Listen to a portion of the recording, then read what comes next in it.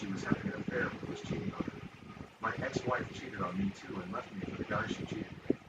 About a year later, I'm talking with one of my employees about a situation involving my ex and her boyfriend, and I said his first name, and my employee says, "Wait, you mean first and last name?"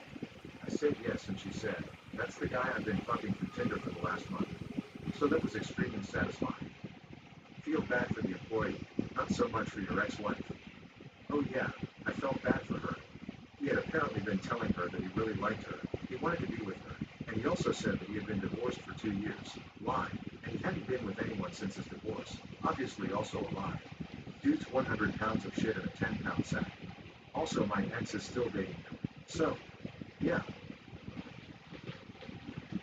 Oh my god. Okay. I was a server, and I had this Oh god, I was a server. I used to be a server a lot too, that's all you gotta say. Hadn't talked in a while, and the lawyer was supposed to be retired, but recently became unretired. The woman was asking why, and it's because his colleague really needed him to take this case. According to what I heard, this Canadian girl went to Mexico at one of those resort-type things, and met some guys. They weren't guests though, but staff. She befriended them, got close to one of them, and eventually invited one of them up to her room. The guy, however, said he could get them a better room, and she obliged, so they went to this other room with him. When she got there, 4 other guys were already there. The guy she came with suddenly locked the door, and this poor girl was gang raped for almost 8 hours. She was unconscious and found by housekeeping because when they left the door open. She was violently wounded. Everyone's one of them just got to get up out of here. As was I. But then she asked why they needed him. 8 hours? Jesus Apparently Christ. this case is a mess. The What is wrong with director people? turned off the hall footage, so there's no record of anyone going into that room. Also, they used the housekeeping access card, so they couldn't prove it was specifically them.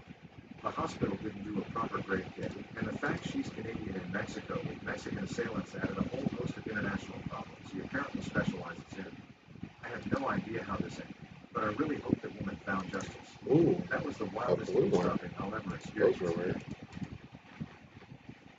Something I overheard in a motel in West Memphis years ago. I had my room key in my hands and was Oh, trying fuck to that. Hold up, man. Hold up. She said, "Are you a Christian?" I said, "Man, I ain't so bad. Because I was walking like this. With my hands in. Not crime mob. This ain't no crime crazy. This is that. On that elk. Why don't I have this on my playlist? And I know I do.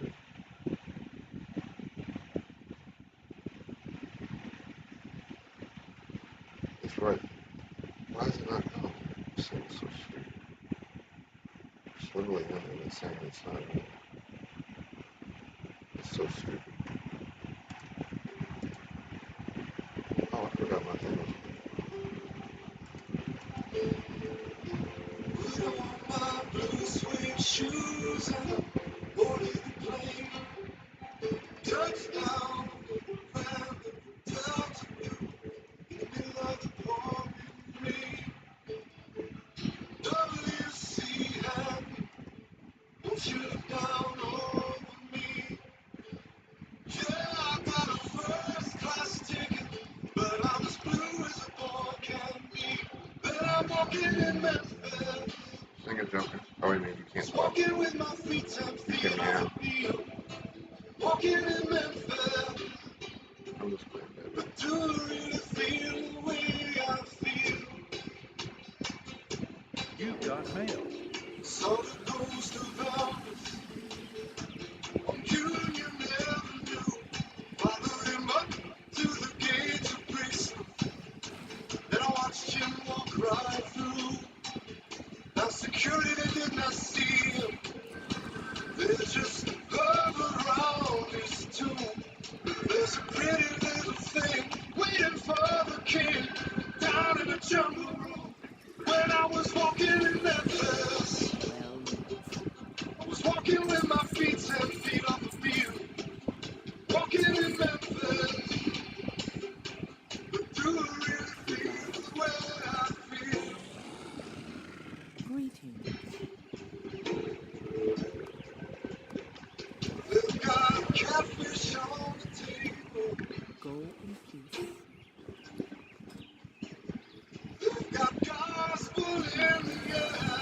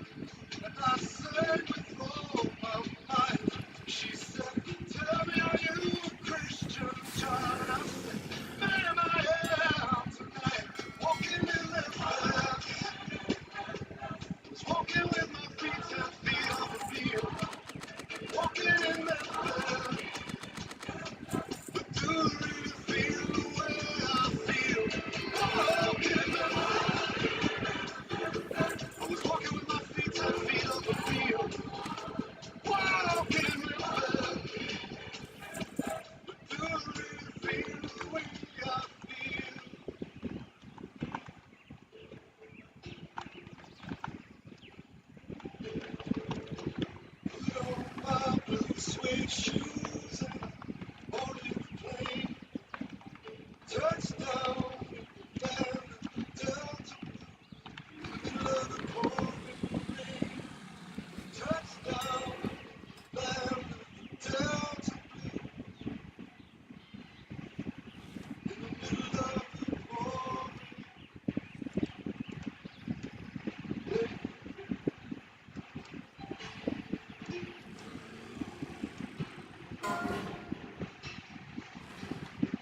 You've got mail.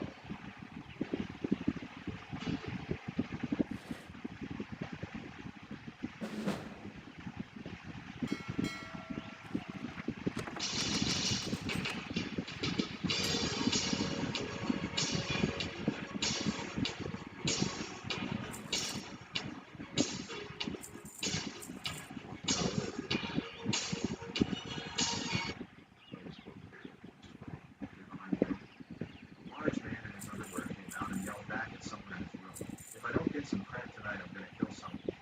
I didn't sleep much that night. Sounds just like West Memphis. Bruh, Huh? this nigga just said West Memphis. And I was just listening to Walking in Memphis. Okay, I'm done. The most fucked up thing I ever heard, but one that frequently comes to memory. Can't make I this used shit to up. bounce at a strip club, and one Where are time the fucking I had to go in the chances? locker room to let one of the girls know someone was there to see her. When I walked in, there were 4 girls sitting in there, all talking about which antipsychotics worked best for them. I was young and didn't realize just how sad of a place that was until I walked in on that conversation. Overheard a guy I worked with, he's in his 40s, on a call to a woman who he had on loudspeaker, tell her that he would lie to his mother about what hours he was working so they could meet in a hotel while his mother watched his 2 kids, who don't live with him. Then the woman tried asking him about his kids, to which he replied, "Don't talk to me about my kids. Talk to me about things I like fucking and money." Back when I used to live with my dad and his girlfriend, it was his / our house. She was the guest there.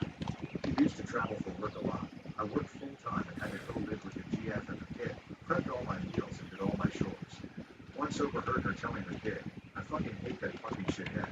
He was making noise last night when cooking. Fucking stupid kid." And that's when I got my own place. What a great partner your dad chose. So sorry, dude. He was single for like 10 plus years. When he finally got someone, I didn't want to ruin that for him. When I was in middle school, a group of girls sat down near me and started talking a bit too loud. One of the girls said she was going to try and kill the baby with Red Bull and liquor. She was 13. Sounds like when my buddy got his girlfriend pregnant. She just said she'd do a bunch of shrooms and get wasted. She was convinced this would cause the body to naturally abort the baby. Something about the alcohol kills the fetus, and the shrooms confuse the body into it detaching from the uterine wall, or something like that. Well, turns out that wasn't even close to true. Child was born with severe cognitive disabilities and put up for adoption. Dude is no longer my buddy. Not sure what happened to the girl. In a cafe somewhere, a dad absolutely destroying her daughter with verbal abuse to the tune of worthless, useless, no value to anyone. Several of us on nearby tables intervened after several minutes. Absolutely disgusting behavior to a young and potentially mentally ill person. The staff eventually had to call the police, who escorted the douchebag away for his safety after crying about bullying when we confronted him. I used to work with a maintenance tech who had formerly worked in corrections. One day he was outside having a smoke when I came up and lit my own, and he casually continued his conversation with our other 2. He was busy explaining that he worked overnights at the prison, and they were chronically understaffed. So when one night he did his rounds and came upon an inmate being gang raped in his cell, he wasn't allowed to physically intervene, as it would be a 5v1 situation. He had to wait for backup, which he knew wouldn't be available because they were understaffed. He told the guys too, "Go easy on him." That still sticks with me. Many years ago I lived near a prison that had a riot.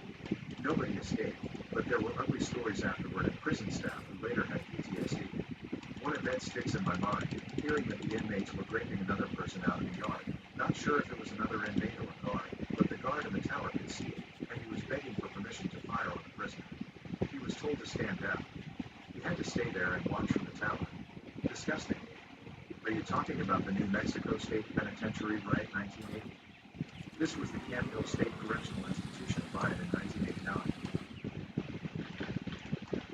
Overheard a Belgian Christian girl on a train telling her friends about her romantic history.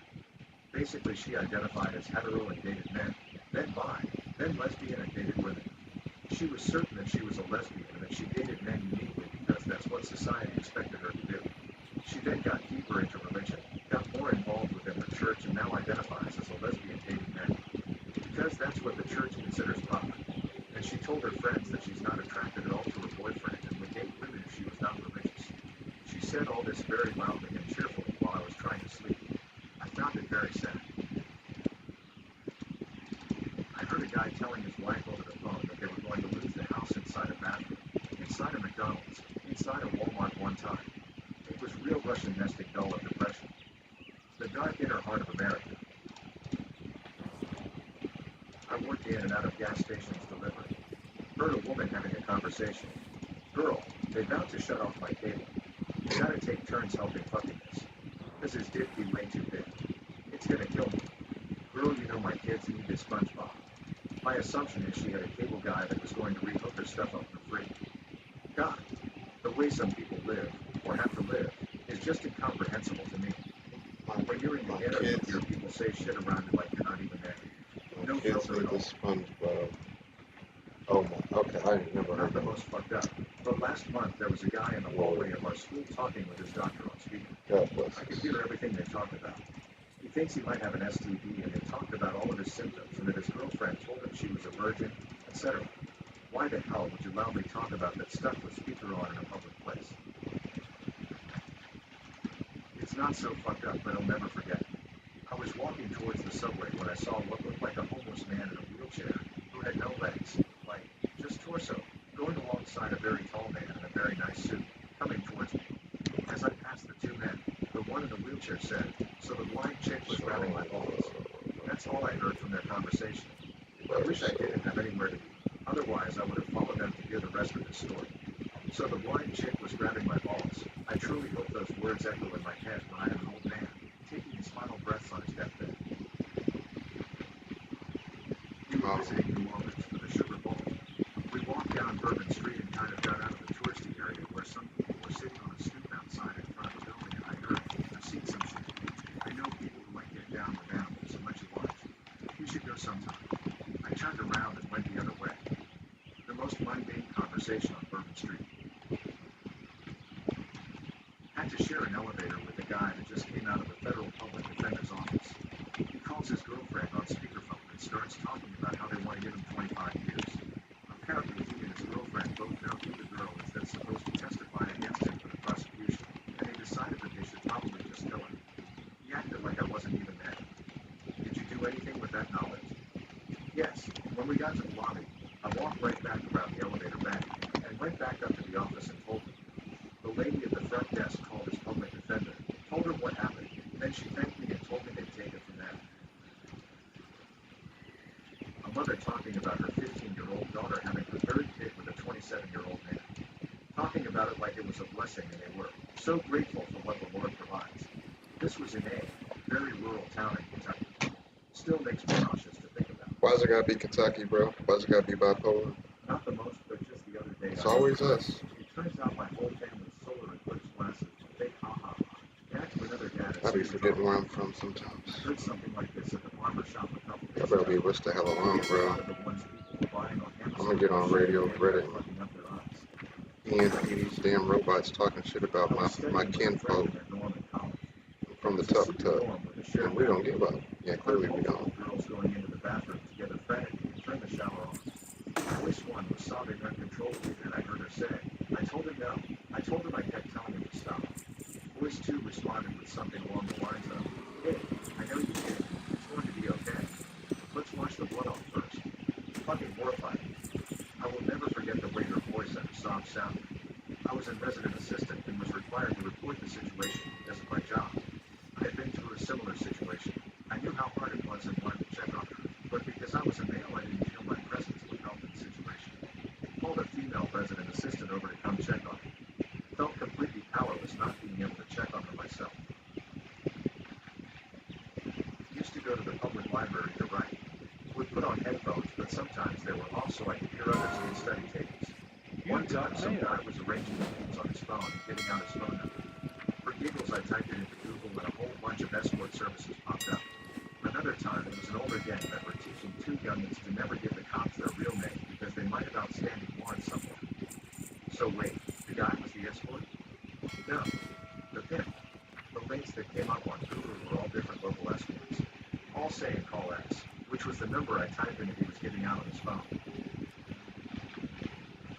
Oh, I barely drank anything today, just 2 wines and some water whilst at work. I work at a school. This happens more than you think. I know a teacher that smokes a shit ton of weed before teaching and is very highly valued, gets constant upgrades, and doesn't look high at all. It helps him with stress.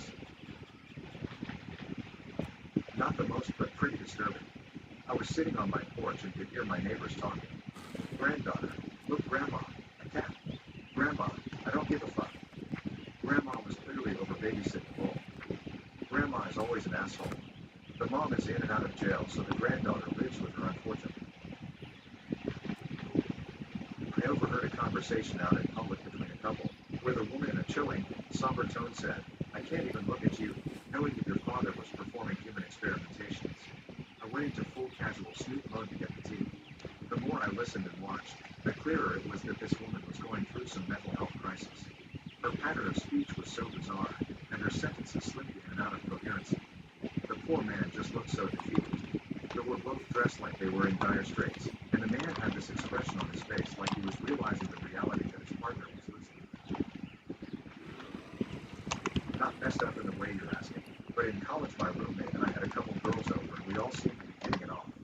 We were hoping to retire to our separate rooms to make out. Girls go to the restroom together and I'm outside smoking a cig. You could hear them talking about getting with us. Girl I'm with. Are you going to hook up with? Roommate? Girl he's with. Oh yeah? You? Girl I'm with. You? No. That definitely messed me up bad. I hooked up with girls fairly often, so it didn't ruin my life or anything. But that memory never left my head.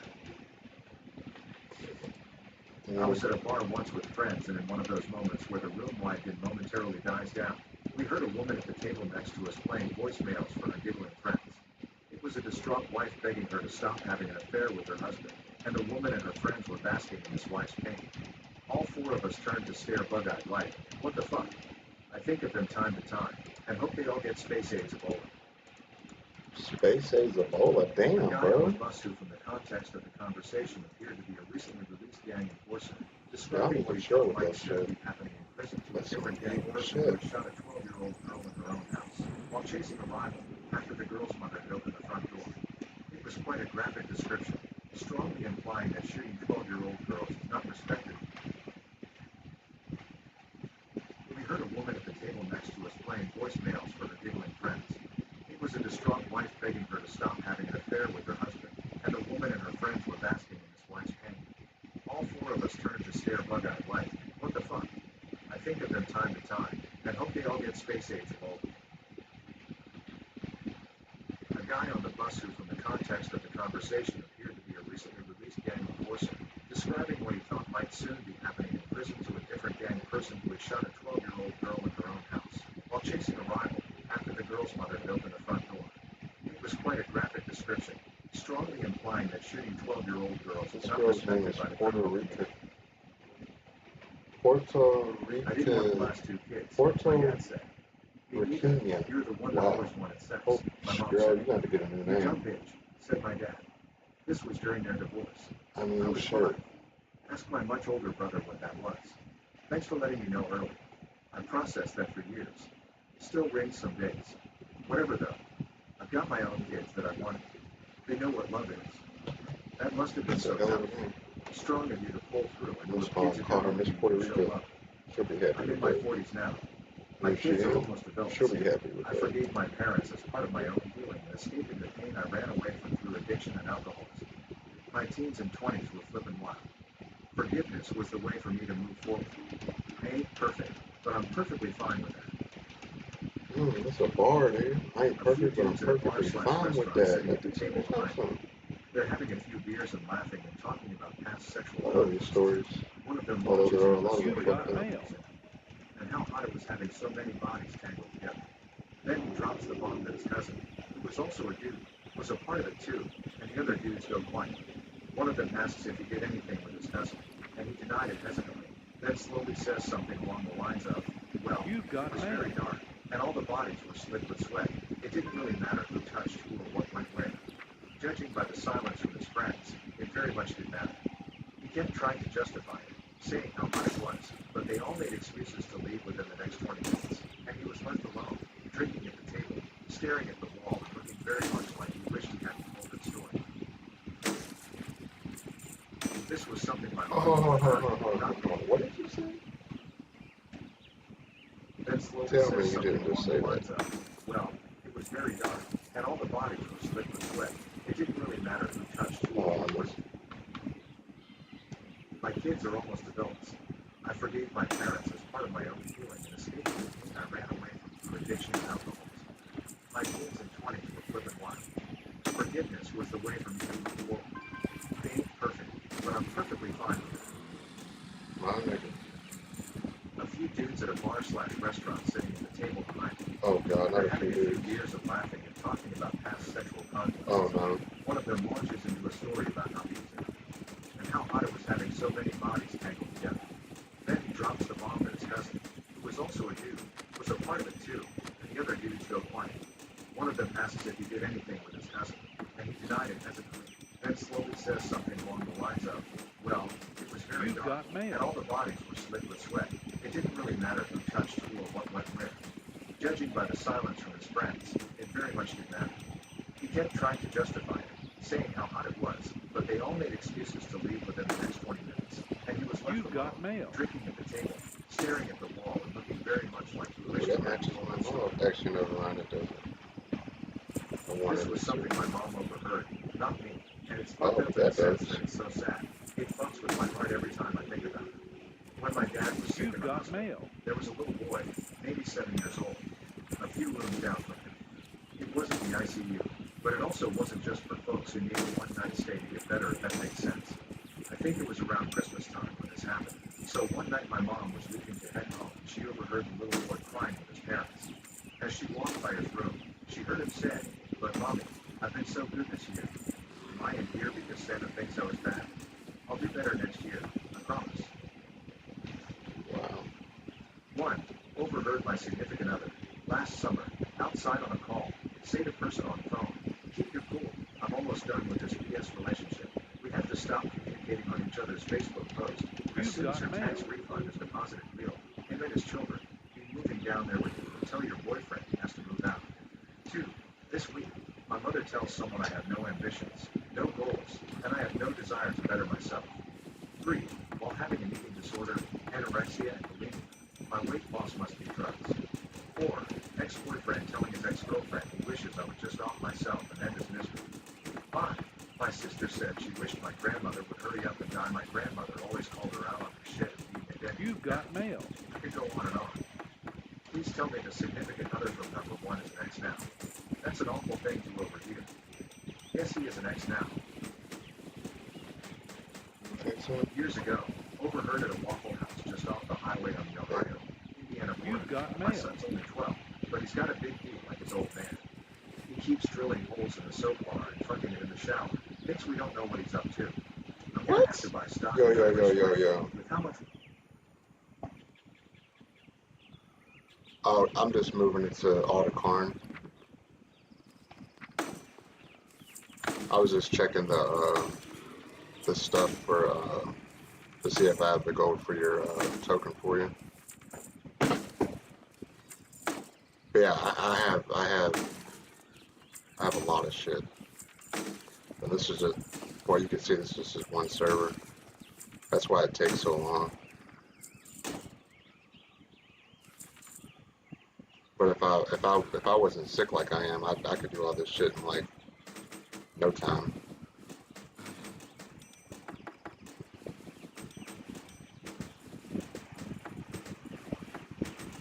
That's sold for 4,200.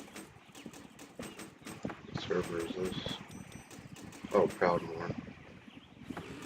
Yeah, stuff on Proudmore sells good. No, it's sold there's 17 never mind. You've got mail.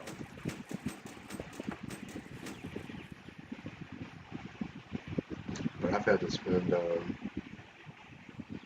lot of gold on the auction house, or on the WoW tokens too, when my money was tight. You've got mail. And then the 5 million gold that I lost from getting scammed on the that mount from last in the last expansion. I mean, if I had that, I'd just give you the, you know, like 2 or 3 months or something. I try to go, you're supposed to be able to go on Alcoholic and see what's sold, or like where the gold, like what, if there's gold in what server in the mailbox. But because it's been almost a month, 2 or 3 weeks since I've been on each server, it's not like, that's why you're saying how much gold do I have. It's, I have to go and manually check it. So that's why it's taking so long, if that makes sense.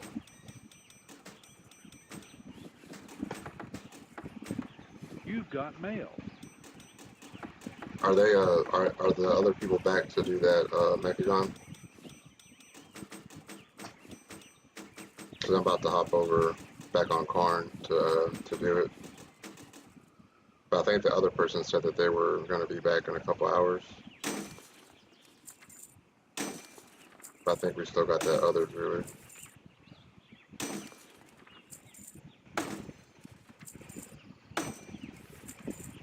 You've got mail.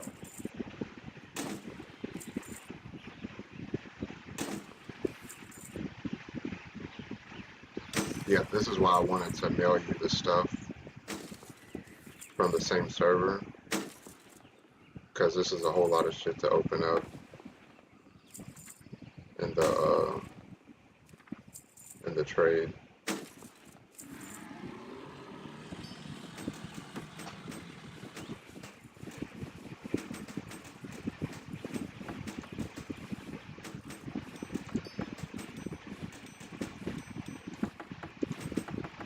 I didn't realize there was a lower amount of people on the server. I thought there was You've more. got mail.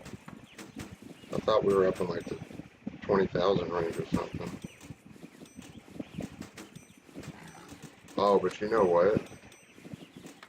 We have 300. Hold on. Hey Siri. How many people live in America? You've got mail. In 2024, the population of the United States was 340,110,988. I thought they said it was 380. Did we lose 40 million of our people? I hope not. Hey Siri. How many people live in India? You've got mail. In 2020, the population of India was 1,326,093,647. That's 3 times our population. Do they play WoW in India? I've never thought about that. Do they play WoW in the Middle East? I've never thought about that. That's probably a stupid question. But I've never met an Indian person that plays, or somebody from the Middle East. Hey Siri. Hey Siri. How many people live in the UK? As of 2021, the population of the United Kingdom was 67,326,569.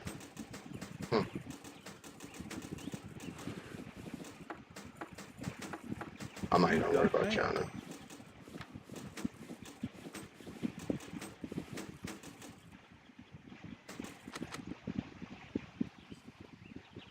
Oh, see what you can craft. I got you. Do you have your do you have each profession on your tunes? Or you just have certain ones you use?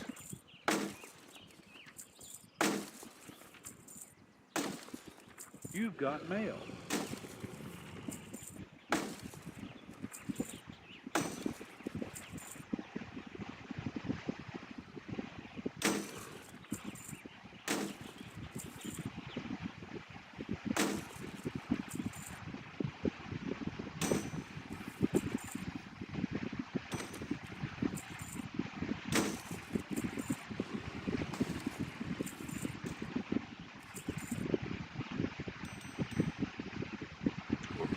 got mail.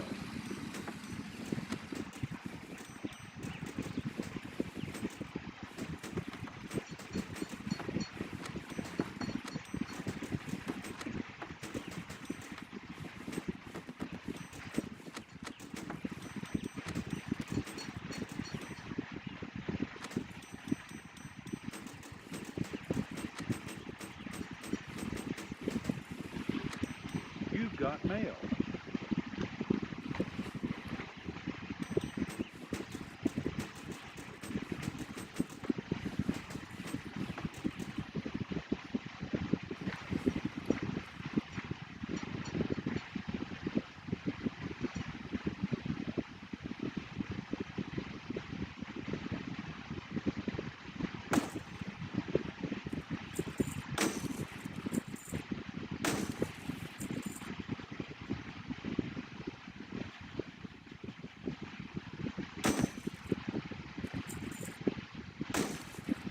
You've got mail.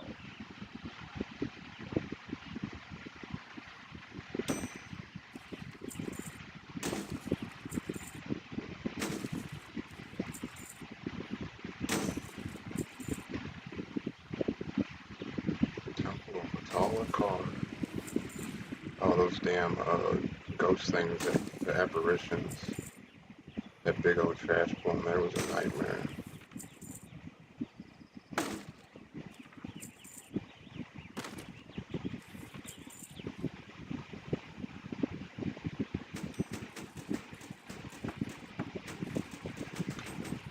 Oh, yeah, I only put these on for 12 hours. I might not have any sales that much, now that I think about it.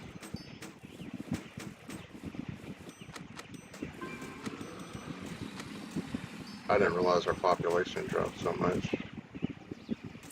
Well, at least from what it used to be. Yeah,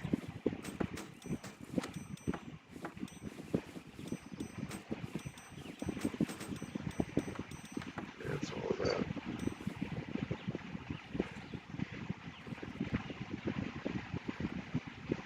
Send that back over. Oh, shit.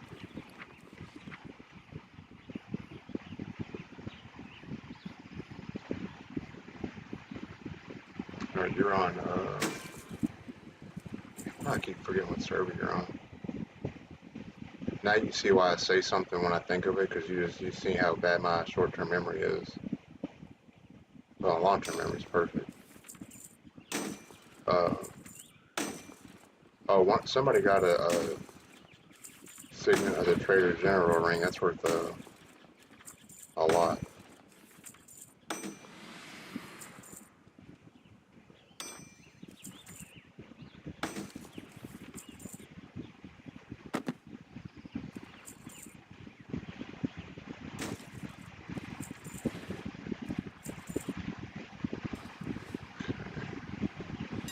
See if I have any auctions. I do have a lot of stuff.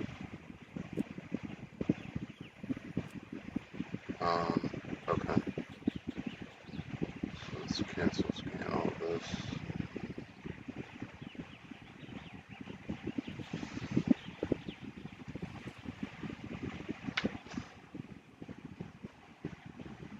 Wait, I need to do all those. I guess so.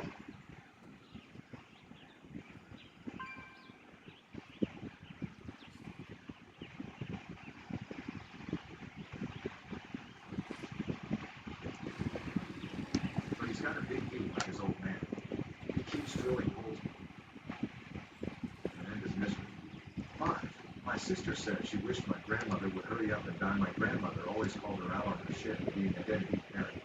I could go on and on. Please tell me the significant other from number 1 is an ex now. That's an awful thing to overhear. Yes, he is an ex now. Years ago, overheard at a Waffle House just off the highway on the Ohio-Indiana border. My son's only 12, but he's got a big heat like his old man. He keeps drilling holes in the soap bar and fucking it in the shower. Thinks we don't know what he's up to. I'm gonna have to buy stock in Irish Spring, with how much we go through. He was telling this to the waitress with his whole family at the table, the 12-year-old boy included. Not verbatim, but that was the gist of it. My My daughter went to see the Nutcracker Ballet with her grandpa. At the train station on the way back, she went to the bathroom and overheard the lady in the next stall on the phone talking about the injecting versus snorting drugs and which one was best. And then a Phil rolled under the stall and rested against my daughter's shoe. And that's how the story of the cracked nutter was born. Lol, did she say if the lady noticed or asked for it back? She wisely just kept to herself and left. The lady wasn't using the stall, just standing in the corner of the handicapped stall talking on the phone. We do tease my daughter that she took a pill, which is why she came home talking about nutcracker soldiers and sugar plum fairies. I overheard a guy in my school, whom I didn't know because he was 2 years younger than me, telling someone over the phone that he didn't want to live anymore. He was so tired of being lonely all the time and getting bullied day in, day out. His crying You've pierced got my mail. soul. I was really popular at that time, had a lot of friends, was always pulling pranks with them, knew the teachers pretty well. So one day, me and my best friend followed him to the bathroom. This sounds so weird, but we had been observing him and we knew he hid in the toilets during breaks, and we kind of started a conversation on how his shirt and blue we were a fan of the same band as him. And then we invited him to sit with us, and we kept it up until we graduated, and to this day, we're still friends. I regularly checked up on him during the time I knew he was depressed, without ever telling him I had overheard him when he was on the phone. He's doing great now. He's in his second year of music academy. I don't know if we saved his life, but I sure bet we made it a little easier for him. And seriously, he's become one of my best friends. Such a sweet kid then, and still a great guy now. I once overheard my manager and a subordinate in the break room saying that no one will find out about the off-the-book stuff they were doing. They were buying material using company money and doing their own work.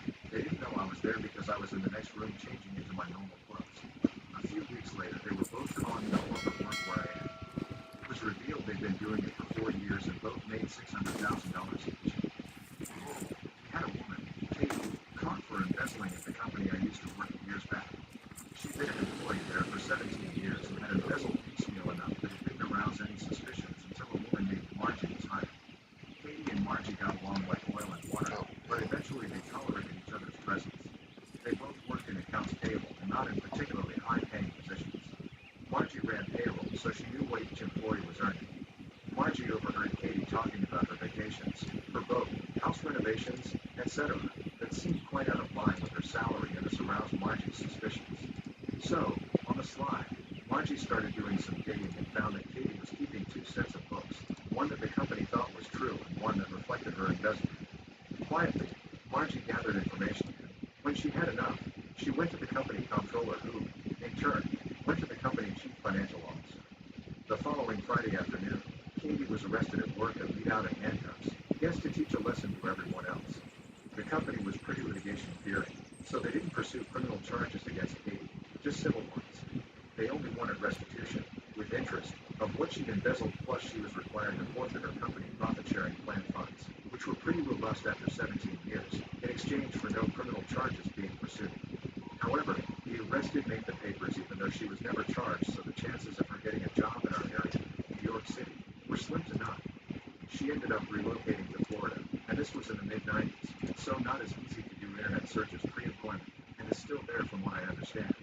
I doubt she changed her ways, but she's someone else's problem now.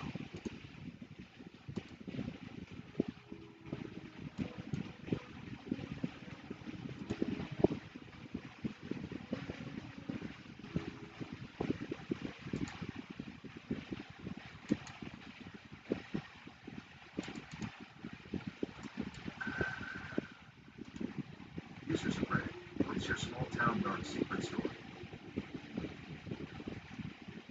15 years ago, the local district attorney called his longtime girlfriend and told her he was taking a day off from work and that he loved her. He parked his car in town and went for a stroll past the local shops. He hasn't been seen since.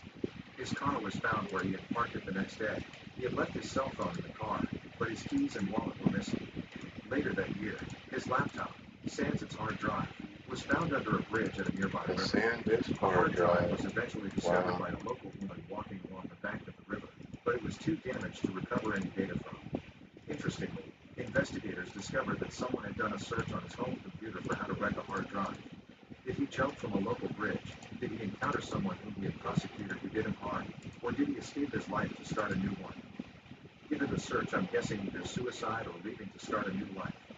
Probably having something to do with something incriminating or embarrassing on that hard drive. Yeah, I think the general consensus is that homicide is the least likely option. I mean, someone who had a grudge against him would have had to have been in just the right place at the right time to come across him unless they had been surveilling him.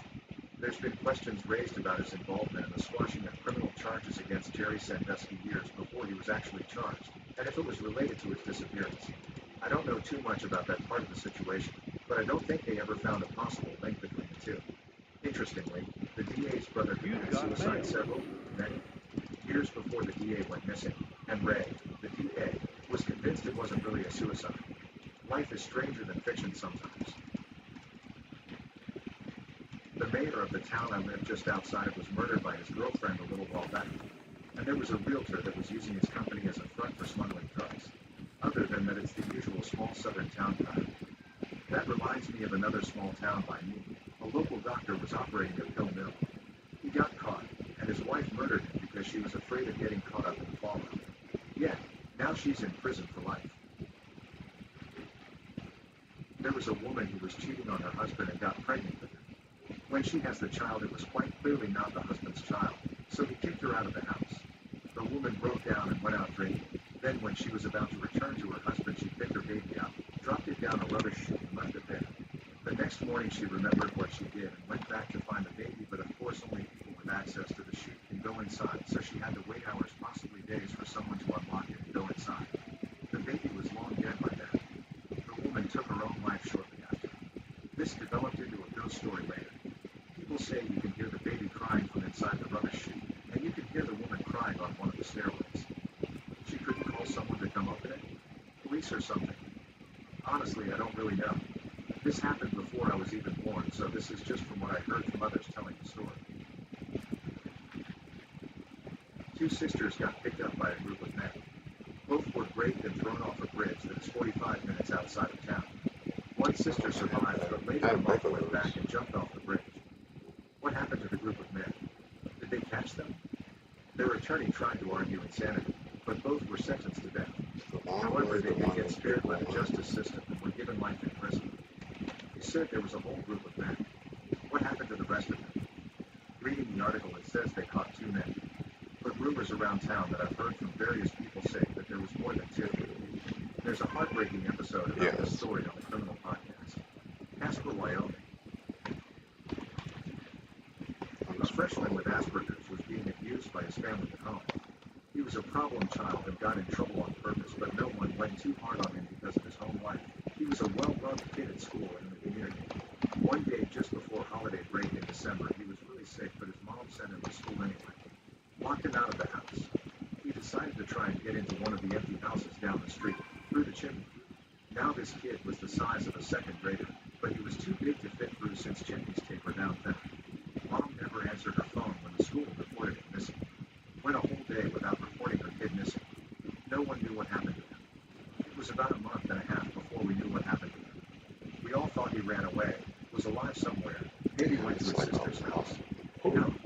Those maps cost more than that. The schools organized an entire week of counseling and such. They wore pink for a day and painted out little pink ribbons on kids for him since his favorite color was pink. Oh, the Venom. Everyone was hit really hard by it. That's how our small town started 2020. It hasn't gotten any better, as you can see. So weird that it's almost been a year now. Oh, that's what I'm wearing. Did the parent get arrested for child neglect? No. She has to live for the rest of her life with the fact that if she had just let him stay home, the child wouldn't be dead. About 40% of my hometown was homeless. Oh, I didn't realize I had No stuff one on had there. jobs. No one could afford any kind of housing situation. Neighbors paid for heat where they could own houses people were squatting in, and everyone invited everyone else over for dinner every night. We didn't know who was homeless. We just did it. We hired anyone and everyone for odd jobs. A lot of people just lived as they would when they were kids. Keep the fireplace going with trees you chopped down. Gathered water by the well and traded. Farmed and trapped for food. I went to school with a lot of homeless kids. We had, looking back, the most robust school breakfast program I've ever heard of. I thought it was normal for over half the school to show up until I moved to the city. You just gave people the dignity they deserved. No one was shamed that they dropped out at grade 10. We all knew that if they needed a job, they should take it. Looking back, I realized how wild it is. Our town was so poor, and no one was treated any different by me and mine, at least. Sure, there were some rich people, but the overwhelmingly school. And there were no panhandlers, no beggars, nothing like that. I was just told the busies were coming over for dinner. Did I like them? No. I kind of think they were jerks. But never did I make them feel uncomfortable, and most just ate, had some tea, and left. About 10 years ago, a lot of homeless people disappeared, and when the police did the investigation, they found out I about have his many lucky twos. You police like? found his hideout and found a half-eaten body and bones from another person. Many People don't farewell. like to talk about it, but everyone knows what happened. What the fuck? Where did this happen? Are there any news articles on this? I'm sure they are, but they are all in Spanish. This happened in a rural area in Guatemala. No one thought to look there. About a decade ago, there was a crime spike here. It was really bad because one cartel tried to displace the other, and because we're a sleepy town across the border from the U.S., we're prime cartel real estate. However, when they weren't tearing each other up in the streets, they would abduct, interrogate, kill, and dispose of the bodies of their rivals until eventually one cartel managed to keep the town. One thing that baffled the authorities was their stealth. They came out of nowhere, struck their target, and vanished into the shadows. That may be possible for a small unit or even a lone agent, but that's unheard of in a cartel. Federal investigations were made, and no one was able to find the cartel's HQ. It had to be big because they had weapons, vehicles, metal shops, dorms, kitchens, and the corpse disposal equipment. They looked everywhere, nearby ranches, warehouses, junkyards, nothing. Until they looked where no one thought to look. A few kilometers outside of here is a fully operational state prison that they were using as their HQ. Everyone was in on it, from the inmates to the guards to the warden to the governor. People were killed there, dissolved in acid, and the drums were dumped in a nearby river. Since then, the prison operation has been shut down, and the former governor is a wanted man by the Interpol. I think I was senior in high school when this happened, but it was in our local paper every day for a long time. The details are hazy, but I'll do my best to recount them. 4 athletic male students had essayed a female sophomore student. One male had access to keys of the room it happened because his parent worked for the administration. They apparently picked her up to get food and then went to the school locker room. 2 of them pressured her to participate in an act she did not want to and thought she was in physical danger had she not done anything.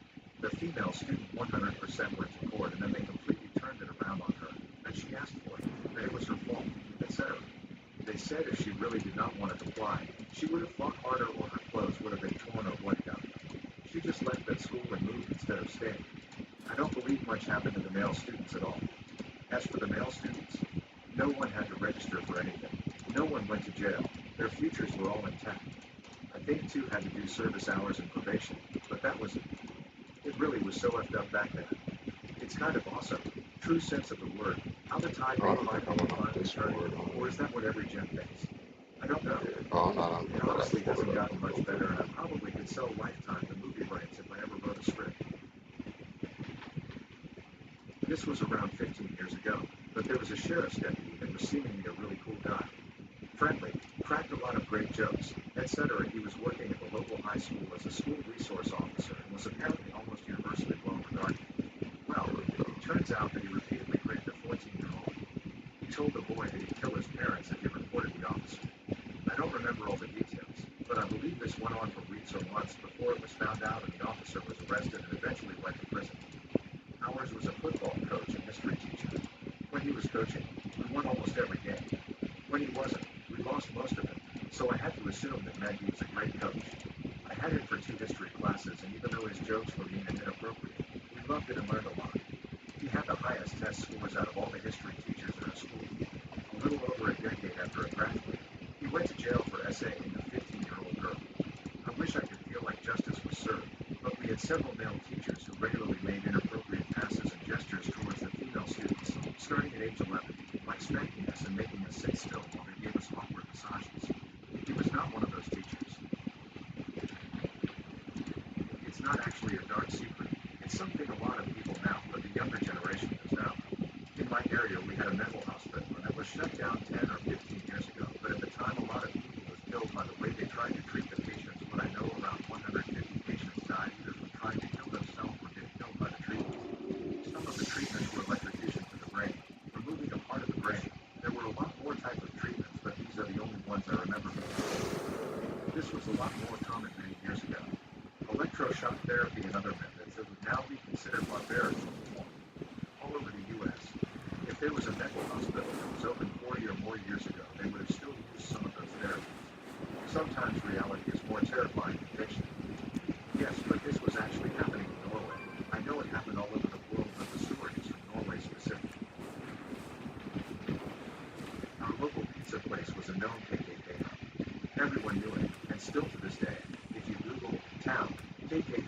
thing that pops up is this pizza shop.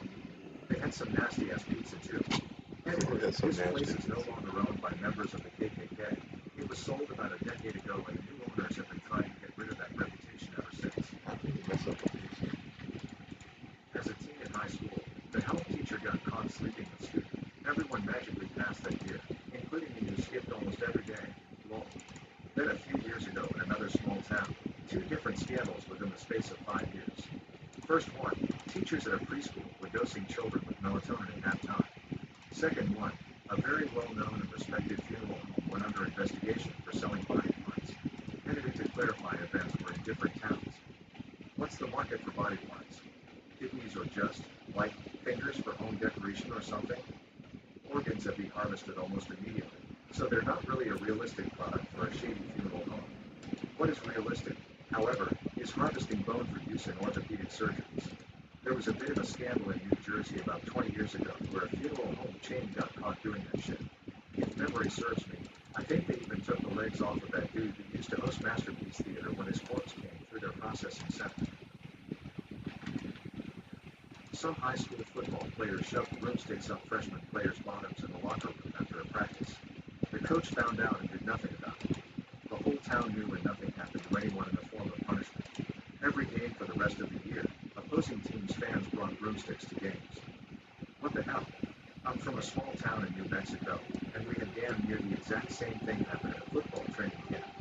I thought for sure you were talking about us until you mentioned Northern Illinois. Opposing teams still sometimes bring broomsticks to our games. At least in our case, something happened. It became a big story, even down on CNN, and the perpetrators went to prison. About 30 years ago, a local 8-year-old girl went missing during the annual carnival downtown. After a few days, they found a suspect that was seen near the girl right before she went missing. The guy confessed to her horrific murder and rape and torture. He was the kid's next-door neighbor and friend of the kid's dad. I'll spare the details, but it was really bad. He was convicted and sentenced to 40 years or so. After 8 years, he was paroled and returned to the same house with his parents, right next door. Laws were a bit different then, to the family of the girl and former friend. About a week later, the man never showed up at his parole office. His parents filed a missing persons report. Rumor has it that several friends of the victim's father took care of him. If you talk to them, they just say that they are sure that he won't be back. The town I was raised in wasn't exactly small, but here's the one darn secret I know. My hometown was where lots and lots of sports players had their mansions. And so, of course, their wives and children were out and about in the You've community. got mail.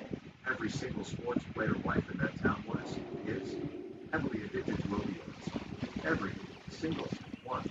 Opioid addiction is obviously an epidemic all over the country, but among the rich wives in the town, it had a 100% infection rate, so to speak. I know because one of my friend's mom was the hairdresser for basically every single one of those wives. I was homeless my senior year of high school, and one of the sports player wives heard about me from her, and she gifted me an iPhone. You've got That mail. phone was pennies to her, but I still wish I'd expressed my thanks more, because that wife died of an overdose not long after. Sorry if that wasn't much of a dark secret, but yeah. The guy I went to high school with threw a trailer hitch on indigenous You've got mail. one man did. She suffered terrible injuries and was in the hospital for months before eventually dying. She had some other health conditions that made it easy for her to stay alive. He was being tried for aggravated assault first, then they brought it up to second-degree murder. It's been brought You've down got to mail. manslaughter because they didn't have enough evidence to charge his murder. He pleaded guilty to the manslaughter charge. My city is plagued with a major prejudice for the indigenous people. My family was the same way. I grew up thinking it was normal and said some terrible things. I realized I didn't even know why I had to say it. I did a 180 on that a while ago. This is how a lot of the town is, and the sad part is there are so many people in the city that are on this guy's side. Because she was going to die anyway, because they were just looking for hookers, or she was drunk, basically anything to cover up what they really need, because she has made shit like this as normal here.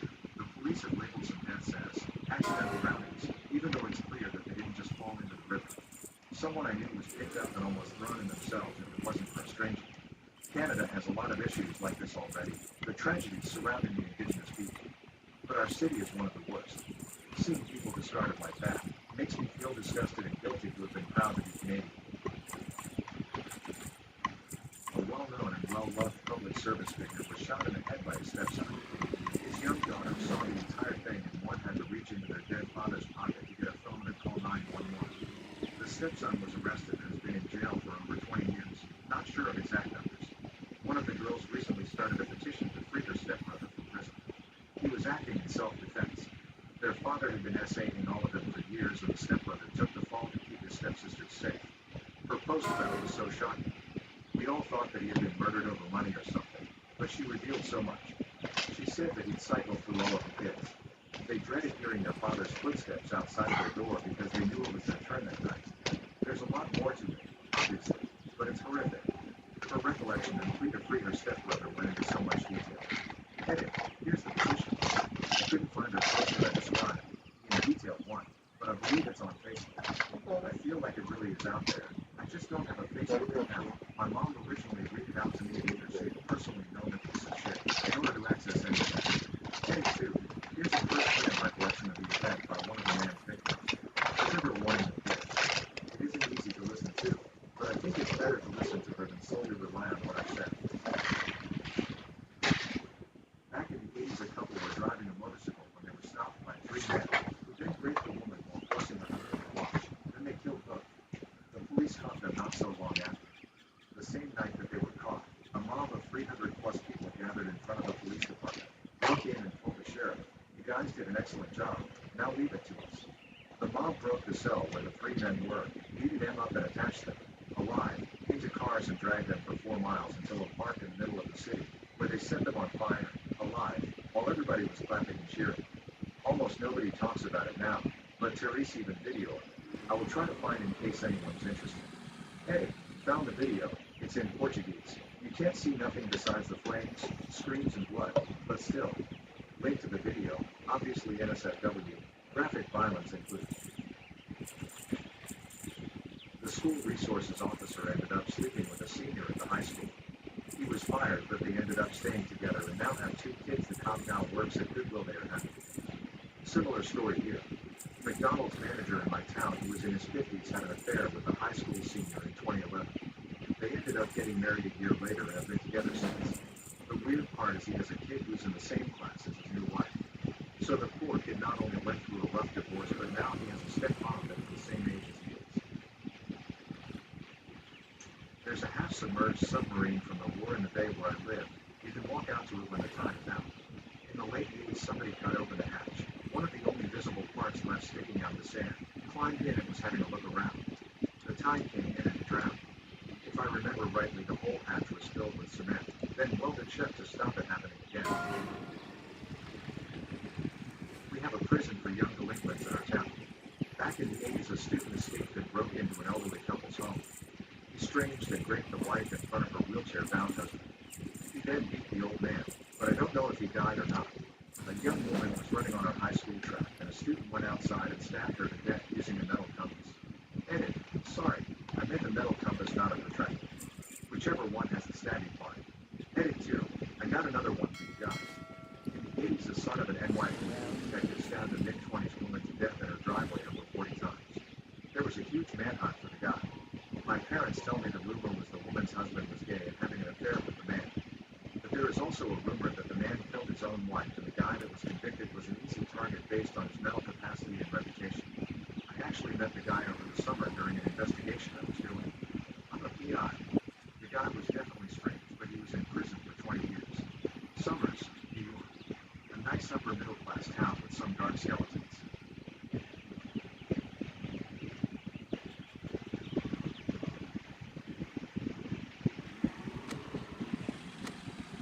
The headmaster of one of the elementary schools has a long history of physically and mentally abusing young boys.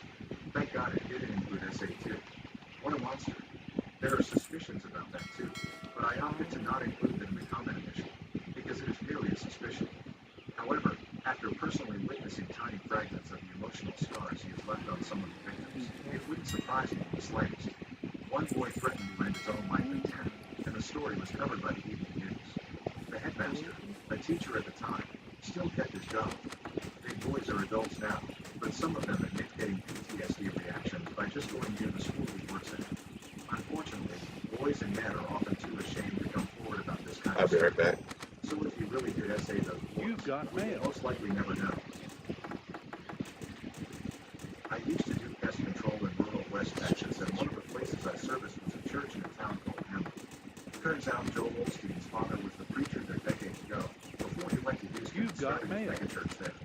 But why did he leave Hamlin, Texas, and head south, one may ask? Well, according to the pastor of the church in Hamlin and everyone that worked there, it's because Joel's father had an affair and knocked up his mistress. Word quickly spread in small-town Hamlin, and Papa Osteen was pretty much run out of town. He went south, ran another church somewhere for a bit, and then made his way to Houston, where he founded the megachurch that his little Antichrist would eventually become famous for. Hey, apparently the POS's name is Austin, not Osteen. Also, found a wiki page for his dad. It mentions the church in Hamlin, but for some reason left out the part about the hookups. When I was growing up, my small town had a You've state got of emergency. mail. About 6 in about as many months. This was in the 70s, nothing like it before or after. Was your town by an interstate? Or have a large company that was close by? Not really, just small-time drama. Husband comes home, finds his wife screwing a neighbor, gets shotgun, blows them away. Kids get an argument over bicycle inner tube, one night the other. It goes on and on. I don't know if it's considered a dark secret, but in the county I lived in from ages 10 to 18, we had a soldier die under some extremely questionable circumstances. They said he was high/drunk/experiencing mental distress and raided a nursery. I got you. Let me, He was attacked by a come in the, hold on. several times. Meet me in trade or a city somewhere, and I'll just start trading you stuff over.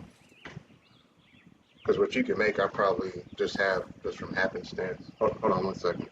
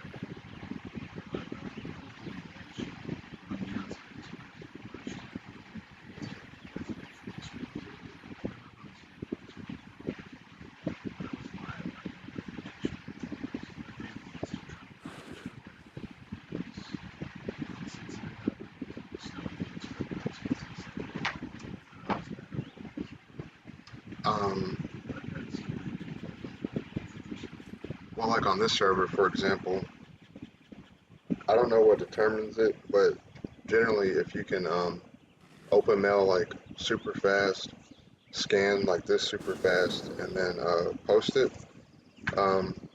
you can do it like that. That's how I do it now. I got like a gazillion account things, but you can pick whatever one you want, whatever server you're on. I probably already have a server, so it doesn't matter. I have Horde and Alliance, but I add my tunes on the. I put them in the guild so I can get the instant mail. It just saves time. Oh, that's worth 100K. These are worth 60. These are 17. It's 4,100. I don't want it that bad. Let's get some purple. Oh no, I'm tripping. That's it.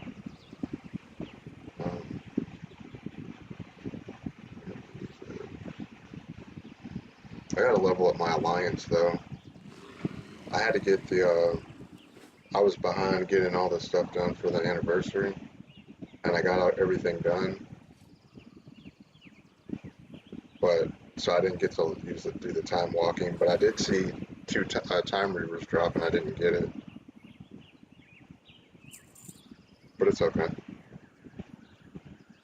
Well shit, we could sell that for like, well, no, I highly doubt everybody has it. People would probably want it. But if we all had it, we could sell that shit for like 1,000,000 gold easy. Probably more than that because it's super rare. Whereas normally they just have to hope they get it randomly versus just get it 100%, so somebody would pay for it.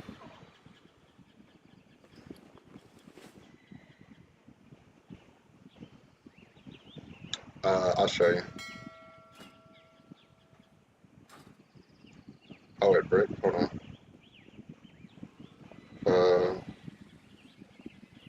1 second. Oh, it's good? Okay. Oh, this thing on the auction house. What the hell am I smoking?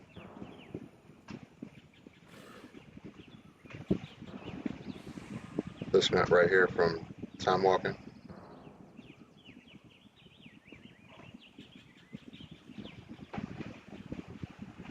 You can't roll on it, you just loot it. But during the anniversary event, I saw 2 of them drop. But somebody would definitely pay at least 1,000,000 for that easy, and that's like 200K for each person or something like that. I'm not good at math. Oh, you're on Emerald Dream? Okay, I got you. Where are you at? You're in oh, you're right here. Let me see.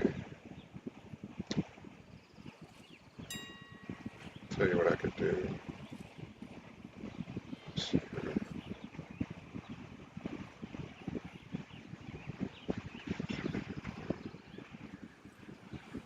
I can just do it like that. Well, really, I can just do everything except the speed ones.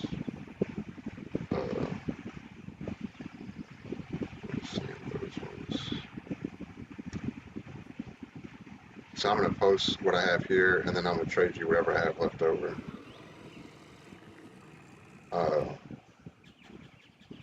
But anything with a socket in it and a stat,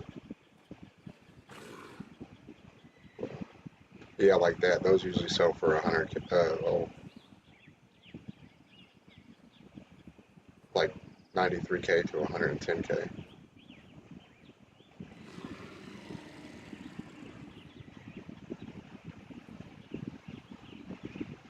Yeah, I have it on my DK also. My Joko So Loco, yo, she's level 35 or something. Carnda Insane, my DK. I think Run, my warrior I was just on, I think he has the quest too. It only takes like a month to get the, month and a half to get the thing. But that's like 1,000,000 gold right there, basically. But the mount itself can sell for like,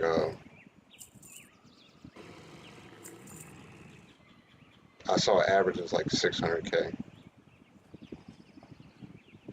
Yeah, if you want to go do that quest, we can get it started. Because I need to do it too. But I don't need the stuff. You can have the stuff. I already have it, and I have the mount. But if you have the mount, you can we can just sell the mount too.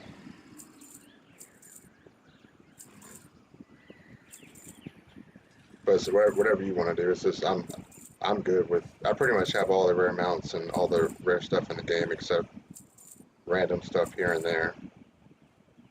But that's just because I'm a collector, not because I'm like, you know, better than anybody or anything.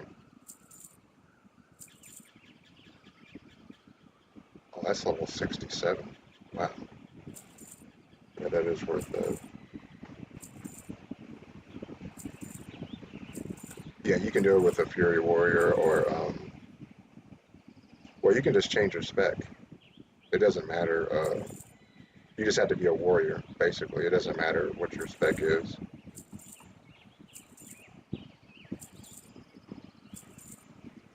I'm going to sell that group on my main server because it's just, I don't think it's really going to sell on getting undercut.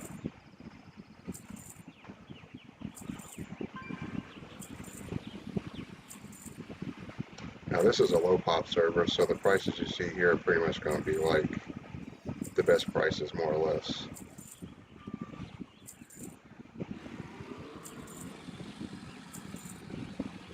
Yeah, those wild marauders are 100K plus. If I could sell you like 3 of these, that's a token right there. Those sell fast. Those van verses. That's like 90K each. Let's see. I'll put those on Carn. Or maybe hide whoever I need to do that on.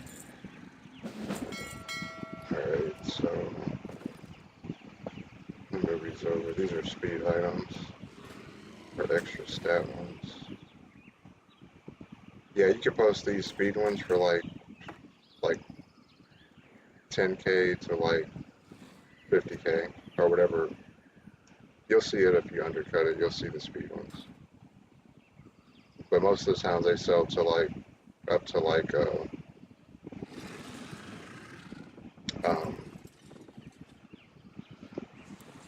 64K is the normalist price. Yeah, see, there's no speed gear on this server, so I'll just put it for 50. So in other words, nobody on this server has taken the time to, because this stuff you got to manually go and find, like this, basically. And most people aren't going to do that.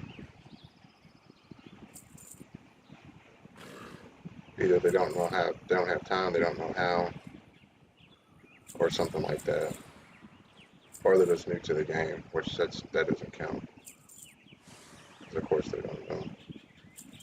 They don't even know what the hell a speed set is.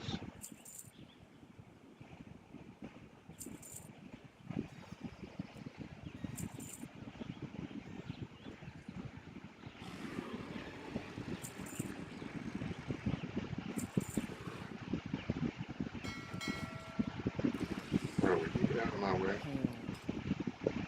This is my server. I don't know what type of system, what type of program you think we're operating here. But I need you to move. Get out the floor. How may I aid you? Maybe.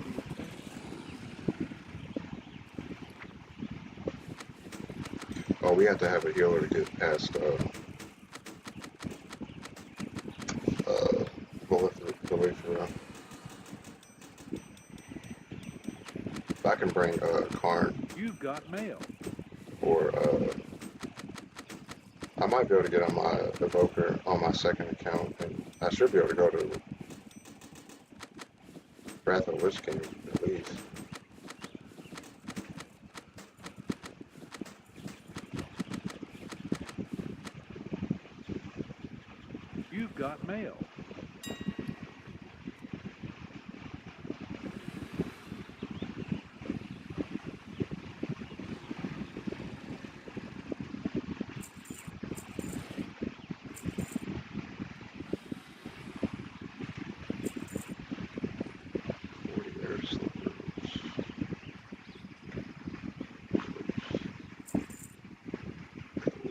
see socket and indestructible. It says worth 400k. Let's see. Warforged with the socket. Warforged with the socket. Let's see what it says over the word. That's got about 3 more postings on here.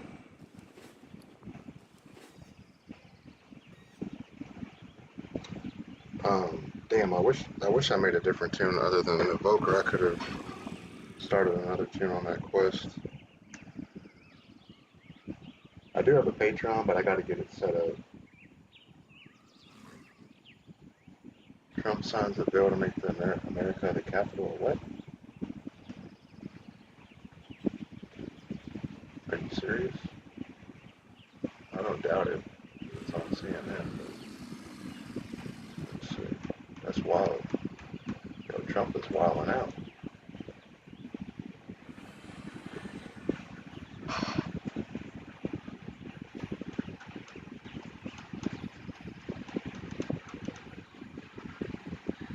Channel. You gotta love how the mainstream media continues to show. Oh, by the way, you can probably tell I watch all types of things, but I watch it. If you look at my watch history, you see I watch everything. So, this is a Christian YouTuber I watch, so this is like a Bible perspective. So, if you don't believe in none of that stuff, then just ignore this guy because it probably doesn't mean nothing to you. But like, don't freak out or nothing. It's just somebody I'll follow. But he just keeps up to different. He keeps up with different events and looks at it from a Bible perspective. That's all that it is. So when he says kind of wild stuff, that might sound wild or crazy, but that's just his own opinion. So, but I watch all types of Christian YouTubers, and they all got different, different stuff that they cover, different, But bottom line is, people believe what they want to believe, and there's nothing wrong with that. That's it. Welcome everyone to the Hurting Humanity channel. You gotta love how the mainstream media continues to show Donald Trump signing all of these executive orders, and there are hundreds of thousands, if not millions of people who are watching these live streams of Trump signing these executive orders that are being played so easy. It's so easy to figure out. I'm going to show you how manipulative and how deceptive they are. But they're being so played that they're in the chat applauding these things. And all they hear when he talks about some of these other executive orders that he's signing, like becoming the AI capital of the world, bringing in crypto, becoming the AI and crypto capital of the world, and bringing in science and technology commissions in technocracy to America, right? All they hear is wah, wah, wah, wah, wah, because they don't understand what they're hearing. So they deliberately, strategically have Trump sign these orders, and then right after he signs these 3 orders, which are all globalist New World Order initiatives, what does he do?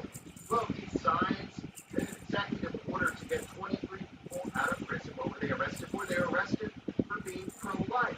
So that's obviously all the conservatives are going to focus on, is hearing how Trump is getting these innocent people out of jail who should never have been put in jail in the first place, and we should never have allowed previous government regimes to imprison civilians over an opinion on pro-life or pro-choice, or actually allowing our government to normalize people, committing those acts who commit pro-choice acts with their children in the first place, right? So all they hear when they listen to the executive orders that he signed are him talking about 23 pro-life people who are being let out of prison. He calls it disgusting, and then, of course, saying he's going to release those documents finally on JFK, RFK, and MLK. This is manipulation at its finest, because he's literally telling you that he's going to sign these executive orders to bring about the Davos AI governance plan, which I just went through a video over on Nations Inspire, my other channel, breaking down his speech at the World Economic Forum, where again, nobody pays attention. All they hear is wah, wah, wah, wah, wah, wah, when he's talking about all these New World Order initiatives. And when he says stuff like men are men and women are women, they just cheer. When he says he's going to release pro-life people from prison, they cheer. They say, that's our president, that's our guy. And they don't even realize it. That he's literally holding up the middle finger to anybody out there who's paying attention right in front of us, telling us he's going to bring in a digital currency.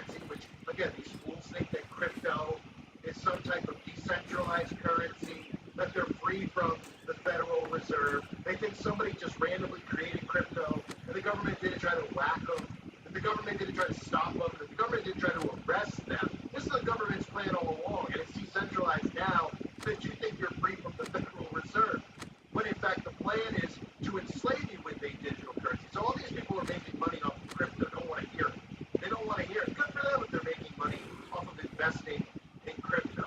Sooner or later, they're going to snap out of it and realize the crypto deception was the government's plan all along. Just like the artificial intelligence movement and the advancements in technology. This is all part of the New World Order's blueprint. So let me show you this, because Donald Trump just spoke at Davos, and he talked about how he was going to accelerate. He was going to fast track getting AI dominance in America immediately. And all these people here, it's nothing that makes sense to them because they don't understand what AI infrastructure means. It's a control grid. It's to control everything digitally, which means everything you say, do, and think will be controlled by your government. But they're thinking less government because they're only paying attention to Elon Musk talking about the Department of Government Efficiency and firing all these people who don't report to Congress and getting tax money back. Right? Here's $50 that you only have to give us anyway in the first place. Here, we'll give you a couple $100 back just to not pay attention to what we're really doing in front of you.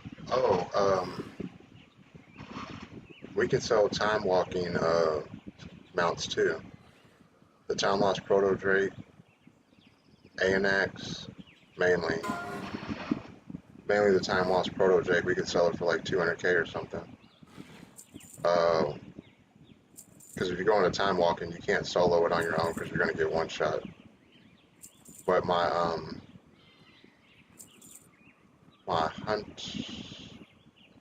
hunter, I have a tanking pet I can use on my hunter. We have Lust. I'm trying to think.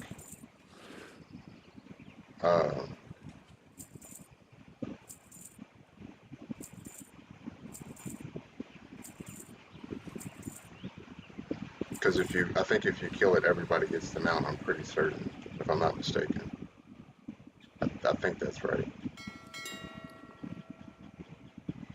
Okay, I'm about to trade you some stuff here. I'm just seeing how many duplicates I have.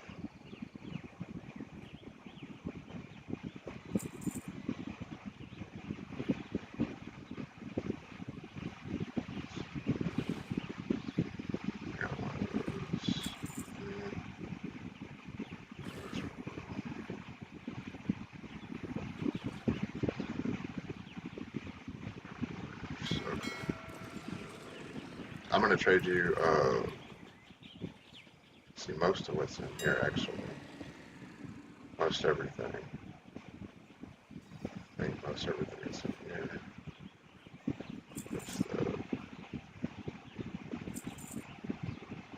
I'm just trying to post what I have, and then trade you what I see.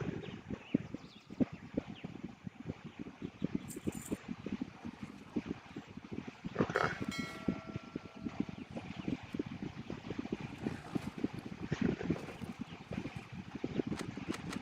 So I'll just keep open and trade.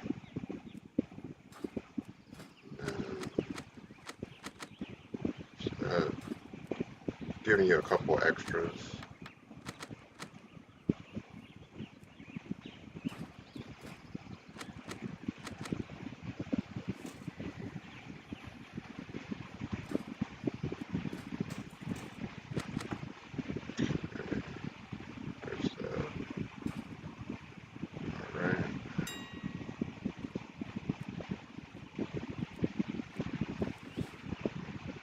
I need to get rid of these. I don't have my YouTube chat up. I don't have an extra. Well, I can use my phone because I'm not talking to anybody.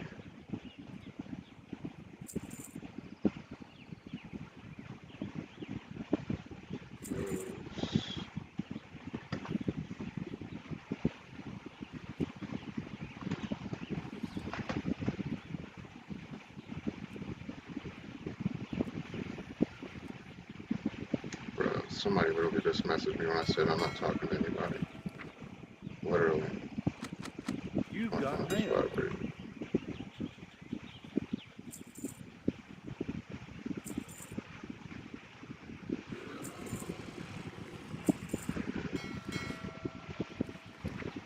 Let's see who this is.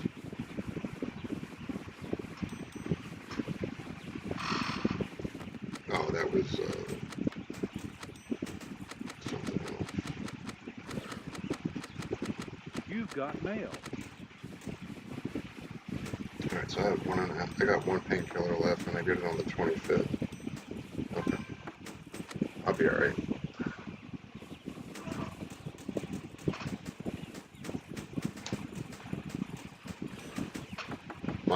My back doctor, my pain doctor told me yesterday, I told him like I was standing on concrete for like 7 months working at Sam's Club, and You've got mail. I pushed all the carts into, like I always do, in Walmart, Sam's Club, Costco when I worked there, and Publix, and he basically was like, he kind of called me a psychopath, really, not in a mean way, in a good way. He's like, you know you shouldn't have been doing that shit, right? Well, he didn't say it like that, but yeah, his eyes got wide. He's like, well, what the hell? Because it's like the opposite of being paralyzed. It's like in really, really as bad shape as it can be without being like, like Hulk. Well, Hulk Hogan's probably got worse pain than me, but I'm probably like at a 5 and he's at like a 10. Well, that don't even make sense. A paralyzed person can't feel. I don't think they can feel their back. I don't know. But I was just trying to make the point that it's really screwed up, and he was just like, you need to sit your ass down somewhere. He basically asked me why I was doing that shit, and I said, I gotta take care of my cats. They need a home. And, so yeah.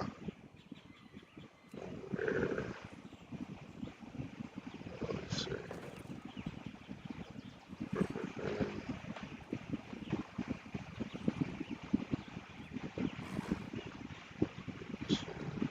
I always put this, whoops, I put this all at 49.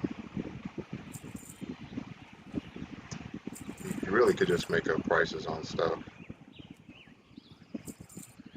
I sold speed gear for like 500K. Stuff like that. I don't, it's kind of like using the same pickup line on every chick. Damn, that's a bar, nigga. Let's go. My analogies are horrible, but that was a good one. Like,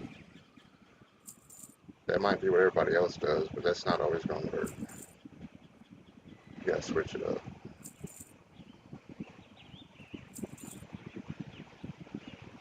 Bobby, where are you from? Oh, by the way, I can't.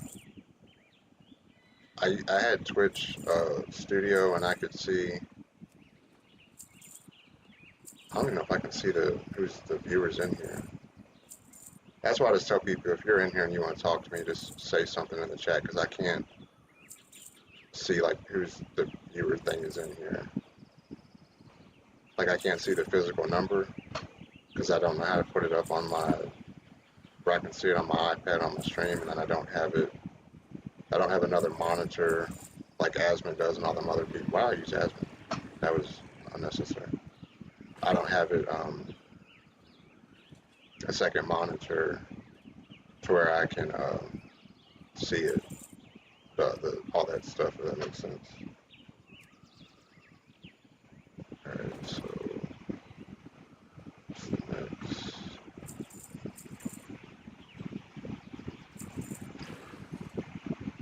I spent 900K on that amalgamation of Rage mount for the best edition of Diablo, like the $100 one. and I installed it. I logged in and I uninstalled it because there's no assassin, no paladin, no Amazon. Like what? I think the sorceress is a mage now. No, no, y'all are stupid as hell. Like, it's just stupid. It don't make no damn sense.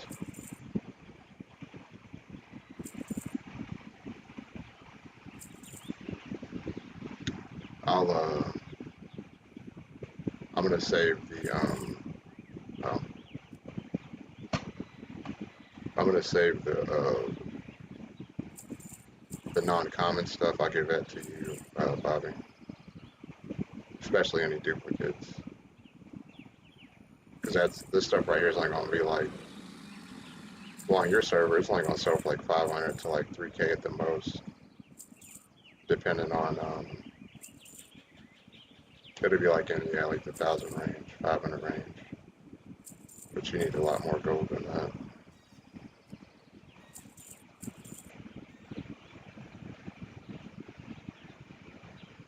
Oh, hey Arctic. I don't think I've talked to you before, but welcome to my world. I almost said what they said in Freddy. Welcome to my world.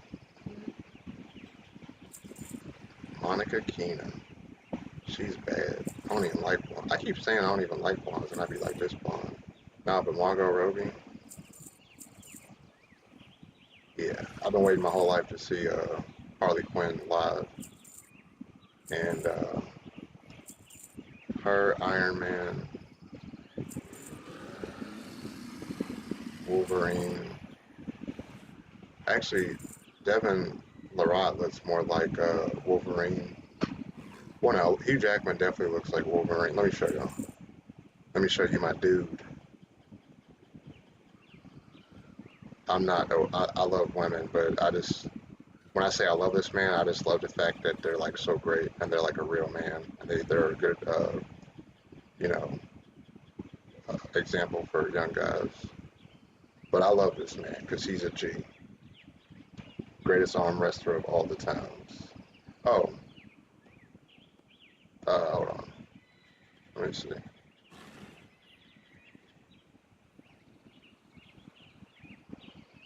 This is what I was watching earlier. Let me mute the thing here. Hold on. And then I'll get right. I just wanted to show you while I was mentioning it. This is what I was watching earlier. Manganati, 2 years ago, Levon ripped my bicep. Do you see it now? Levon ripped his See how bicep? it's filled in? Do you see the crack in my bicep? Crack. You really think you can rip it more? Think you can rip that more, Gennady? My man's is huge. That's a big motherfucker. He's a Canadian Special Forces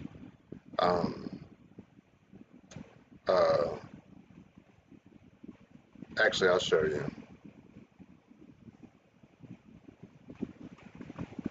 This is back during, and then I'll get back on the game. I just wanted to show you. These are two of my favorite guys in the whole world. Thor Julius Bjornsson. Please say that Bjornsson.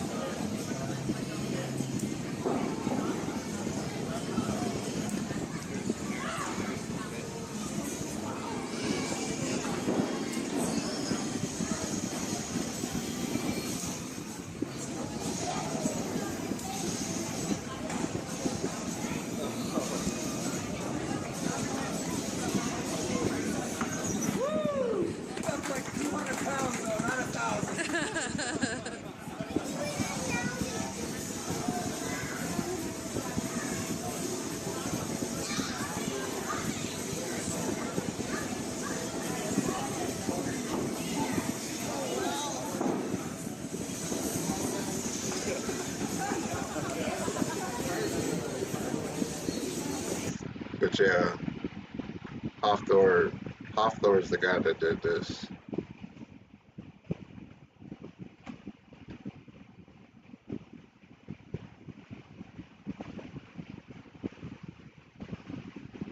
Best psych-up team in the world. Right, Sanders.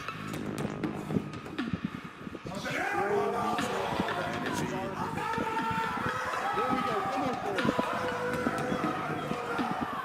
Right, step up and come on, boys. Same place.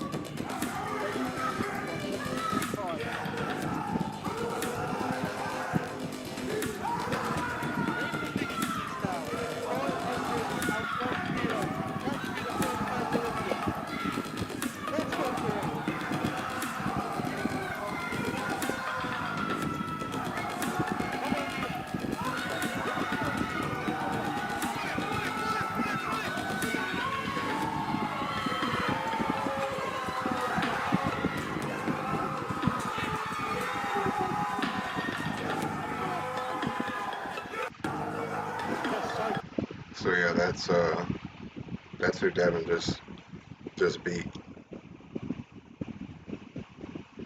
And Hofthor is the strongest man to ever live. And he just deadlifted the most weight ever, like, most weight any man's ever lifted up off the ground ever in the world is that's what he just did. And Devin just beat him like that easy in arm wrestling, which is totally insane. But that's how strong Devin is, and that's how strong Hofthor is, respectively. But Devin is a professional arm wrestler, and Hofthor is a professional strongman.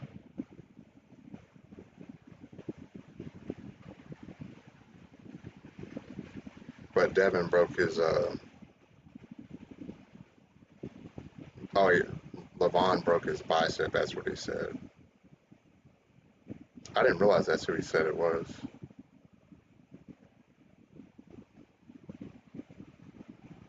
He said, "You think you can break it now?" All right, so let's need to check. I have all these recipes posted. Yeah, let me just check these recipes right quick. I think I got like 2 more postings to do. Oh, let me turn the sound back on. I'm about to trade you some more stuff, Bobby.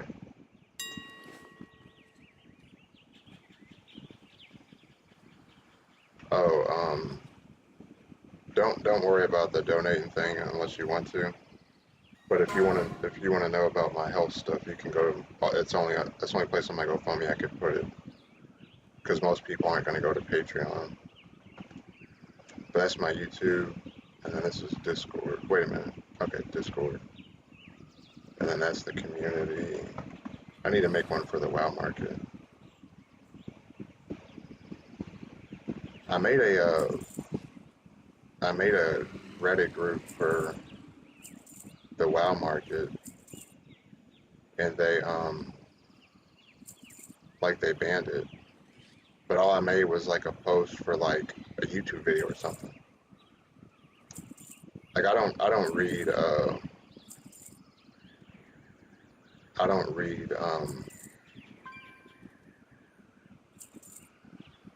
read any like don't say this, don't say that, don't do this, don't do that. I mean, basically, as long as you're not saying some real insane shit, it's pretty damn obvious what you should and shouldn't say.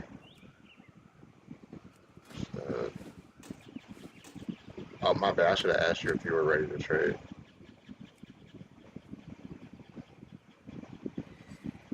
I got 308 items.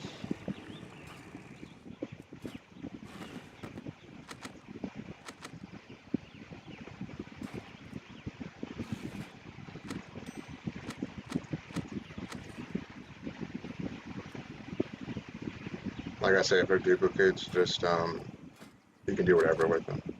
Whoops. There we go. Yeah, I already gave you some of the other ones. I don't want to give you too many duplicates.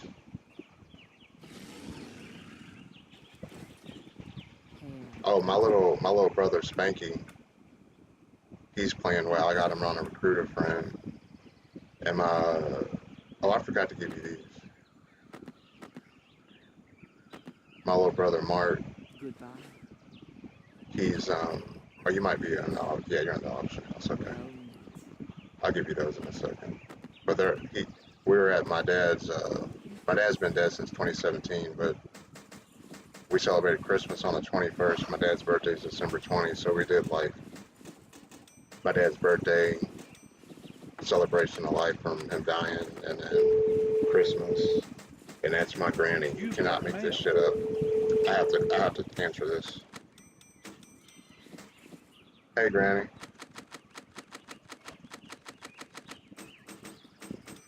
What'd you say, Granny? I sent it earlier today. You did? Yeah, yes, ma'am. Sometimes I don't check it, so. No, I didn't go nowhere for my birthday. I stayed home. And a Brian's girlfriend, she bought me a cake. Oh, And okay. I just stayed home. Yes, ma'am. I didn't go anywhere. You're 78 now, ain't you, Granny? Oh, no, not yet. I'm 74. Oh, I'm sorry, Granny. 74. I knew that. I was just making sure you knew. That's all. I'm 74 now. I'm 74. Praise God. Have you talked to anybody? I talked to let's see. I talked to Jade, Little Mark, and Spanky. Jade's gonna go. She's gonna take us out bowling, or take me out bowling and pay for it this weekend. She said. Oh, that's nice. Yeah. Nice. I've been trying to. I talked to Michaela, Mikey's one of Mikey's daughters.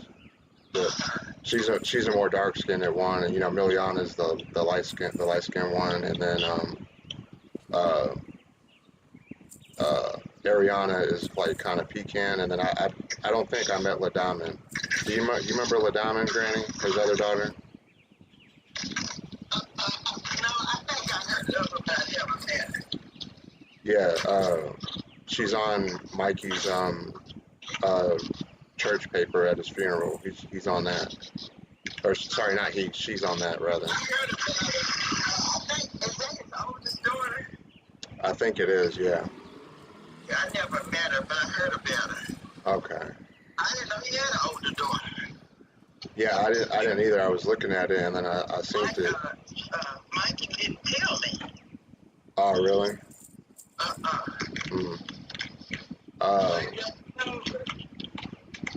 Yeah, I've been trying to get a hold of Rika, but ever since Mikey got murdered, she ain't really been reachable for real. Oh, okay. But I mean, I'm not. I still talk to Nunu and Juliana, her two younger daughters. They call me Uncle Justin, so I guess I'm Uncle Justin now, unofficially. But yeah, they're doing okay and stuff. I do want to check on them and see how they're doing and stuff. And well, now that I think about it, they don't got a guy around since Mikey was going to adopt them. Did you know that? Adopt who? Rika's two daughters, Juliana and Nunu. Oh, I didn't know that. Yeah, but since he passed away, yeah, he wasn't able to do it. Oh, I'm sorry. Yeah. But I was telling you in your we were talking about it like last month about sharing. You just telling whatever stories you want to tell about the Ali days and all of that and stuff, and it'd probably be because I was gonna say you could come over here, but I got my cats, and I was like, Lord. You like dogs, Granny? Not really. I'm scared of dogs too. Oh my gosh, Lord. I'm scared of animals. Granny, did a dog or a rabbit bite you? No, I was always scared of little girls. I'm sorry, that's not funny. It's just a fear of opportunity. I understand. There's a lot of people are like that. It's just, I was just always scared of them. Yeah, Daddy wasn't too into animals either, for real. My dad wasn't into animals. He was always the Bible. He just wasn't into pets or nothing. Right. So I guess that's where I get it from. Yeah. Have you talked to Uncle Rock? Mm-hmm. How's he doing? He's not doing too good. Mm-hmm. I do want to go see him sometime if we can, but I know his wife, quote unquote, keeps him kind of, she's kind of a little bit kind of not weird, but you know what I'm saying? Yeah. Well, Uncle Muhammad's gone. I mean, like, and Uncle Rock is older, he may not have that much time left, so I don't really know what she's expecting. And it's not like Lonnie's going to give her no money. I mean, so I don't, I'm yeah. That's where her money gonna come from. Do they sell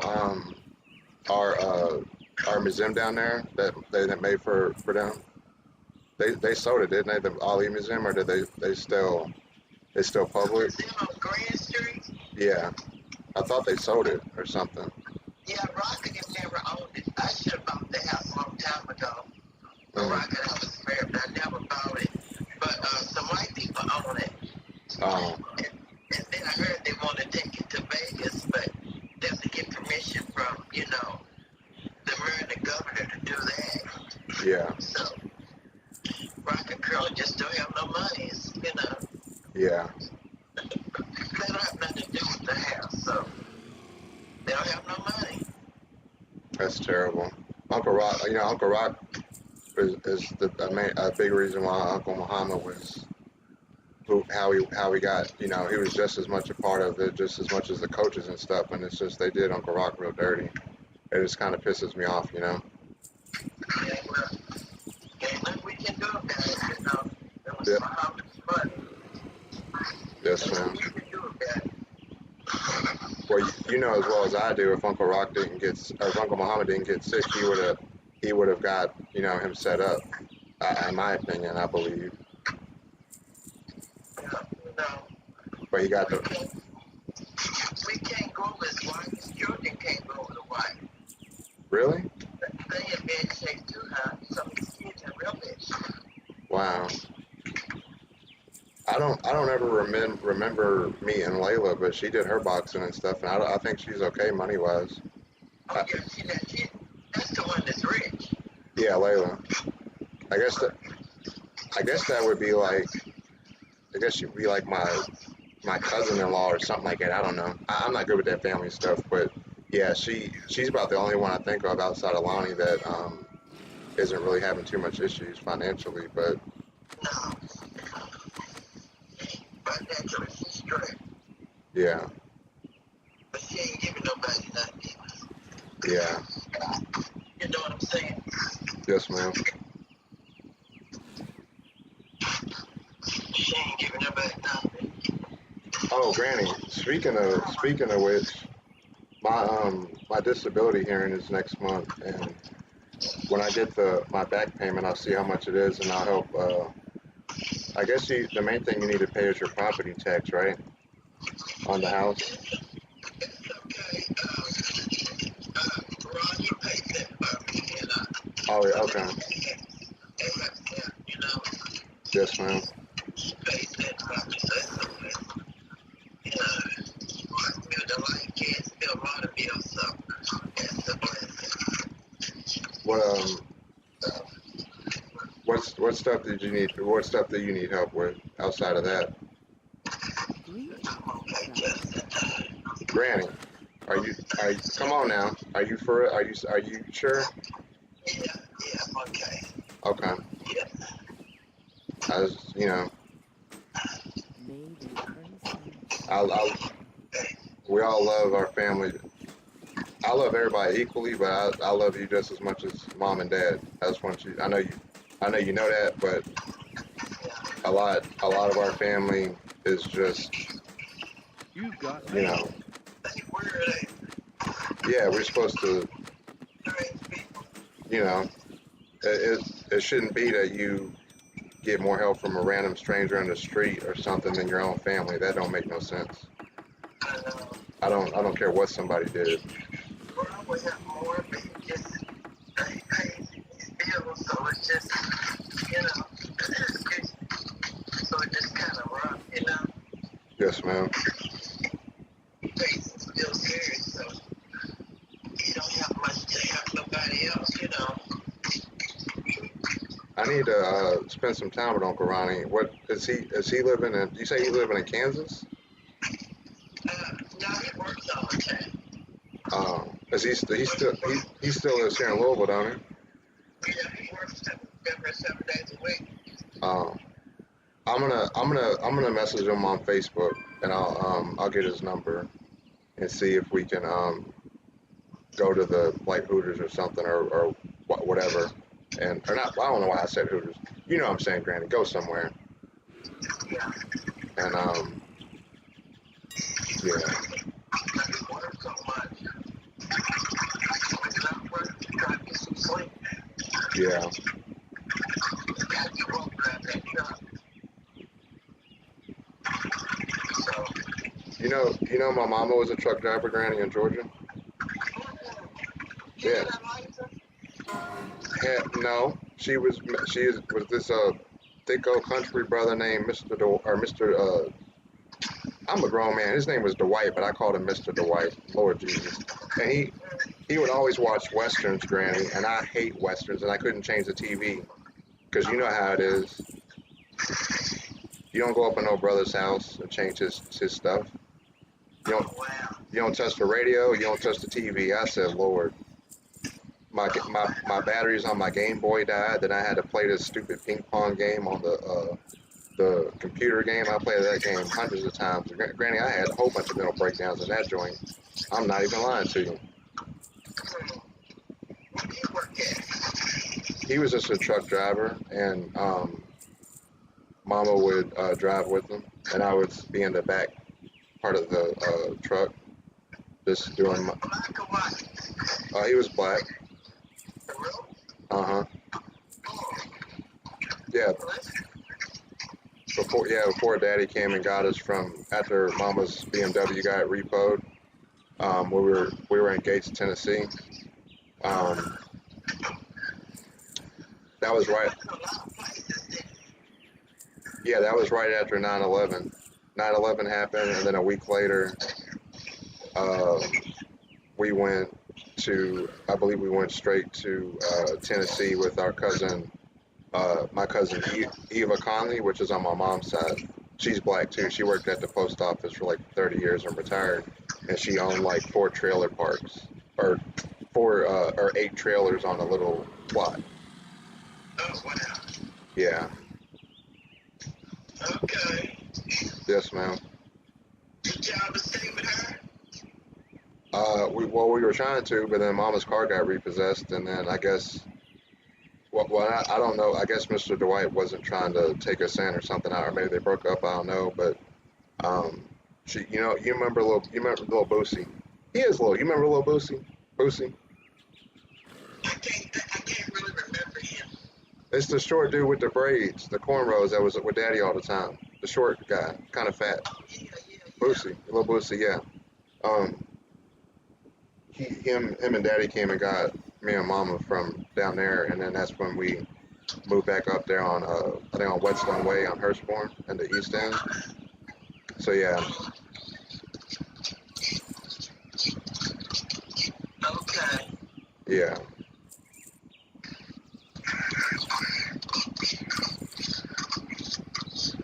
Oh, wow. Mhm. But can I tell you something, Granny?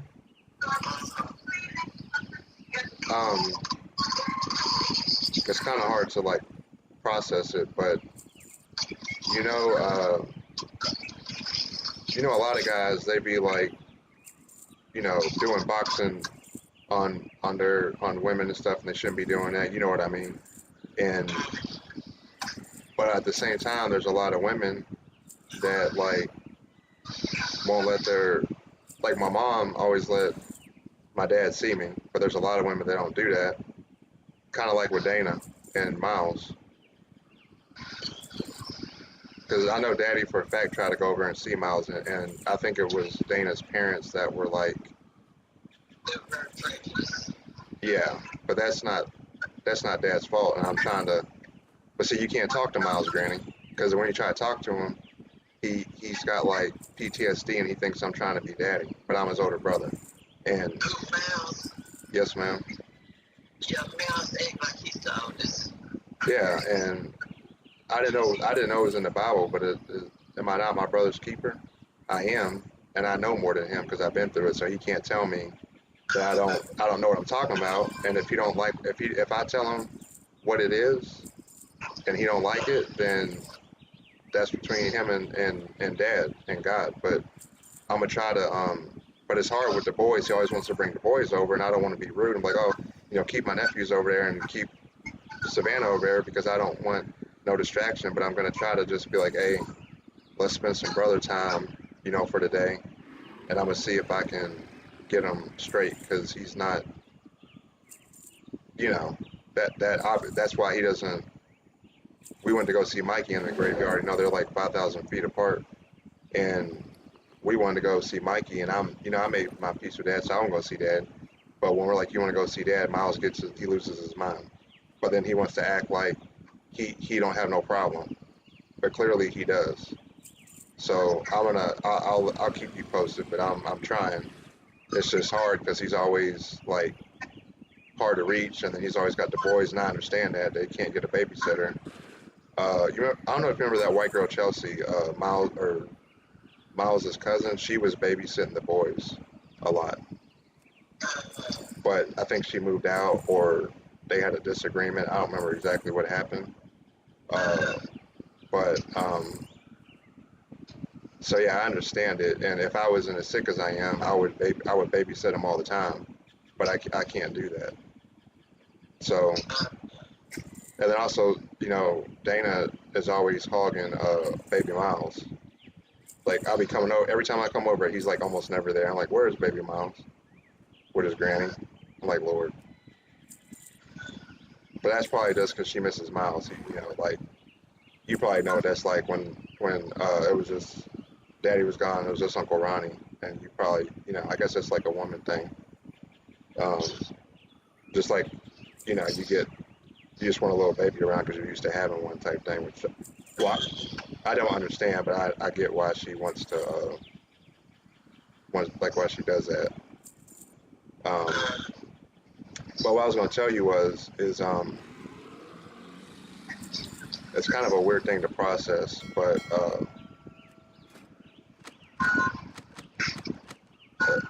I like we went down to the West Broadway to the divorce court. Mom and Dad had joint custody, right? 50-50. Yeah, but your mom took you, Justin, and didn't bring you back. And we didn't see you for years, baby.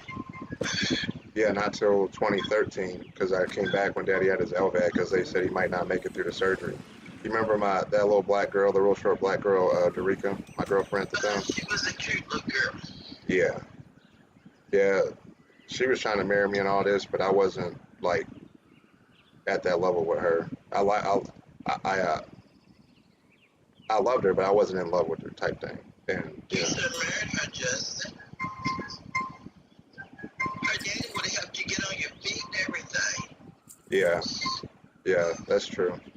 Because it ain't nothing out here, I'll tell you. When you find good people like that, you have to kind of hang in there with them. Because there ain't no Harley good people here no more. So what is Zurika doing? What is the girl doing? I had saw her online a long time ago. She's I don't know if she's married or not, probably, but she's she's actually with a regular white dude. He's like pasty white. He's lighter than we are. And but yeah, she's with a white dude. Oh, she got kids? I didn't see no kids on the picture, but she looked happy in the picture. So I'm glad she's doing good. But daddy had money. He probably helped him out a whole lot. Yeah. trying to find me a foreign woman, Granny, because yeah, we used to be like you're a real one, Granny. You was a solid wife and stuff, but a lot of the women now they ain't like you, Granny. They I don't know what they doing, but I gotta search abroad like Daddy did. I gotta search abroad. Well, you need to. So them women up there come out here work. You better get one for Donald Trump get in office, boy. He's in office now. He'll probably change a lot of rules. Yes, ma'am. He's gonna change a lot of rules.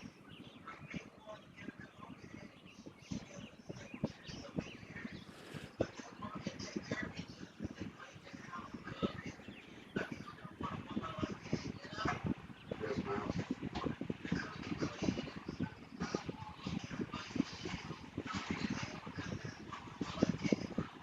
Right. I'm just going something nice. That's what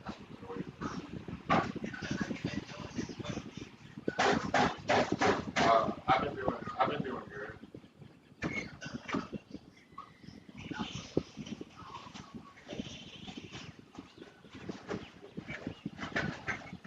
Oh, Granny, I didn't tell you. Hold on one second.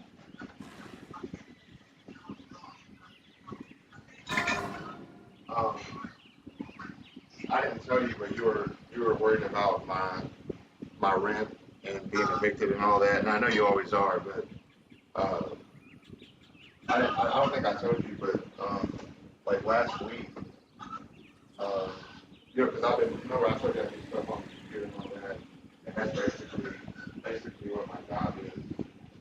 I haven't had, I haven't worked in like 2.5 years, and I've been working on my disability claim and this and that. And God's been making a way, but praise the Lord. But they were a random person that I didn't know. Because sometimes people come in and they just talk to you and they don't come back. And sometimes it'll be somebody that will like follow you and stuff. And they were asking about they're like, can you get surgery to fix your thing? And I was like, telling them about that and the 6 surgeries. And then they were asking how much was all of my bills and stuff. And I told them, and they're like, hey, I'll donate to help out. And I said, okay. And, normally it's like, $50, $100, maybe $1,000, but they donated like $2,600. Oh, really? Yes, ma'am. But I don't know. I didn't see a picture of them or nothing. They don't. I can see the name in the one thing, but on the other thing it's anonymous. So, but they just came out of nowhere, and that might have been the Lord Himself. I don't know. It might have been an angel, but it feels like it's an angel. But I didn't. But it's sometimes you think, well, why do I get help with this and someone else don't get help with that? Only God knows that. But we just got to worry about ourselves as far as. I got all my bills paid, Granny. Yeah, that's what I meant to tell you. That was the whole point. I got all my bills paid, and I'm gonna get a money order for my rent next because it's coming up for February. I'm gonna go ahead and get that, and then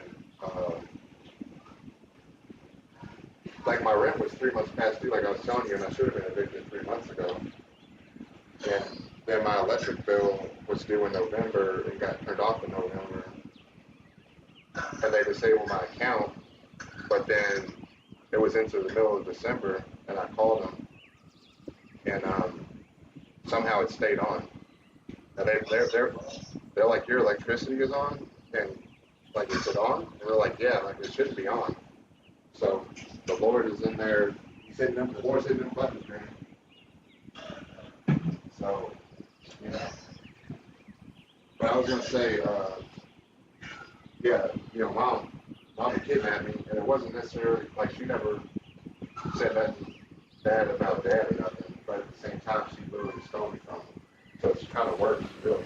Um, and all the things that I was having issues with, similar to Miles and stuff, with all that stuff, really wasn't even real. It was just that my mom was like, this is what we had to do type thing, and I just, you don't really question your parent. You're just like, okay, that's what parents said. And so I'm gonna make like a little list and just talk to my therapist about it, because it's because I remember you were saying I didn't know all the nights that my dad would be breaking down and crying and all that stuff because of that. And that never really, not like it didn't bother me. It just never really registered until like last week. And but I know.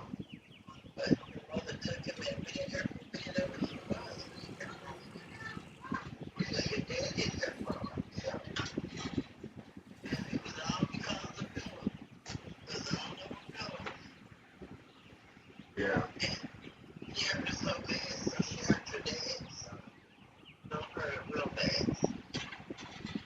And Daddy asked me why I didn't call him, and that's because Mama said that's what we need. That's what we're doing. That's what we need to do to be safe and that type of thing.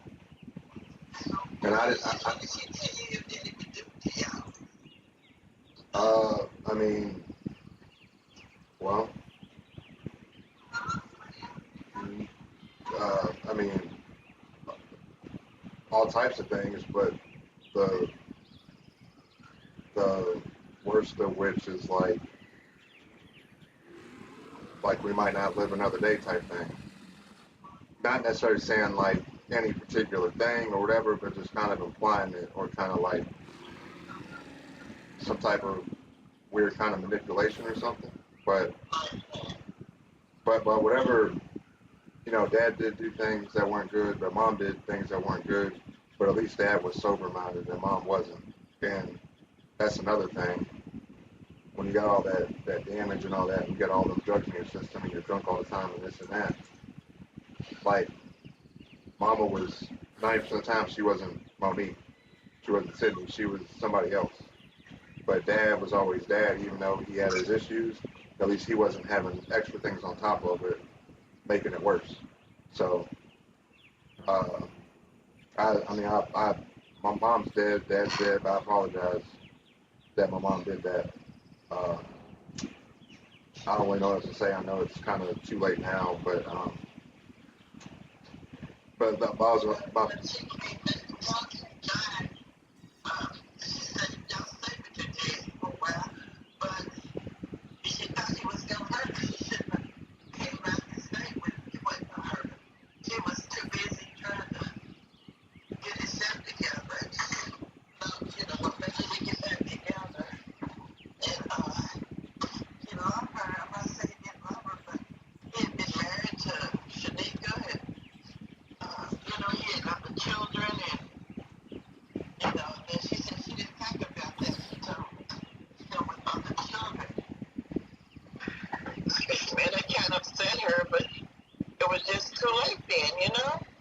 yes, ma'am.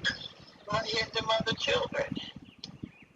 But she said she didn't let me know it would be like that when having other kids. Because she never thought of her. She having other children. Right. Well, mom is the one that divorced Dad. So, I mean,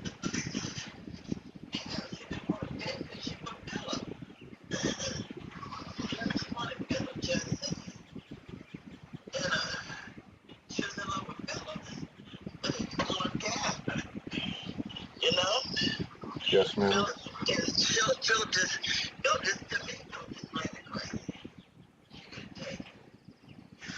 Yeah, he's a snake.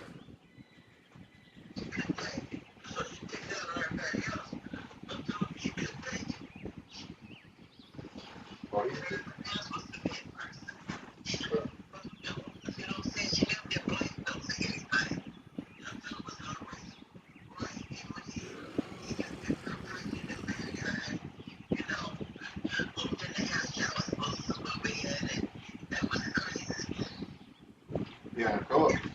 Philip's not even no real doctor. Mama paid for his medical school, took his test for him. Because the whole time we was in Chicago, Mama was doing all his books and academics and everything. He's not even a real doctor, Granny. Literally, all he has is a piece of paper, and because he's an ER doctor, Granny. Don't you know when you go to the ER, what do? Oh, your head hurts. Here's a lead. Go home. Go see the brain doctor. He's not doing nothing. But see, she never blamed Philip for nothing. But her Philip didn't make it, so she blamed your dad. She blamed everybody else but Philip. You see what I'm saying? Yes, ma'am. She never blamed Philip for nothing. But she blamed everybody else, but it was Philip. You know, it was real messed up. Your Daddy always told me that when I came back in 2013, that he worshipped the ground she walked on, and I know he meant it. And He loved your mom. Philip ain't never say nothing like that. He's just a typical using ass light skinned nigga, and that's why we got a bad. That's why us light skins, Granny. That's why we got a bad reputation, because of niggas like him ruining it for everybody else. Yeah, Philip was something else. He's a country coon ass Negro from the sticks that's dumber than a sack of rocks, and he tried it. No offense, but the reason I say that is because he tried to take his doctor test and he tried to take himself out because he couldn't do it, and then that's when he met my mom and took advantage of her. Yeah, he took advantage of your mom. If you try to take a test, Granny, and you keep failing it, what do you do? What do they do? They go and cheat off the other person's test. That's it. Right. You're not intelligent. And if you don't know it, then do something different. No offense, but everybody ain't good at everything, and that's okay. But when you use people to try to act like, you know what I'm saying? Yeah, Philip was a big time user. We weren't raised like that. But she fell in love with Philip. Why? I don't know. She fell in love with Philip. That's why she divorced your dad. Because she wanted Philip. Yeah. Why isn't this plugging in? And then your dad went to see therapy for a long time. Daddy was in therapy? Yeah, because he was upset because he was in love with your mom. I did not. He went to therapy. And then he met Shanika. When he met Shanika didn't let him go. Mm-hmm. Shanika wouldn't let him go. So when y'all moved in over Indiana, him and Shanika was just going together. But Shanika wouldn't leave him for nothing. Mm-hmm. And she wasn't going to give him up. I did not know that.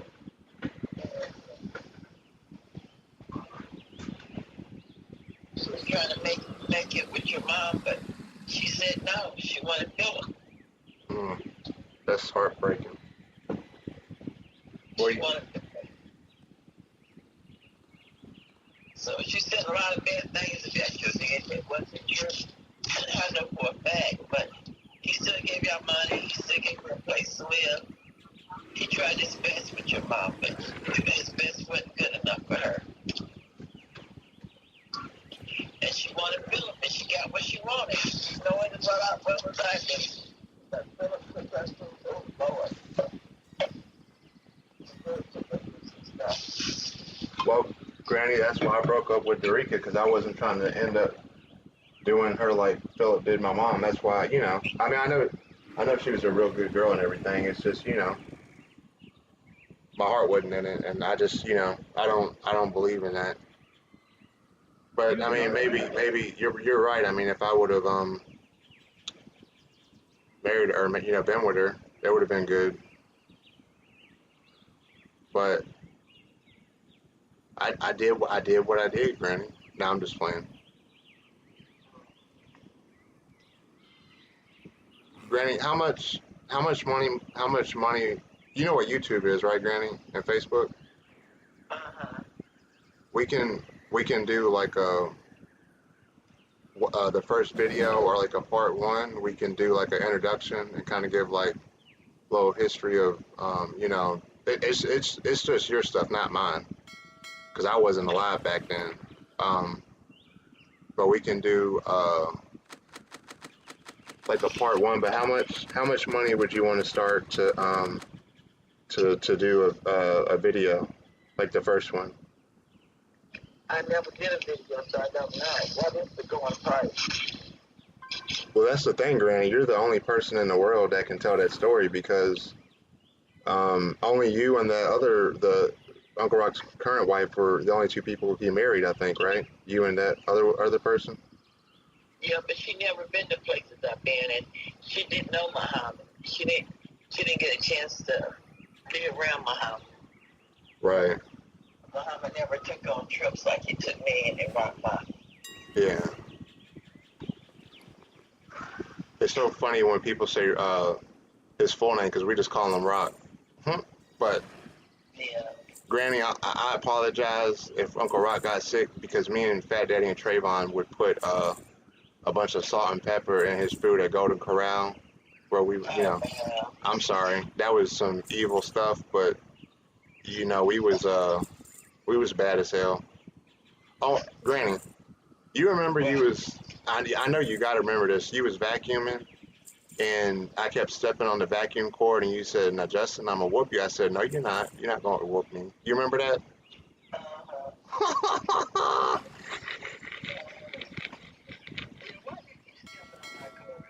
I don't know, Granny. I don't know. I don't know. The things for you. I was,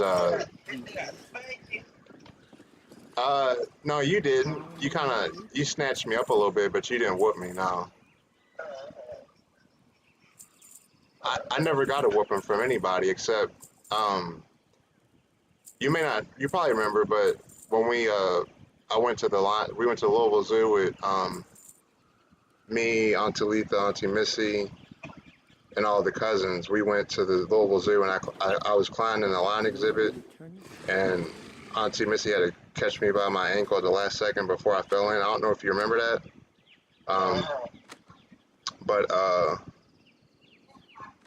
But yeah. Do you remember that, Granny, at all? It was a long time ago. Yeah, but Auntie Missy whooped me then. I tried to hide under, you remember like Paulisha and Cameron and Sierra and Aaron. They had I don't know, Granny. I don't know. I'm built different. I got a different operating software. Greetings, traveler. Yeah. Okay. Goodbye. But yeah, Be careful. bad to the bone. Yeah, you was kind of rough. God, I'm gonna do it anyway.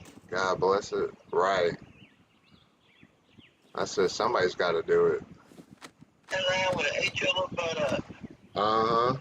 Cause I saw the Lion King when I was 4.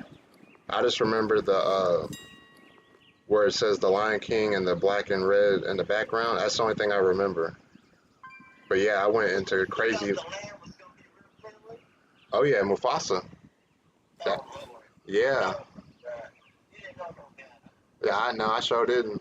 I was on some real ignorance at that maximum ignorance activated. I was on some white people shit. I'm sorry for cussing. Yeah, I was on some white people stuff.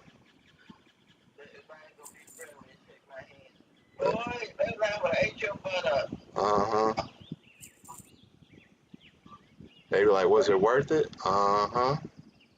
Not really. That's what I would have thought, but not y'all, not the family. That would have been bad. Yeah, it's been real bad. Oh man. No, you didn't want to go in that cage now with that lion. Nah, not at all. The lion would have ate you up. Mm-hmm. That's for sure. Yeah, you didn't want that. Oh boy. No, you didn't want that, not for real. Oh wow. You was like, yeah, you don't white people stuff. Your family. Don't lie when they kill a white butt up. I was going for broke, Granny, wasn't I? May the eternal sun shine. A broke neck. Yeah, Granny, my head was facing towards the concrete at the bottom of the enclosure, and my feet was up in the air, vertical. I was so close. I was so close. Oh, I ain't got no sense. That's Goodbye. crazy as hell. Yeah. Yeah, you really liked that land, but that land didn't like you. Nah. That was some steak. We had some white steak that day. Greetings, Keep it out of the traveler. newspaper and everything. Uh-huh. Yep. Be careful. Sure would've.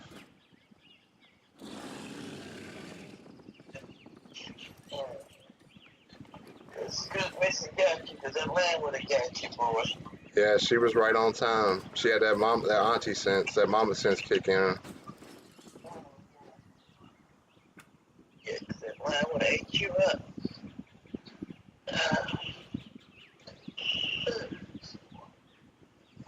Yeah, you would want that thing. But yeah, Granny, as far as getting paid for your stories, um, you can pick whatever price you want, really. I mean, because either somebody's gonna pay it and they'll get some one of a kind history from the greatest to do it. There's, Granny, you know how many documentaries and people say that Uncle Muhammad is the greatest athlete of all time, even above Michael Jordan.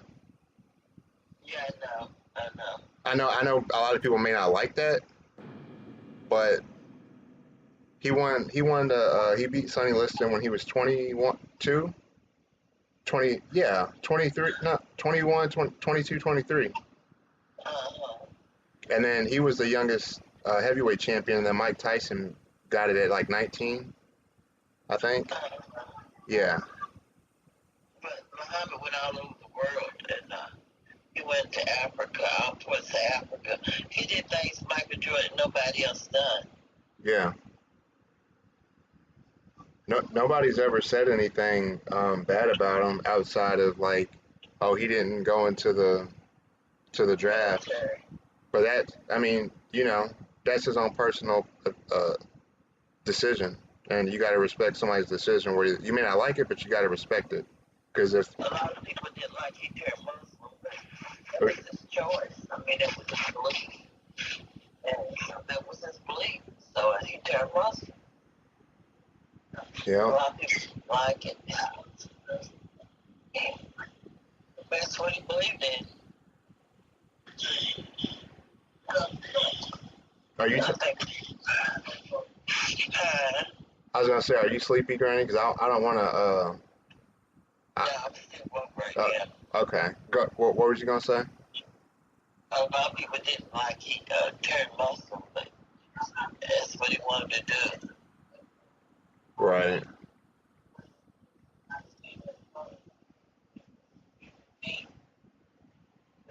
Yeah, everybody believes different things. Ain't nothing wrong with that. Yeah, some people believe in God, some people don't believe in God. Right. Some people, yeah, so it's just different beliefs. I just thought about some goofy stuff, Granny. You know, I got ADHD, even when I took my medication. But I was just thinking, thank the Lord that we're not in a situation where we might get sent back to a different country because of what President Trump is doing. Surely, Granny, we be like, You feel like we gotta we that's not funny. I was just it's just goofy. Just being, you know, But shit, Donald Trump might want to send us back shit. going back to You got Africa. mail. Take y'all, ship them back up. Get them up out of here. Get them out of here now. No, I'm joking. What Donald Trump might do? Yeah, He can do what he wants to do, being president. yeah, that's our president. Like it or not. I, He got all the felonies. He's still You got being mail. president. That person, one felony, he can get a job. Ain't that a trip? oh wow, I never thought about that. Yeah, that's true. Yeah. But there's that felony. Yeah, He's president. that's a good point. So us white people can do what they want to do. But we can't. Well, it helps when you got money and you know people You also. got mail. I said it helps when you have money and you know people also.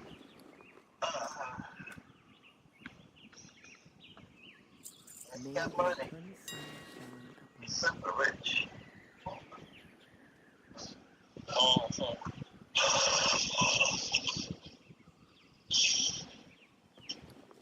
I said I wasn't gonna catch no cold. I'm trying to catch one. Hopefully not. I took 2 vitamin C's and hopefully it'll work. Yeah.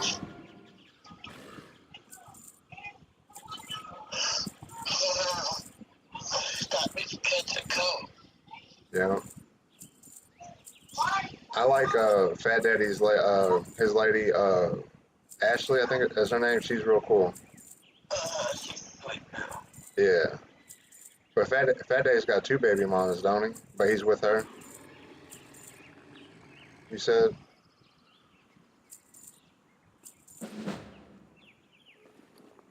Oh, the call dropped.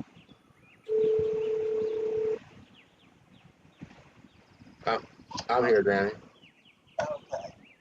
I was saying Fat Daddy's got 2 baby mamas, but he's with Ashley, right? Yeah. Okay, that's what I thought. Yeah. Yeah, she's nice. She's good for him. I feel like just from meeting her. She is. She's a hard working girl. She Yeah. go work every day. Fat Daddy got babies. My little baby cousin got babies. That's crazy. I seen them at the gathering, and I said you want to play toys? That'd be the first thing we say. Get our toys out and play. Yeah, that's my nigga right there. You already know Trayvon, me, Fat Daddy, and Trayvon, the Rat Pack. Yep. Yeah, man, grown up. Yeah. A little Daredevil got a baby. Yeah, little daughter got baby. Yeah, he said that the baby or my little cousin almost didn't make it, and he pulled through because he was premature, I think, or in the NICU like I was. Yeah, Daryl's baby.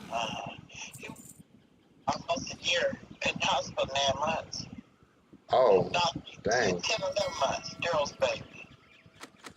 Yeah, I was in the NICU for 6 months, and I had that breathing monitor and heart monitor those 6 months. Yeah, he was in there longer than I was. Wow.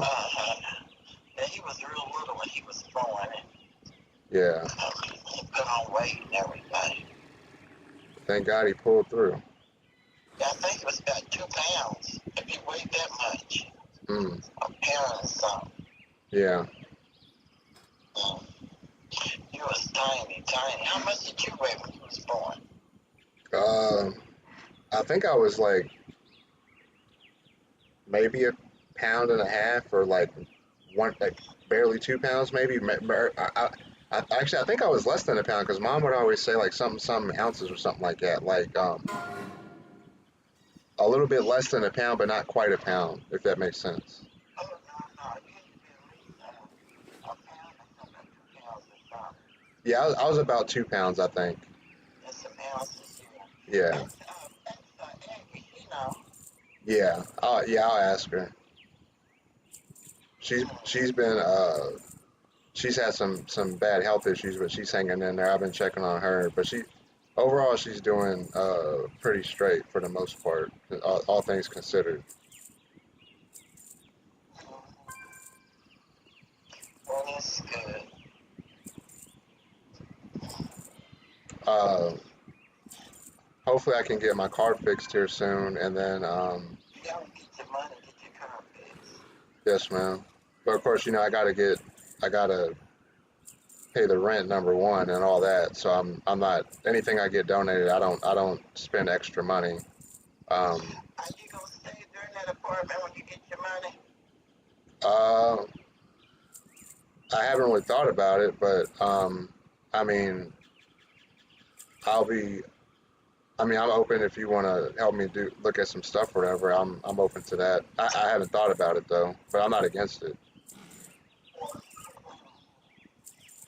Yeah, if you stay there, pay the rent up about maybe 4 or 5 months. Yeah, that's gonna be the first thing I do when I get my back pay is pay it up for like a year basically. Because I applied for disability back in 2015, right back when I moved home. I applied at Auntie Lois's house. Well, it would have been 2016 rather. I moved back You home heard and from Lois? yeah, I saw it to her the other day. She's doing okay. That's good. Yeah. I mean, I know you all have your issues, but me as far as me and her go, we're close. We get along good. But D, my big cousin D, her son, um, he got on meth. So, and he just had a baby with another white chick, and he's on meth. So I don't know about that, but Oh, D's on that or D's son's on that? no, D is my big cousin D. Yeah. Is he? Uh huh. Hmm.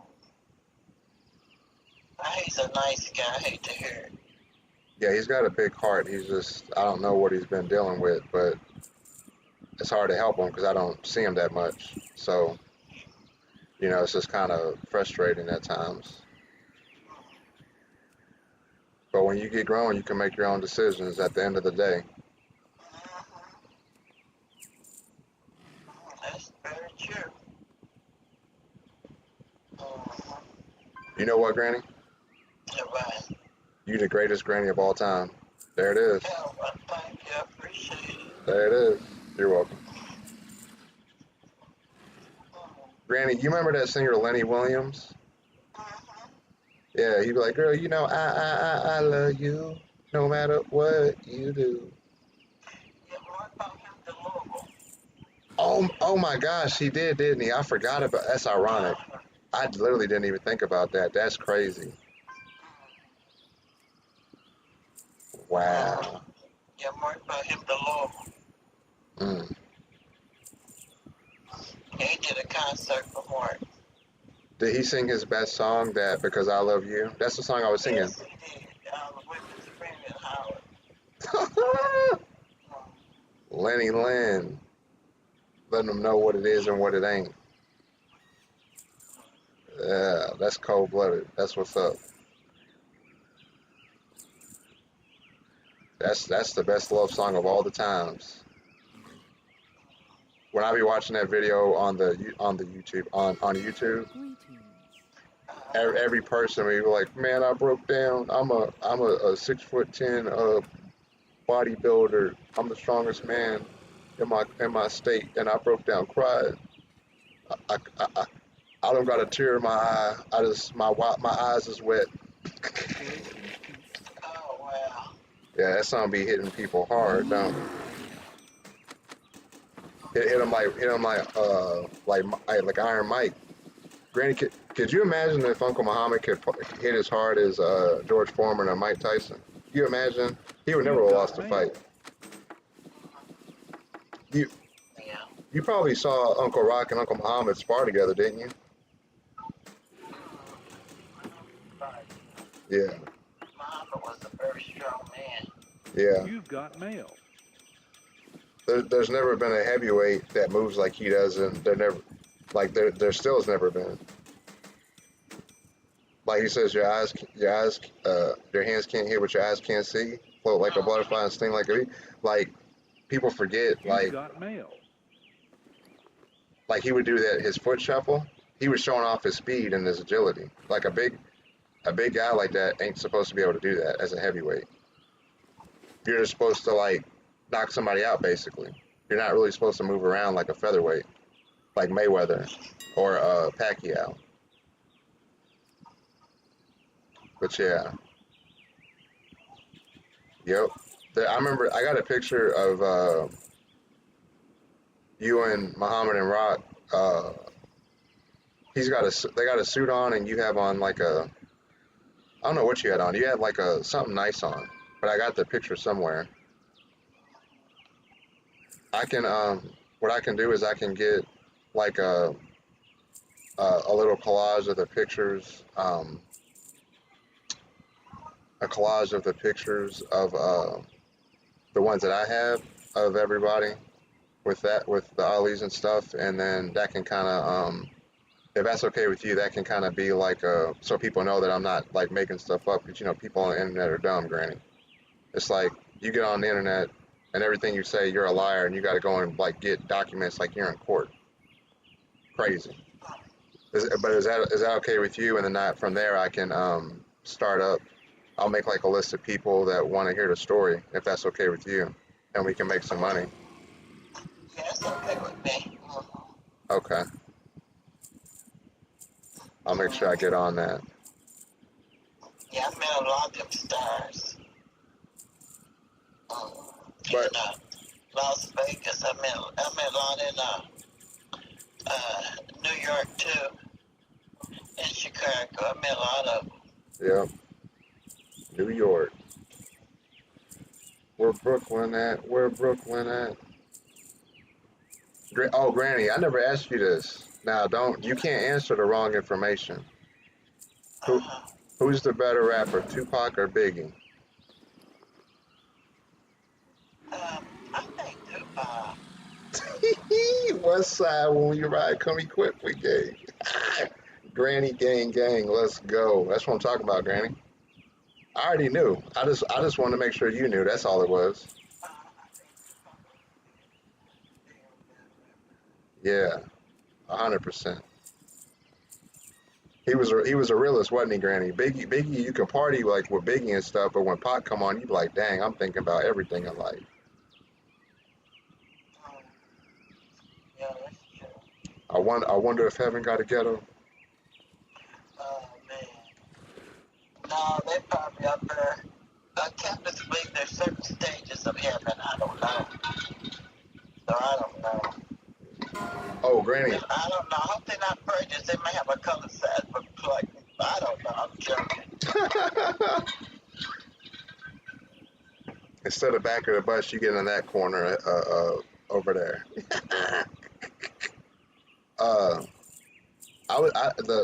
The guy told me something like the deepest thing. I've never seen somebody make a video of it. But when we were little, you know, he has the whole wide world in his hand. That's God, right? Of course, we all know that as Christians, and even people that even been in the church once or like been around people that are Christian or whatever, they know that most likely. But then I got to thinking about the cell phone, and you know, Apple, it has a bite out of the apple, right? And in the Bible, Eve doesn't eat an apple; she eats a fruit, the forbidden fruit. The Lord said the forbidden fruit. He didn't say the forbidden apple. And so it's, you know, you have the whole world in your hand. Well, what's in your hand all the time, Granny? A cell phone, right? And you can go on your phone and see things you shouldn't be seeing, which is not what God intended. Or you can go on there and see the good things, right? And the fact that there was only supposed to be God's word through the Bible. We're supposed to be holding the Bible, which is God's word. We weren't supposed to be holding a cell phone, which has everything not a God. You know what I mean? And ain't that deep? Like, we got the whole world in our hand when it's supposed to be God, and Satan's trying to, you see what I'm saying? He's trying to reverse it on people. And you see what the internet has done. It's tore our society apart. You got, you know, Men thinking they can have babies. Come on now, Granny. Come on now. What are we talking about here? Like what? It's insane. But you know, to each its own. To each its own. But science is science. Like you know, you walk into a fire, you're gonna get burnt up. You go in the ocean and it's cold, you'll get hypothermia. You jump off a ladder, you're gonna break your legs. Like, but he says, woe to the or well, it says woe to those that call good evil and evil good, but then also uh, uh,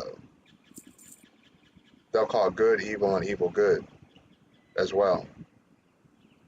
And that's exactly what's going down. Crazy. But God's in control. We're gonna be all with the Lord and the kingdom. So we just gotta stick tight.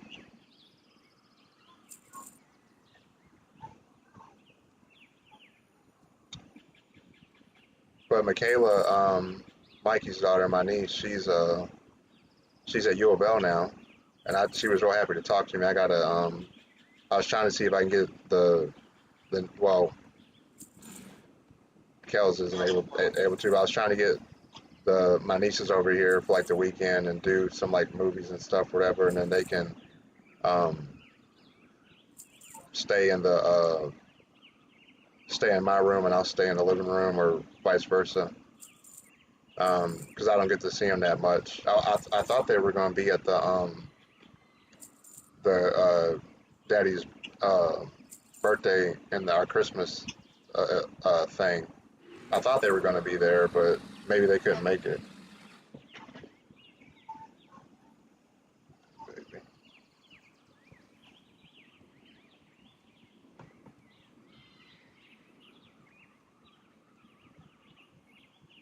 Did you ever talk with you talked to any of like Paulisha or Sierra or any of them? I talked to Sierra. Okay. Every year when she was in the house, but I went to Sierra. I don't talk to Paulisha at all. Okay.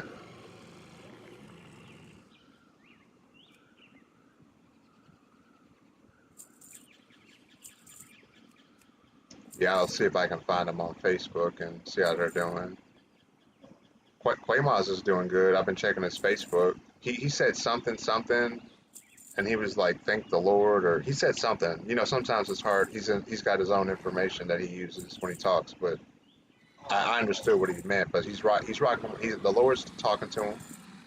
People think just because somebody has got mental health problems or they're disabled or whatever that they don't. The Lord be talking to everybody in their own way that you understand. That's what it says. So. Like you probably told Daddy, don't do this, don't do that, and you tell him one time one way, the Negro ain't getting it. And you tell him the third time, and then the fourth time you told him, you put the fear of God in him, and then he gets it. Then he gets it. Like, Mama, no. Like, yeah, Negro, but sometimes you gotta explain to the children a few different times. Like, oh, you think you grown? Coming out here and going and get you. Granny, did you get a Switch? They got the Switch.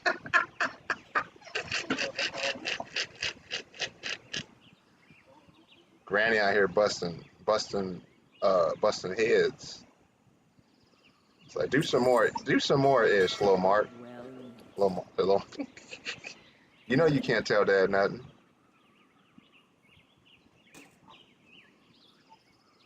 God bless him. But you know, God is good. We're breathing. Goodbye. We breathing. I've been thinking about Mikey a lot and stuff, and I've dealt with it and stuff. It just bothers me that he's not here. That's all. It's you know, Mikey did what he did, but that's still my brother, my only older brother. And Well, Joseph's older than me by like, born in October, I'm born in March. But Mike, you know, that's way after the fact. When I was a little boy, Mikey was my older brother, and but we got the time we needed with him, you know. So we just gotta focus on that and take care of them babies. You know, Kels has a baby, right? So I'm a great uncle. His name is Kingston. He's 2. He's a cute little dude. Oh no, you told me that, Granny, because you were like he had a baby with a white girl. You told me that when we saw each other at Kroger last year, like randomly. We was both up there. Who had a baby by a white girl? Michael, Mikey's son. Oh, yeah. Yeah, you told me. Yeah, you told me that. Yeah, his mother told me that. That's fine. I'm up here trying to tell you that like you didn't know and you the one that told me. Granny, I was asleep. I had to wake up. Oh, okay. See, we was talking to Mikey's son had baby by a white girl. Lord Jeebus. Well, Granny, you sleepy. Get you some sleep, Granny. I'll call you tomorrow, and I'm gonna get started on our Ollie stuff for all of that. I'll get started on it. Okay. Yes, ma'am. I love you, Granny. Love you too, Justin. Yeah. Goodbye.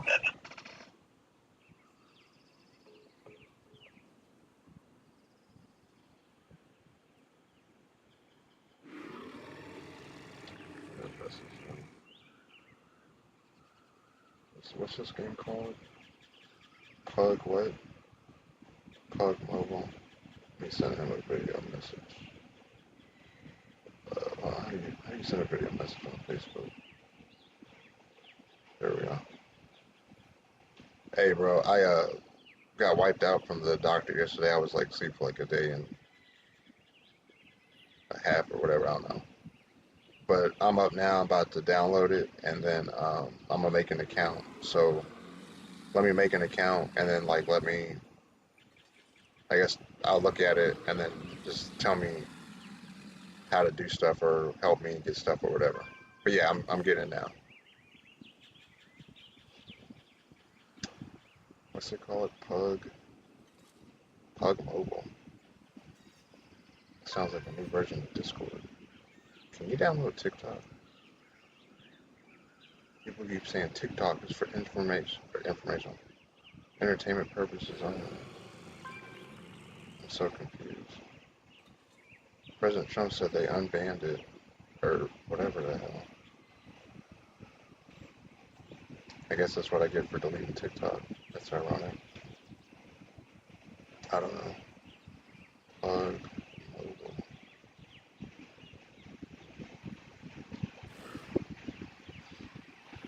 $1.5 million upvotes. Download. Install. Okay. It's downloading.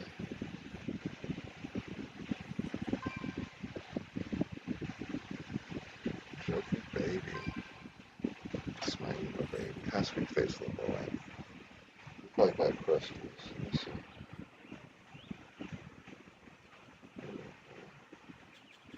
Okay. Okay, good. There we go. Good boy. Jokey J.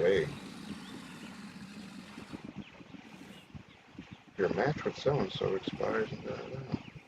Bro, there's so many women in here, and I don't talk to none of them. See? That's what's up with American women. You talk to them for like a day or two, and then they don't talk back. I don't know. Clearly, you're not interested. So, bye for this shit. See, how can you even say bye if you weren't even sticking around that long? That's deep. Life of my brothers is deep. Mama's eight pockets is grease. Okay. Drake needs to go away. Talking to Millie Bobby Brown, no way. That was my sis, I put him in the grave. No, I ain't playing. Uppercut him like a Super Saiyan. on my Vegeta shit. And Goku, Vegeta Super Saiyan is smack him like Bulma. I'm a destruction of God and I don't give no room. Let's see. Let's see. Boy, stop. What's her name? Stephanie McMahon. Oh my gosh. Woo! She's on Marilyn Monroe's level, nigga. The hell y'all niggas talking about? That shit crazy. That should be illegal. That shit should be illegal.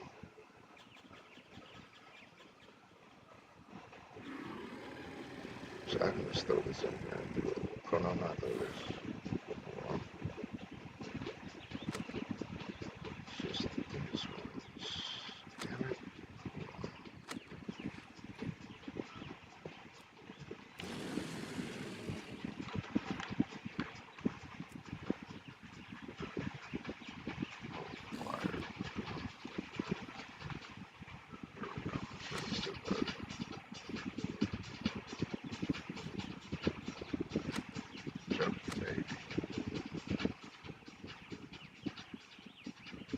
We made that Code of Palm player quit, didn't we? You know, nigga thought he was doing something. Busted his ass. He said, alright, I'm gonna play one more. Dusted his ass. But he took it like a man. I respect that shit. He took the L. He ain't had no choice. He had to take it. That's okay, that didn't sound right. Well, too late. It's not what I got. Actually,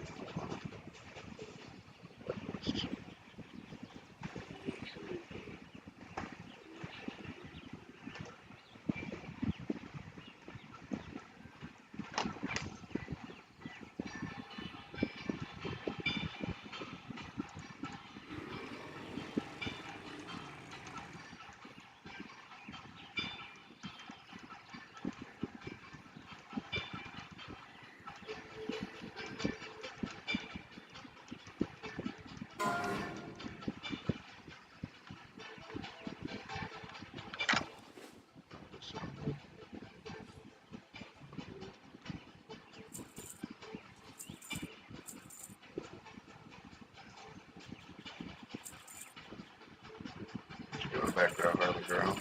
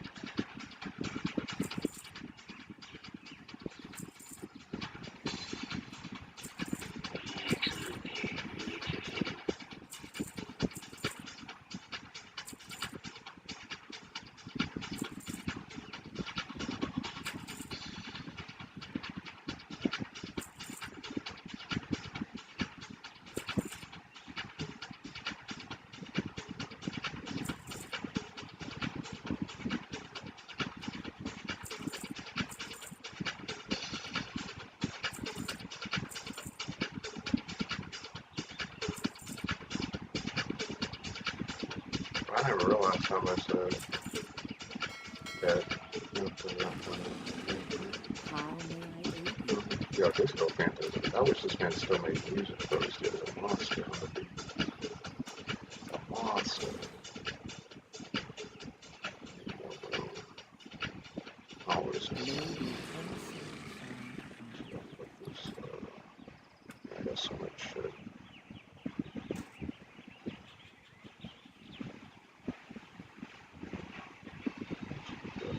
Be careful.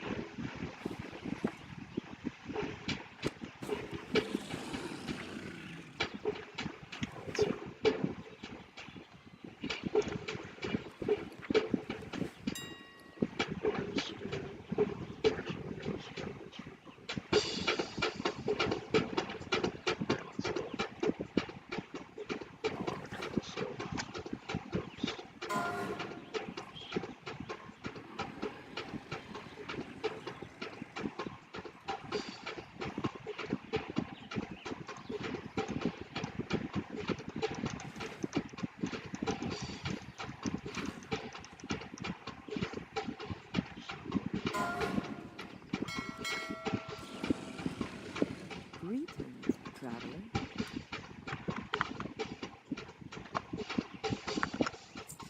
May be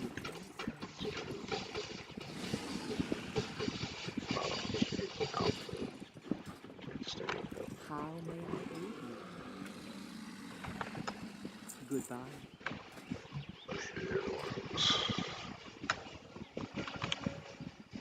Oh, nigga. Bro, that was almost redundant shit. Can't believe I just did that.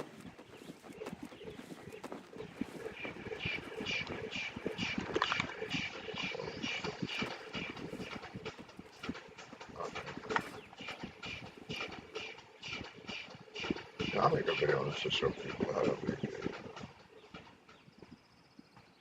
Oh, Arctic, thank you for the follow. I didn't think you better about checking that.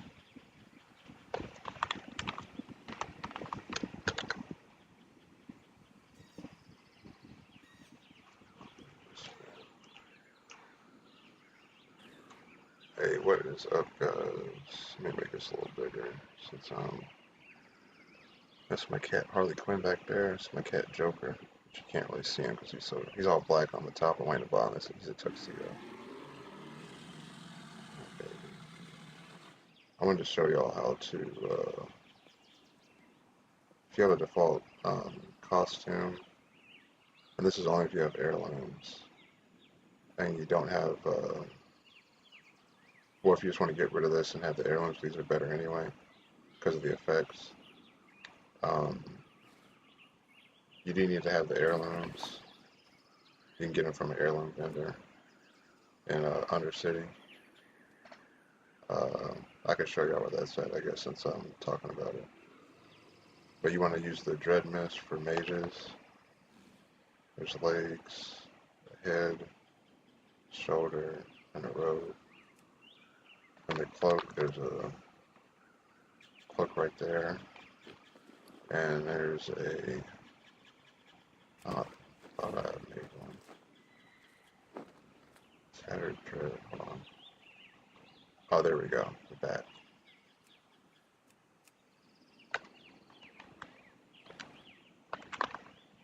Yeah. Sandstorm. Oh, that's strength. Well, the sandstorm is for strength. The blood moon is for intellect. So we'll get rid of the sandstorm. So just equip those. Oh, and these pants look like this. They're purple, if you're wondering. And then there's no heirlooms for the feet or the waist or hands. There's the neck and the ring.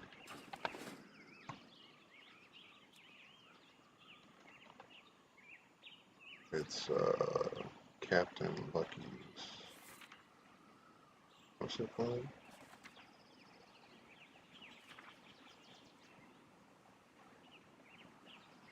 third fleet. Signal of the third fleet. Yeah. And then there's trinkets. Hand of Justice is one that people get often. And then use Touch of the Void for a burst and get like Shadow Priest tendrils to fight for you. That's from Dragonflight pre-patch, which you may not have that.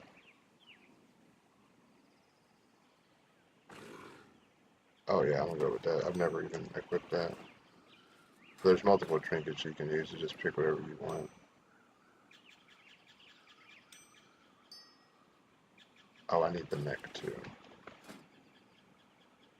What's it called? Oh, this is a good one too. Restore mana. When you kill a target that gets honor experience. Oh, the next, yeah. Yeah, I want burst and mass.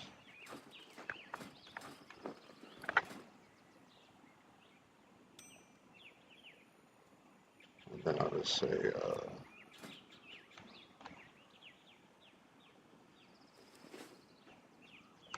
meow, meow. Let's go with that. That's how you save it. And then, so yeah.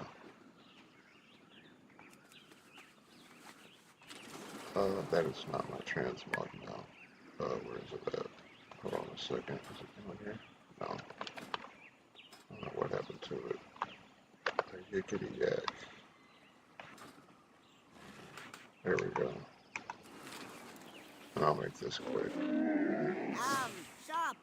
You can do automatic sets if you want.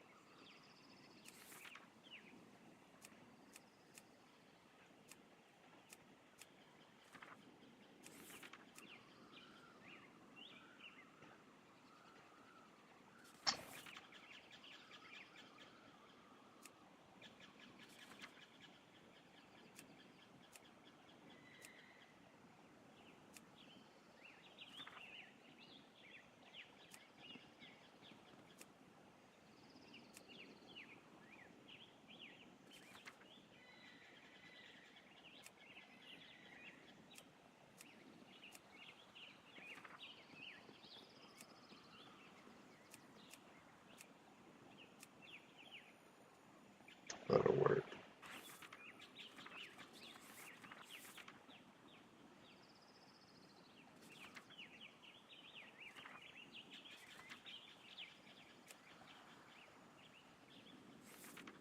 Let's see.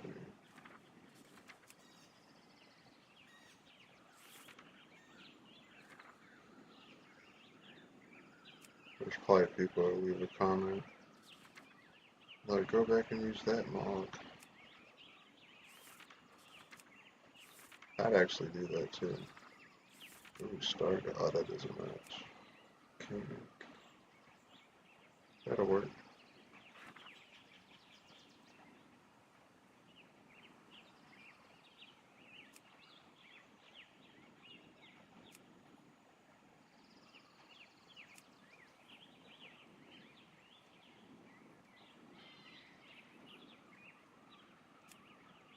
Oh, Sinrath, definitely. That's it. Farewell, friend of the Grummels. There's a set.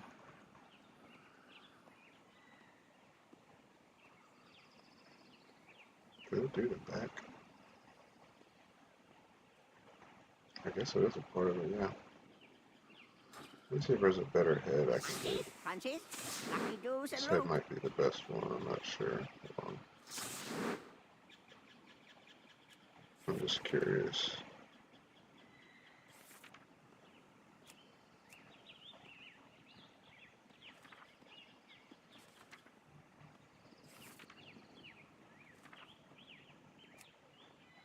that's pretty hard though. Can I get like a crazy looking belt?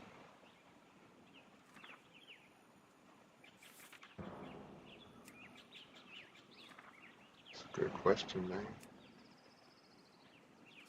Let's see.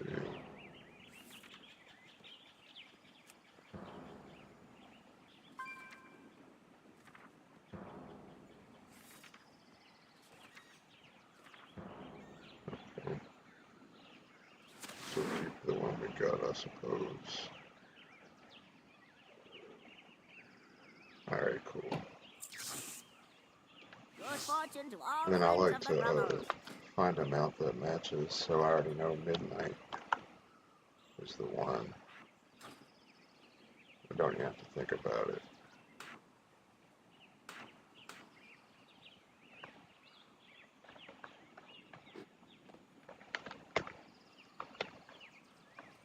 Why isn't that working?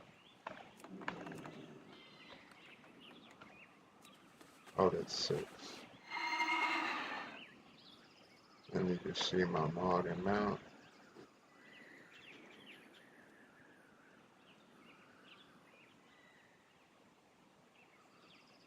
Oh, that's pretty cold-blooded, bro. Yeah. Gang, gang.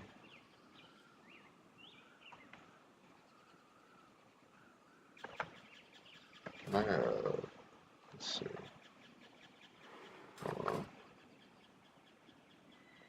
I wonder if I can do like a screenshot. All at once stay on there.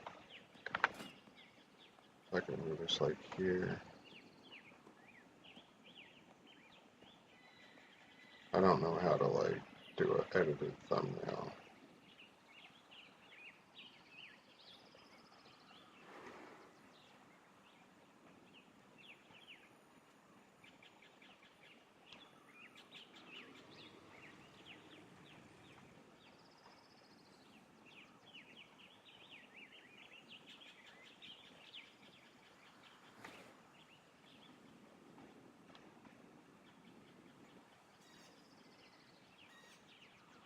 How to screenshot that control knowledge. Is it control print screen?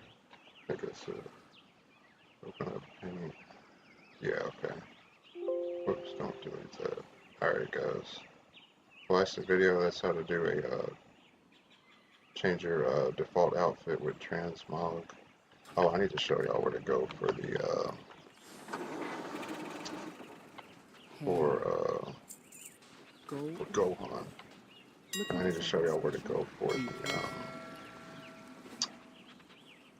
what do you call it? Ice my 2 communities if you want to join. Carns WoW Achievements. WoW Market, buy, sell, and trade, anything. And let me make myself a moderator. There we go, roles, moderator. Moderator. Okay, so I'm good on that. And I'll show y'all where to get the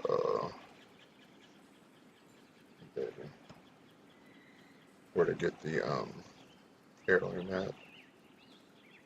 Is there an heirloom vendor in Obermar? I don't remember. I'll just show you the one that I know. I don't really have a lot of Alliance guides because I don't have I don't play Alliance all that much, but I do have Alliance tunes. Just out of necessity. I do like the Alliance, but I'm mainly on a Horde server.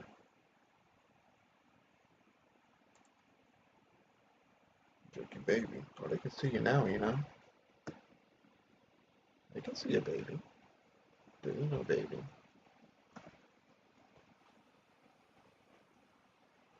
Let's see, Ryan. Whoops.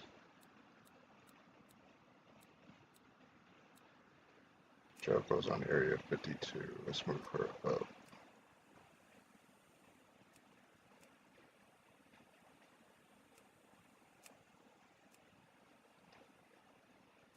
Okay.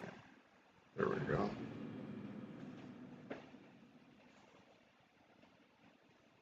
Joker baby. Remember when you was little, Joker? That's when you was a baby. What are you doing? Was you licking the air? That's what it looked like. You love daddy? You're my baby, Joker. And you're little.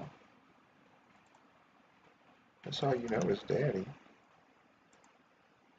How can you know anybody else if all you know is daddy and Harley?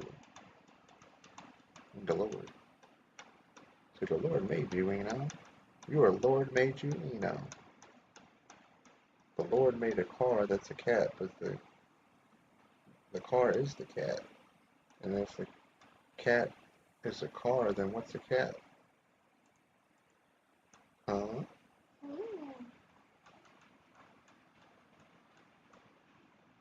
That's deep, ain't it, you know? You never thought about that, did you? Now you're questioning your whole existence. I'm a car? My car ate a potato and turned into a potato, so my car is a potato. Wait a minute. You bought a potato of a car? No. No. You're not listening. My car ate a potato and turned into a potato. But cars can't eat anything. No, but they can. You failed the cat person test. You are not eligible for marriage with me. Goodbye. No! Yeah. Get out of here. I want nothing to do with you. Why are you here? Who are you? It's not a tumor. It's not a tumor. Everybody shut up. Put the cookie down. Put the cookie down. Jokey baby. You've got mail. You've made bail. Oh my gosh, I got a lot of mail. This is why I have a WoW market, y'all. Because I have a lot of stuff. You've got mail. Anyways. I don't know if there's an airline in here or not. I don't think so. Let me talk to one of these shorties. The Okraminian. Aqua. Where's the guard? Bruh. That was a failure. Bro, do you not know who I am? I'm the Juggernaut fish. If you ever do that to me again, I'll bust you upside your head. Don't ever think about it again. There it is. Roll. Oh.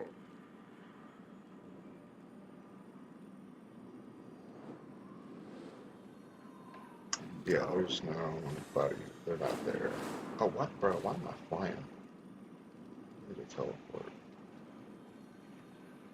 to the Undercity. Shout out to the Undertaker.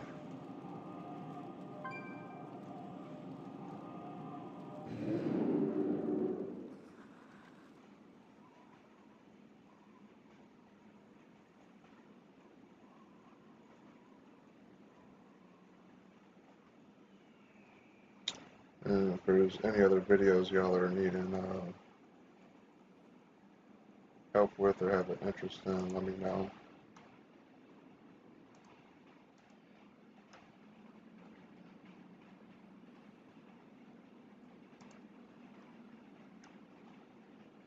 You should be my MySpace friend, yeah. And you can't ever doubt it because I'm 1 in a million. Shout out to Aaliyah because she's 1 in a million. I'm just kind of like the finest thing you've ever seen. But that's the most arrogant line of all. I'm just kind of like the most finest thing you've ever seen. I was one of the most famous people, like in top 50 really on MySpace back in the day, and I had tons of songs with thousands of plays, and I could have got signed and all that, but thank God I didn't. Oh, where the hell am I going, bro? See, y'all don't understand ADHD.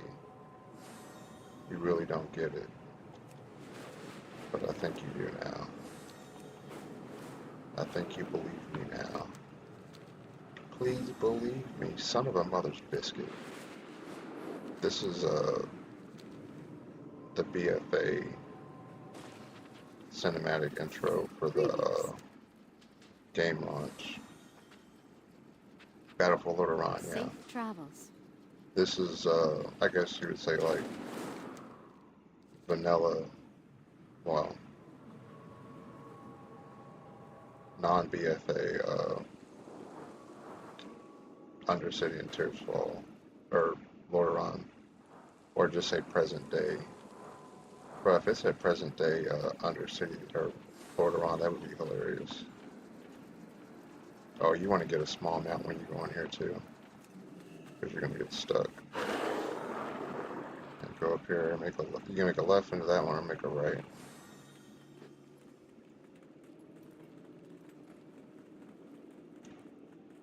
Sometimes it'll put you into the rogue's quarter, or mage port. I don't know why it teleported me outside. It's probably because of the phase. My ex-girlfriend was afraid of that mount. The jump was funny. Oh no. You gotta hurry up and get off, because if you're not, it's gonna put you back up there.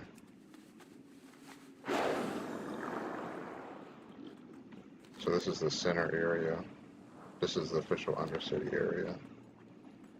Because it's under Lordaeron. What the hell? Bro, what is happening with my steering wheels? So you want to go to the rogue quarter.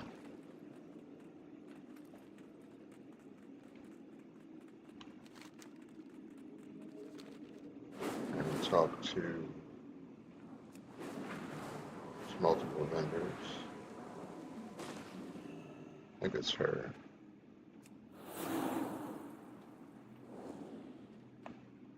Oh, my thing is not thinking.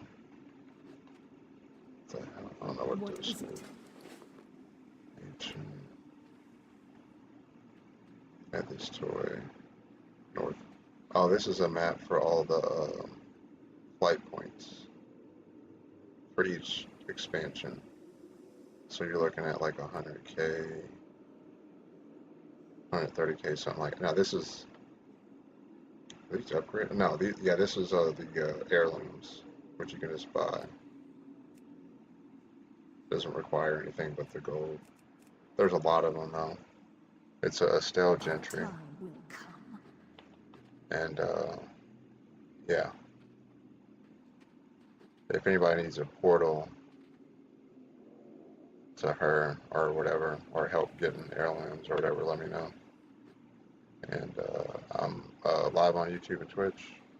I sound like this because I got a lot of medication in my system. Why is my thing not zooming in? Oh, I don't think I didn't hotfix it to something. We'll just do C. There we go. But yeah, that's her right there. I am forsaken. And the rogue quarter is right here. The cord is 78, 74. Right there. I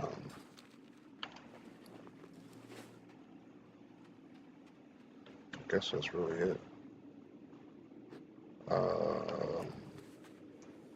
Yeah. Let's see. Someone's roast. Oh, somebody ahead of me. I have a lot going on in real life, so I'm actually working. I am streaming all that, but I'm doing a lot of different things, so it's easier if you get in the Twitch chat or message me in BNET or text me on my iMessage or phone, or whatever. But Twitch chat's the easiest for BNET, really. Or you can hop in the voice in Discord. I have both of my streams are up on Discord. The computer to my left is the auction house stuff right here. That's that account. as you can see. And that's that. And so if you see anything on the stream on here that you want, just let me know. I guess I'll probably start saying that in every video so people can actually like decide if they actually want something or not. But I've got like thousands of items, and I usually have like 500,000 in value of items on each server on average, give or take.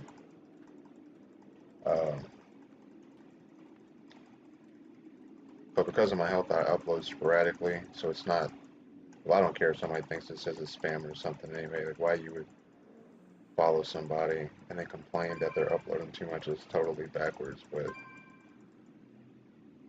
if it bothers you, then you can just do whatever you do. But if it doesn't, then just literally hit the alert, not because of like what the cliche thing people say, because I don't know when I'll be sick and not sick to post. But I post like guides and all types of stuff, just different things that other people just won't post, because everybody else posts basically the same exact thing, but I don't do that. Just out of that's just how I roll. But that's it. I'm out.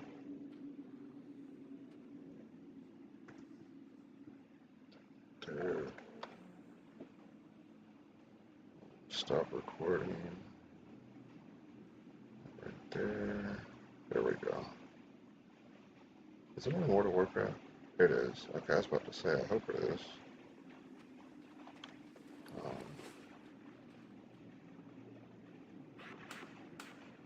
I really should have her,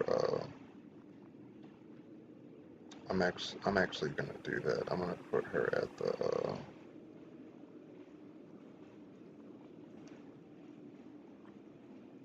I'm gonna put her at,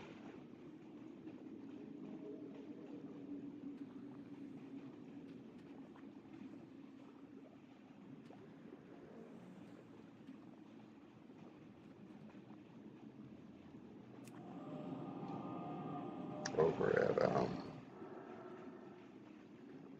Fat Boy. What's his name?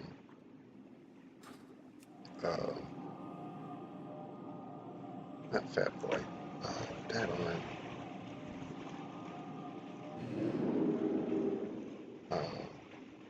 Top hat guy and the rhinestone guy. It's like 500K right there, easy. 4,500 gold, okay. It's good to hear from my granny. My nigga, right on. I was just talking about Maryland.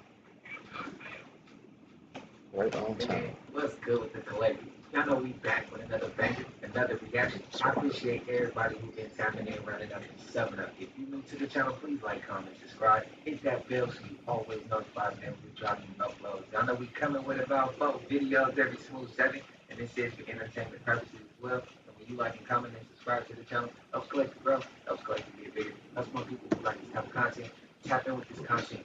But shout out to the collective. You haven't subbed up, you watching on the TV or whatever the case is. I appreciate you as well. I hope you're having a smooth 7. It's the early one. Y'all might hear my voice, I think you guessed it too. But I just wanted to say, we should pat ourselves on the back, collective. Anybody watching, we should pat ourselves on the back. So let me go ahead and ban tap. When have they ever moved this swiftly? Never really had this much communication. Never had this much information on misinformation, whether it want to be facts. We never had the opportunity to search this. How you doing? Now, any have it all we want, whether that's their plan, whether that's not their plan. I think we should pat ourselves on the back. Our communication from all the content creators, from TikTok to YouTube to Instagram, we all been pushing the movement, and everybody been on the same way. Consciousness is way more than all I can say. So I appreciate everybody. I hope y'all having a smooth 7. Now is the time to keep your interest up. Vibrate high, don't slip, don't stop, because see, they retreat. They tripping out over one app when there's real life issues going on. So pat ourselves on the back and make some type of thing, some type of positive change. In my opinion, y'all let me know if y'all agree or if y'all disagree. But everybody facing something, man, put that head up, put your crown on ball when you're looking at ground. So all I'm gonna say, all powerful together, like the mighty. So shout out to everybody in the world, prayers for everybody. I hope everybody's good. I hope we're all having a smooth 7. Shout out to the collective again. I love y'all. Y'all know how we rocking today. We got a good lineup. I ain't gonna hold you. Y'all know what it is. Let's get straight to the video, man. Let's go. Supreme Court just upheld the ban on TikTok, and here's something that nobody is talking about that I would like to share with you. There is 3 branches of the United States federal government: legislative, executive, and judicial.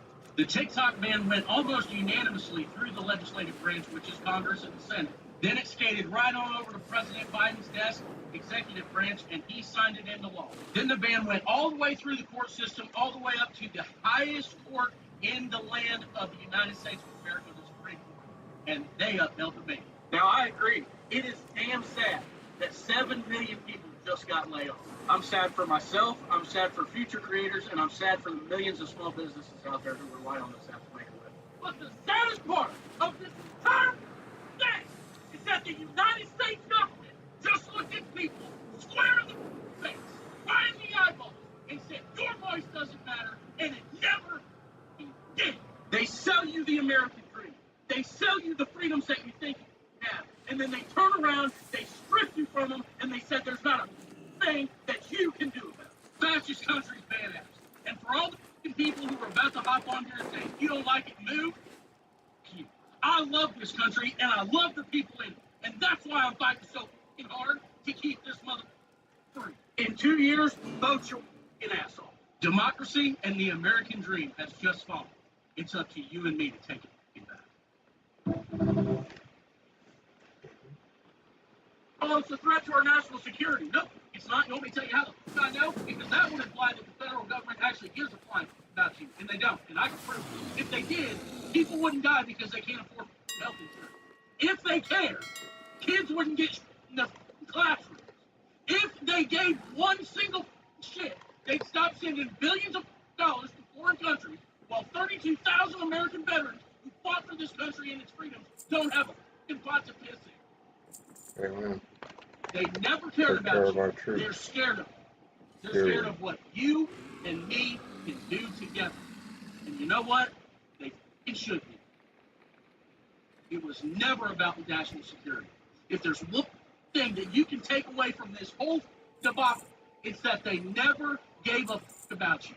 Right wing, left wing, same word. It's you versus them.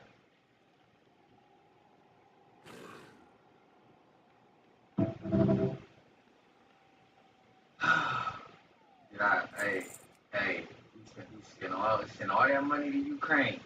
All that money to Ukraine, man.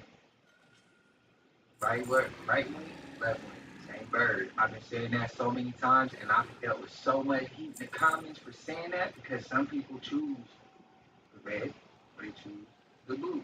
He said they all working together. I really believe that, but I respect you if you believe otherwise. If you chose one another, I respect you. We don't gotta be at war. Aliens exist, and President Trump knows about it. That's according to Israel's former space security chief. In an interview with an Israeli newspaper, he said the aliens have been waiting until today for humanity to develop and reach a stage where we will understand in general what space and spaceships are. NBC News chief global correspondent Bill Neely explains this one. Hi, Alison. Well, this is quite a story, and it comes from the man who headed Israel's space security program for nearly 30 years. Chaim Eshed is making the extraordinary claim that the United States and Israel have been in contact with a group of aliens for years. Not immigrants, but extraterrestrials.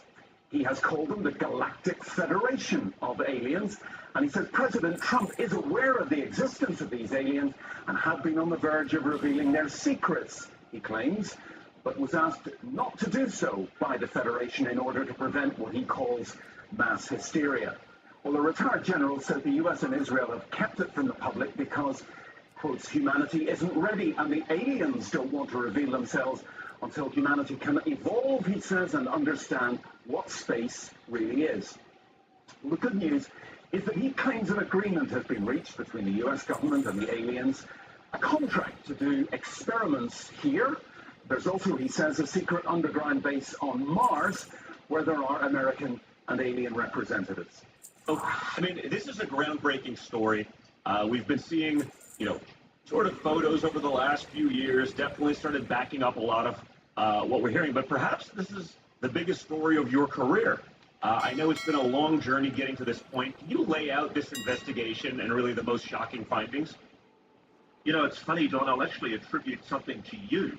One of the reasons I got my curiosity twigged about this story was because of an interview you did with your dad before the last election where he ran for president, and I think you actually asked him about Roswell, and he indicated at the time that he knew something, but he didn't go any further, and it made it very, very clear to me that whatever your dad knew, he hadn't been given the full story, because by that stage I knew about the retrieval program, and I think the most disturbing implications of this, and we explore this at 8 p.m. Eastern Time on Saturday night in the News Nation story, what we will be doing is revealing how presidents haven't been told this.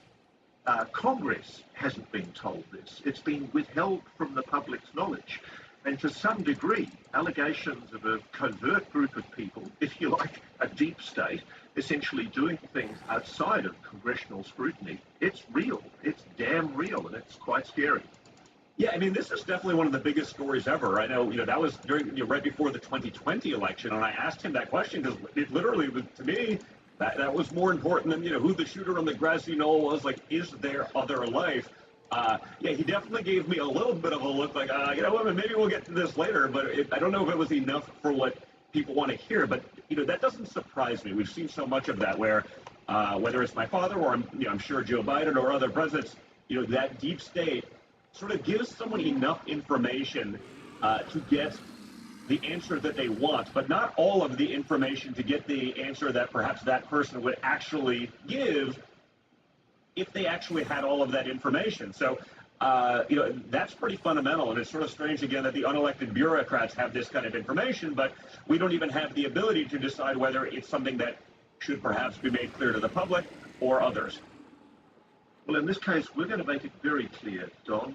Basically, the public has been lied to. I'm shocked as a journalist that the mainstream media have failed in the main.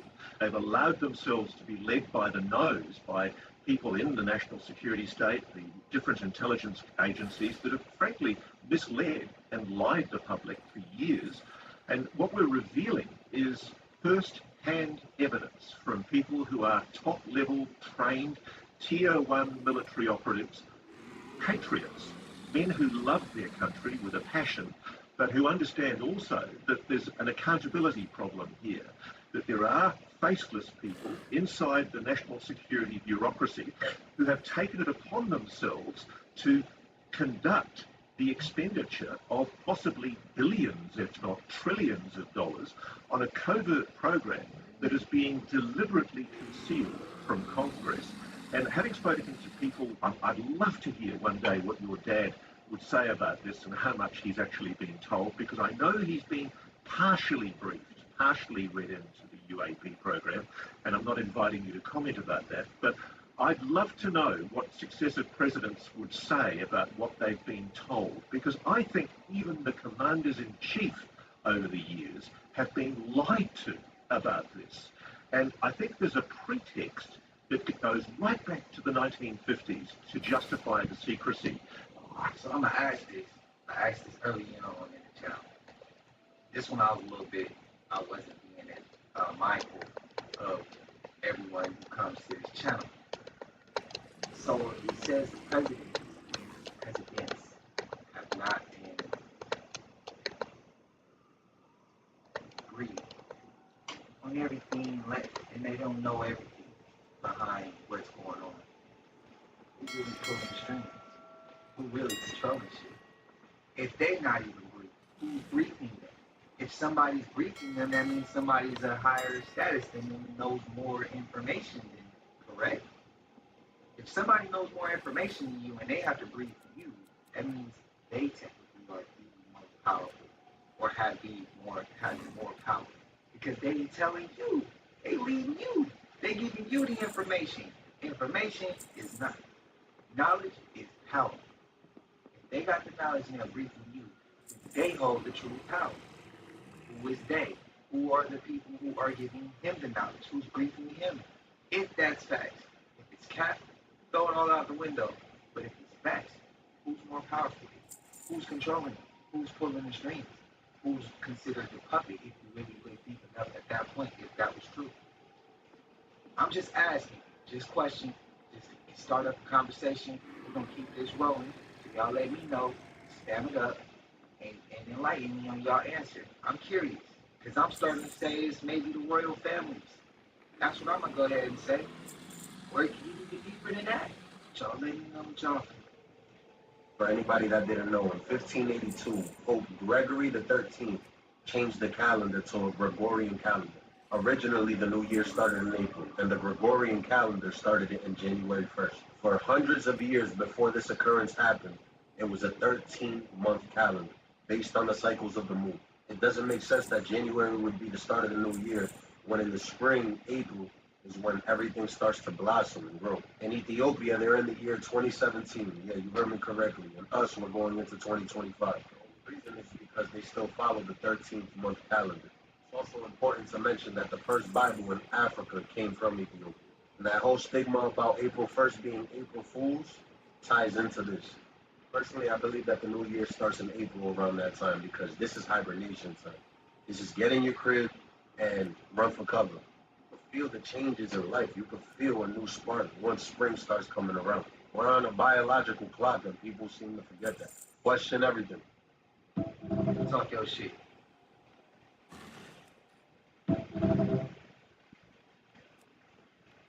In his words, not my words, his words, he wanted to conduct the largest attack in the U.S. since 9/11. So what I would say to American people is that when you think these things are happening half a world away, it's like that little inscription on your mirror in your car. Objects in the mirror are closer than they appear. Chinese government's pre-positioning on American civilian critical infrastructure to lie in wait on those networks, to be in a position to wreak havoc, things like water treatment plants. We're talking about transportation systems. We're talking about targeting of our energy sector, the electric grid, natural gas pipelines. And recently, we've seen targeting of our telecommunications system. So there you have it, you guys. That was FBI Director Ray. And like I said, this just coming out in... Go over some of the things that I heard in this meeting. It's very diabolical. All the perpetrators of this event are here. They're building up from a planned disaster by the use of directed energy weapons, which you can hear that interview in full by Googling the plan to burn up Northern California.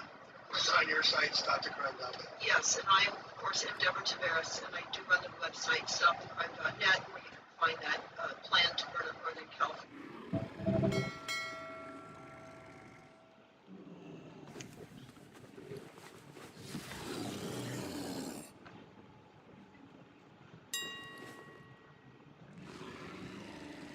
Yeah.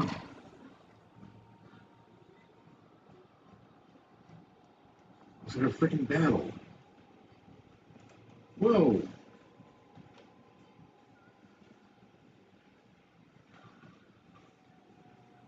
Welcome to Las Vegas.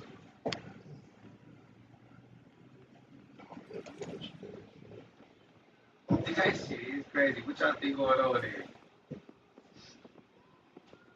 Take a really close look at that. I want to zoom it in for you. When they returned to New Zealand, these flights proved the inland area to be features of the character with a dome 13,000 feet high at about latitude 80 degrees south, longitude 90 degrees east. Now, if this doesn't make sense to you, let me show you with an image of what a flat Earth map would look like. Now, this is what a latitude 80 degrees south would look like on a flat Earth map. As you can see, the dome comes down closer to you over the wall, which would be about 13,000 feet.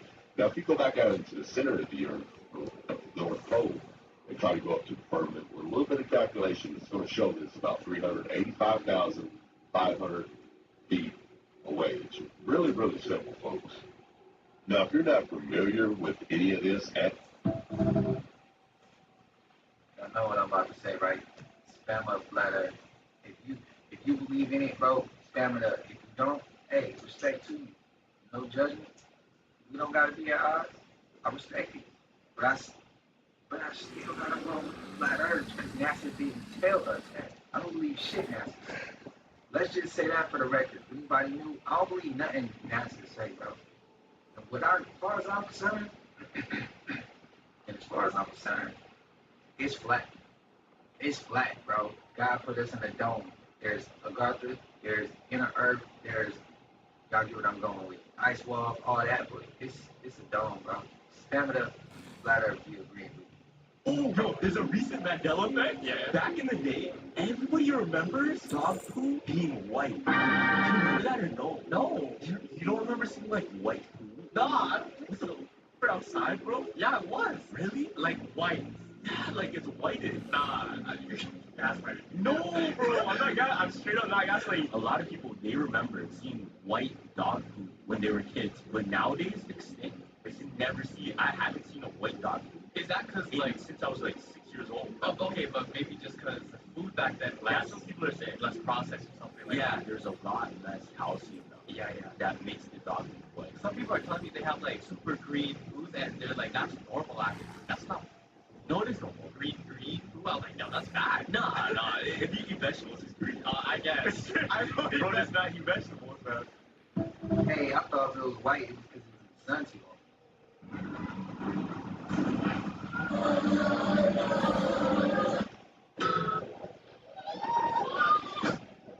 Yeah.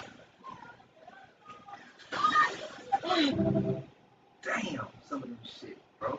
A script of a wiretap on her phone in LA where she was threatening Bobby Kennedy and a man named Rothberg, an art dealer, saying that she was going to hold a press conference to tell the whole world what Jack Kennedy had told her about the objects from outer space from the 1940s found in New Mexico, etc.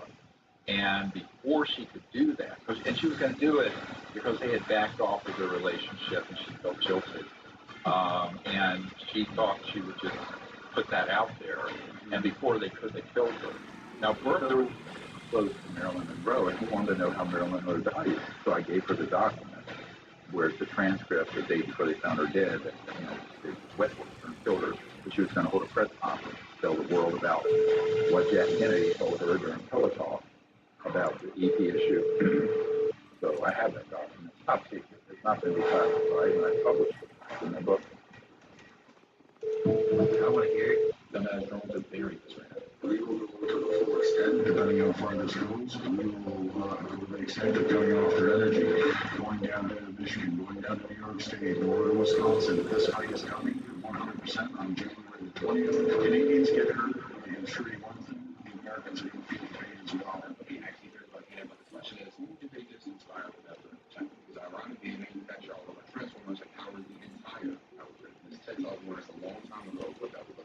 Imagine what that's like. You walk outside, you turn on your phone, there's no signal. You turn on the faucet, no water. You turn on the fridge, no refrigeration. Your food starts to spoil. You walk outside, cars pile up, no streetlights. Within 3 to 5 days, the food is gone from the grocery stores. And the trucks that the city counts on to resupply that food aren't coming. The sewage system starts to overflow and contaminates what remains of the water supply. Societal order starts to break down. The emergency responders have now left their positions like many did during Katrina to protect themselves and their own families. Remember how I said earlier in the speech that the farmers need to give up their farms before 2030, specifically that year? Yeah, so that's not a coincidence. That year doesn't come out of nowhere. So that year is basically the deadline that our global elites have given our country and will probably give you to abide by these new regulations. And that agenda is called the 2030 agenda. Now I have a slide showing you what that entails. So the 2030 agenda is a United Nations agenda. So there we go. Everybody is part of the United Nations, right? The entire world. And this agenda consists of 17 what they call sustainable development goals. And when you take a look at them right there, you're like, well, what's wrong with that? You know, they all seem very noble. No poverty, no hunger. Who could be against that? However, if we take a closer look at how they actually want to accomplish all of this, anybody with 2 functioning brain cells realizes that this cannot happen unless there is an active and maybe even forceful redistribution of goods, foods, property, and our rights, which basically comes down to the obliteration of all of our basic liberties and our rights. And these goals, as I said, are not... Y'all, this shit right here is crazy as... This is the 2025 Economist cover. As y'all can see, look at all the symbolism in the back. I'm pretty sure this one with Donald Trump just happened yesterday, last night to be exact. We all know that there's a new South too. These buildings are eerie similar to the California city, right? We all know what's going on in Cali right now. We are predicted to have one of the worst sun solar flares this year. All I'm saying is take a good look at this. Y'all can put together what y'all think, but all I'm saying is this shit crazy. And this is so beautiful, ain't it? So sad. Crazy.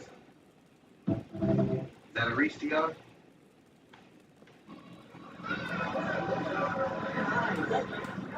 Can you see what the camera? What is it? Is it like a cat with flashing eyes or something?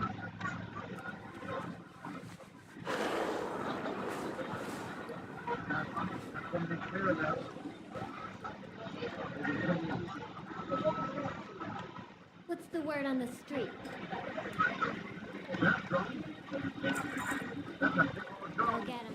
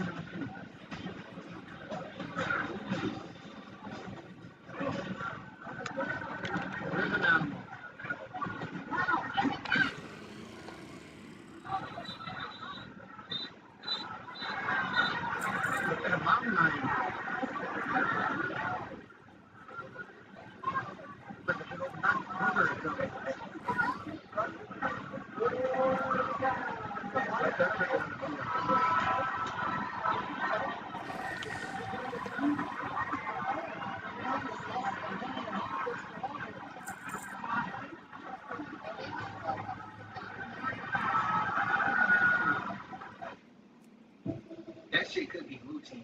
If that looked like a lion or a mountain lion or a cat. I land beyond the ice wall, and our realm is a prison.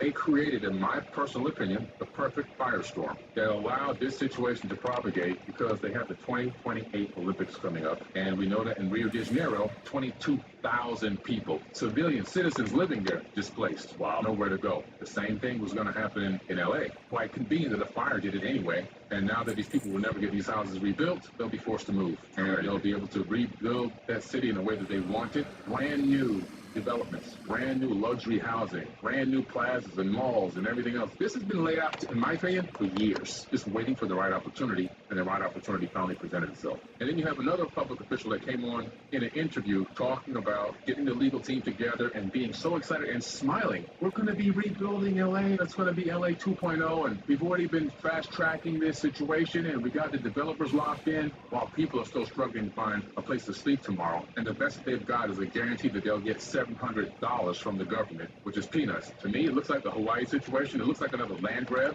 Things happen on this level. They happen at such a big scale that the illusion is so great that the average person will fail to see exactly what's going on. Big whoa, man, look up. When you see these, on the Egyptian wall, this is symbolizing the leaders that could travel into different dimensions, right?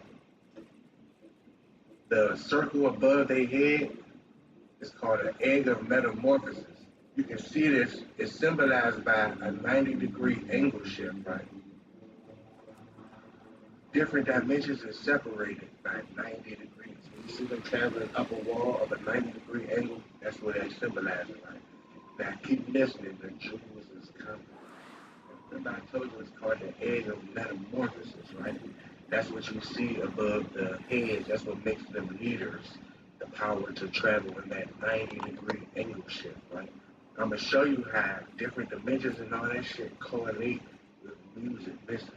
So once you travel through that 90-degree angle shift, you can physically leave at will. And I'm going to show you how dimensions work. You see how let's just pick the E key on the piano, right? You see how this is your dimension, but there's a very definite spot where the next dimension is? This is how this works. I'm going to show you. Listen. We live in a 7.23 centimeter wavelength, right? You know, when I go on a computer when the baby. Why they do that? Why they let him get the going and then they cut him off, bro? Damn. What's up, everyone? I just had to stop in this abandoned mall. It's actually where I grew up. I used to come here. It used to be packed. It's very strange walking in here. Here's a food court, just completely empty. Every store. There's literally no one in this place. Every store is locked up, closed up, abandoned. Everything's down, shut down. It's kind of strange feeling. I feel like I'm in that movie or that video game, The Last of Us. Well, it's the last of shopping, right? Because we're going through this massive awakening. Everything is changing, folks. No more consumerism. No shopping.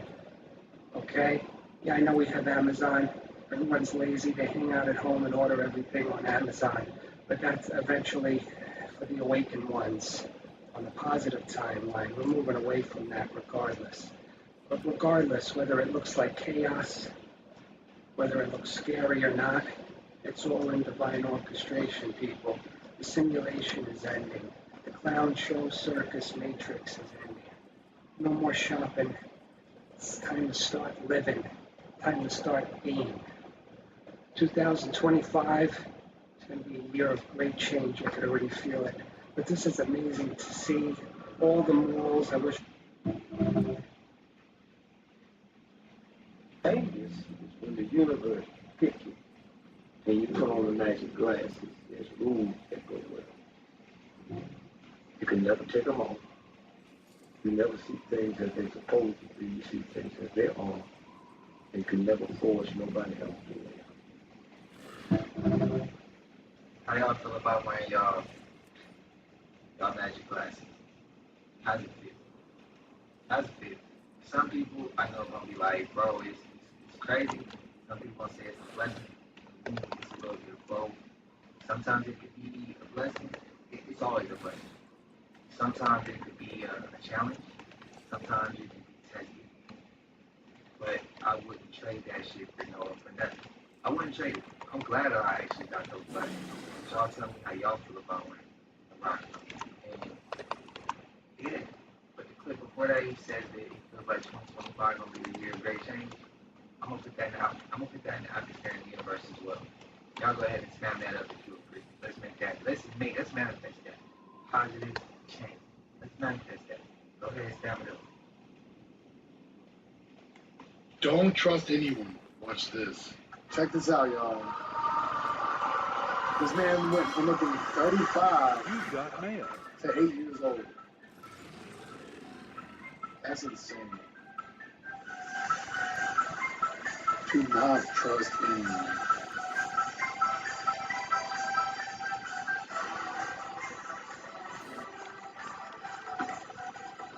Ain't no way.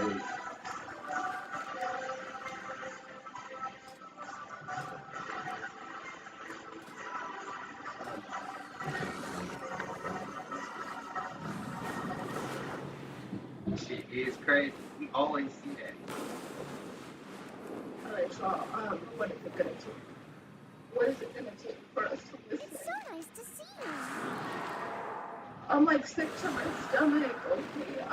I've heard the rumors and I still am guilty of taking my kids to go eat at McDonald's, but today took my girls to go get their normal Happy Meals and got a 10-piece for my 6-year-old, and she bit down into one of her chicken nuggets and she says that, she hurt her teeth. And so I'm looking at it and I pulled this out. She pulls this out. She hands it to the kid. And I'm freaking out. Baby, where's your tooth? What happened? How did you lose a tooth? How did you lose a tooth in your chicken nugget? It's not her tooth, y'all. This is not my baby's tooth. But this is a baby's tooth. This was someone's baby's tooth. This is disgusting, and this is what we're eating. This is what we're feeding our kids. This is a human tooth. This is a baby tooth. And I say baby no more than 6 years old. This is a tooth. This is a baby tooth. And we're eating this shit. And you mother are still gonna go continue to eat from there. Look at this.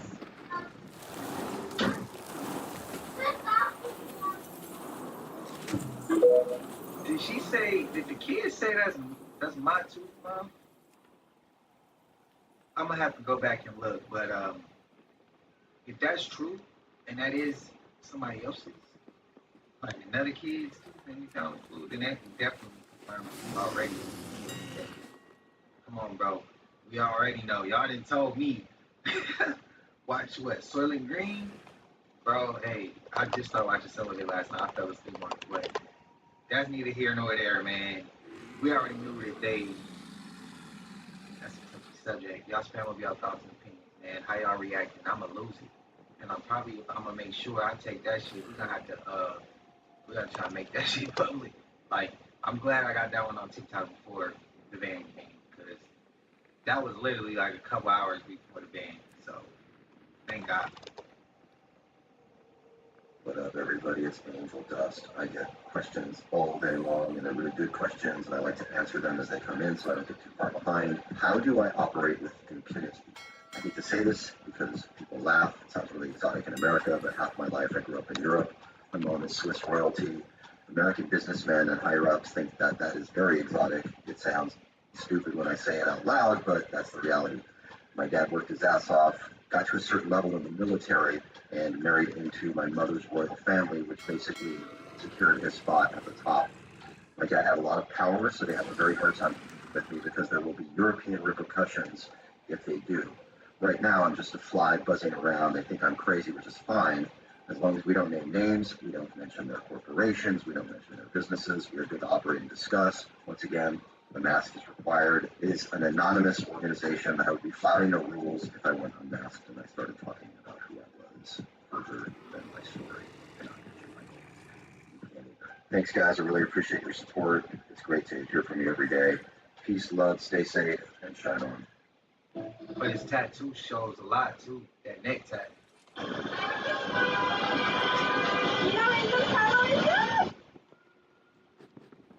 Oh, he does drop those monocles I showed you. It's not on the chart. And he drops the rhinestone. This is on Area 52, so this usually sells for like 500K-ish, give or take. Usually like 350. But people on High Pop always undercut, so it's the Kata version too. And it says Kata. And then the monocles, those can go for like 20K to 30K. Or like 12 to 19-ish. There's Ruby, Amber, and Sapphire, as it's showing you. This one comes from Nomergon. But that's that one. But Gar drops the Ruby, the Amber, and the Sapphire. And then he drops the top hat. That's been stuff like 500K. That's a lot of people like that for transmog, especially Worgans. But yeah, that's just how to kill Gar. And he's over in Kalimdor. Right here. Mount Hydril. Right next to the raid. Right there. And then he's right here. And I just parked my drill up here. And he can't respawn. But I'm in war mode. And whoops. I'll just go up here. Whoops. I was having the wrong mount to sit right here. There we go. And then just wait for him to spawn. And then you can do, make your camp right here. And teleport right to him. And then if you want, you can turn war mode off like that if you want to see if he's in another phase. But check it with war mode on first, and then try to join another server or invite yourself from another account or a friend, and then see if he's up, and then if not, turn war mode off and on and do the same thing. And that person was looking for him. Yeah, but I got him first. Yeah, that's the video. I'm live on Twitch and YouTube, and then there's the community right there, almost 600 people. That's it. It's not to do achievements, it's to help people do whatever they want in the game. Or just hang out outside of the game, like Discord or whatever. This is my Carnagias WoW market, buy, sell, and trade.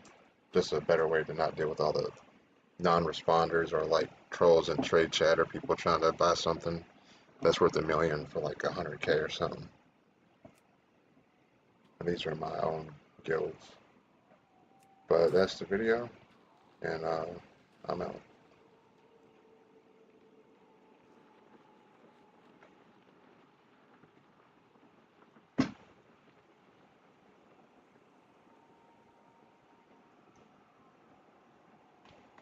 So I need to post this stuff.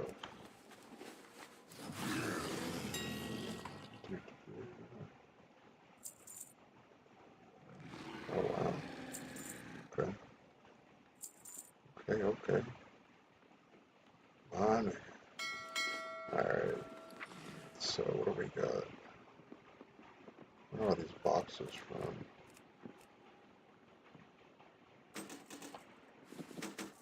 I'm not exactly certain. Hi, sweet baby. What you doing, Ina? You checking out everything? Oh, I didn't have that many things. I thought I did.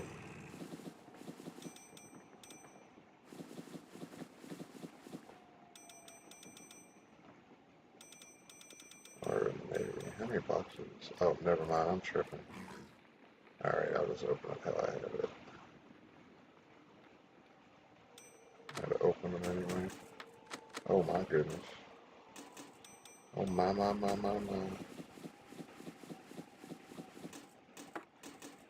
I was last on this tune 9 days. Dang, I didn't let it been that long. My sense of time is so screwed.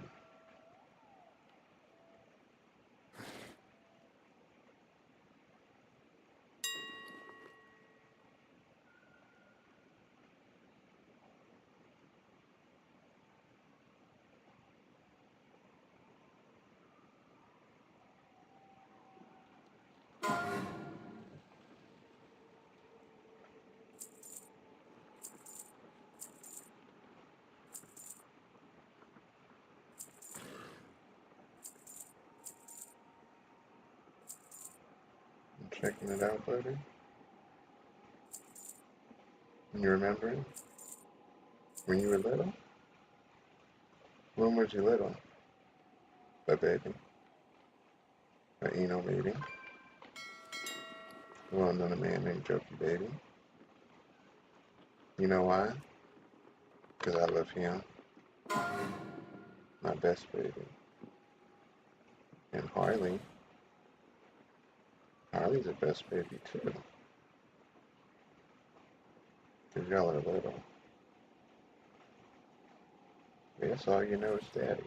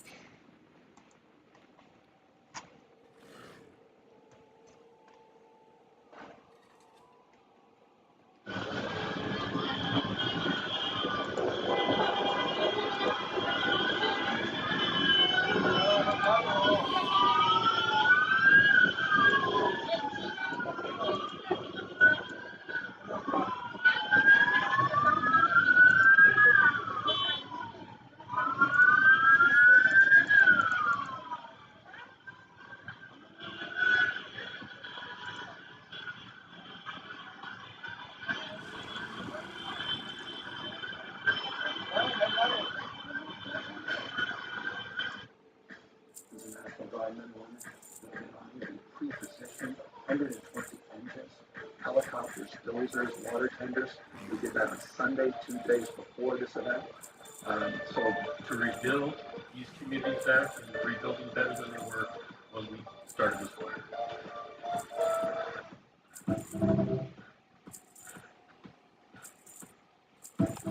Man-made, for sure. We have this ice storm heading into the northeast, and you know, it's interesting time. We have this catastrophic ice over here, but fire rampaging over here.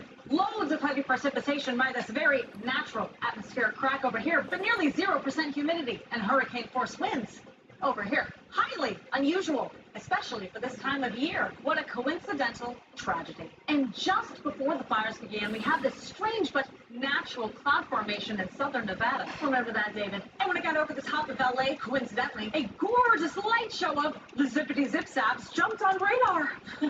I tell you what, David, it's almost like Mother Earth herself pushed all the moisture and chilling temps to the east, drying out the west to insane levels. And then lit a match on the entire city. Nature is wild, isn't it, David? It sure can be, Ariana. And again, the name's Kevin. And Stephen, before we move on, I took the liberty of collecting some civilian footage for today's live broadcast.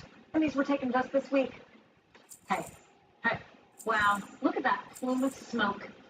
Ooh, what was that? It's probably just a bird, Stephen. This is a fast bird. Wait a minute, is that the same thing? Yes, David. You know, there are birds all over the world. But it's glowing. Yes, David, that's probably because it's on fire. Whoops, how'd that get in there? Gosh, I had no idea trash bins were fireproof. Okay, wait a minute. Are you telling me you're not seeing this? Seeing what, David? And see, if the news was like that, you probably would be watching. But it ain't like that. It's on TikToker, now that's Instagram, so we watching it. It's the real shit. We want to know the real shit.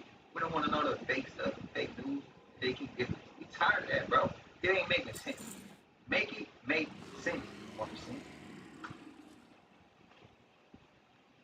The hardest lesson to learn in life when you got a big heart is letting people bump their head.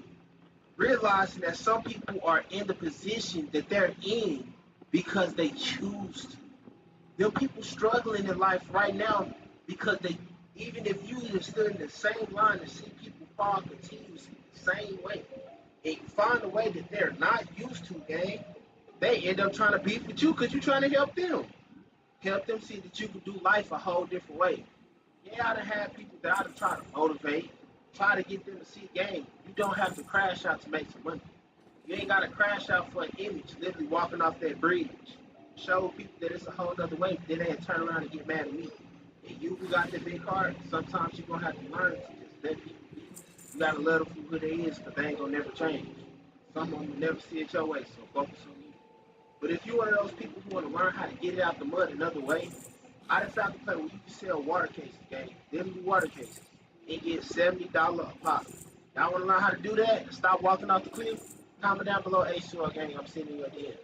I've been putting people on plays for about a year now. Who finds gonna walk across the bridge? I'm going to give you a list of entertainers and celebrities that are actually extraterrestrial in origin that you may not have known.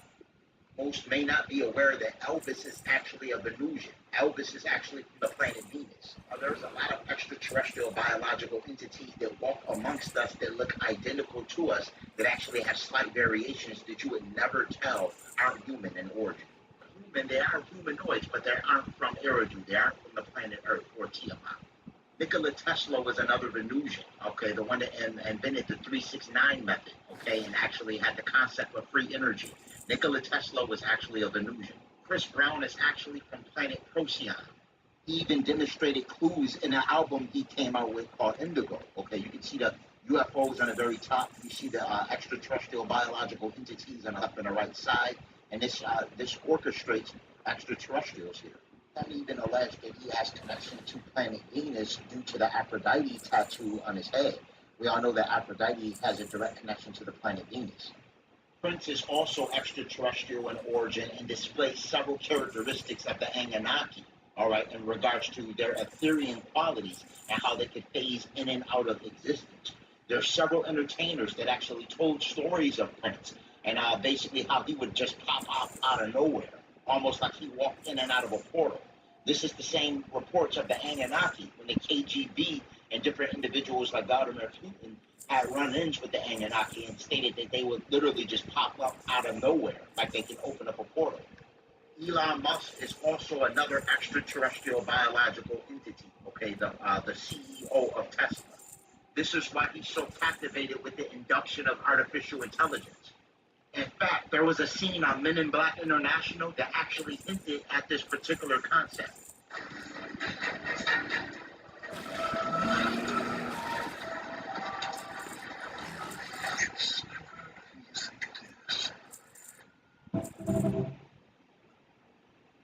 Now, I don't know about all the first ones he was naming. Elon, some of y'all before, how y'all feel about Elon? And some of y'all was like, you don't trust him. Some said that y'all trust Trump. Y'all rock with him. But y'all, the verdict was still out on Elon. I feel it. Elon, I already can go ahead and say for me, I don't trust him. I don't at all, not in the slightest. I don't trust him. Read from the satellites. Now wait for it. What is that? Did y'all see that? That is laser. And on the screen you can see what they often use that for, I'm sure. Apparently this comes from Daywalker 378. But we got more on this. What up, everybody? It's Angel Dust. Why does the Illuminati make us wear masks when we are interfacing with the public at large? I get asked this question all day long, and at this point I feel like I have to address it or I'm going to lose my mind. I'm not hiding from them. I'm hiding from you. The ceremonial nature of masks is perfect. However, if you repress people for hundreds of years, and you think when the revolution comes, they're not going to come after you with the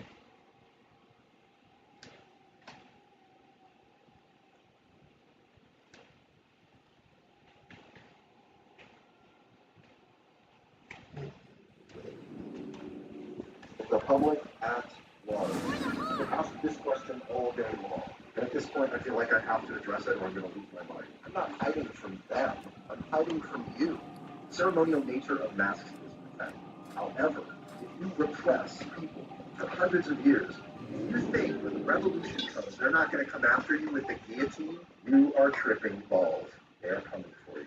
So whereas masks started off in a ceremonial capacity, it became a fundamental part of taking care of ourselves. So here we are. I'm breaking the code by coming out and talking, right? They know who I am. They're crying about who I am. You're here to learn about the bullshit they pull every day on every one of us, and I'm here to tell you all about it. You call me a fake, I don't care. You call me on full of shit, I just don't care, brother. Wake up and smell the coffee. Shit is bananas right now. I know why. And I'm going to keep talking about it, and I'm never going to shut up. We're starting a Discord so we can go way deeper, and I'm going to be doing live streams to get past this ridiculous minute and a half limitation that we have here. Sign up in my bio and shine up. Five-headed angel, bro.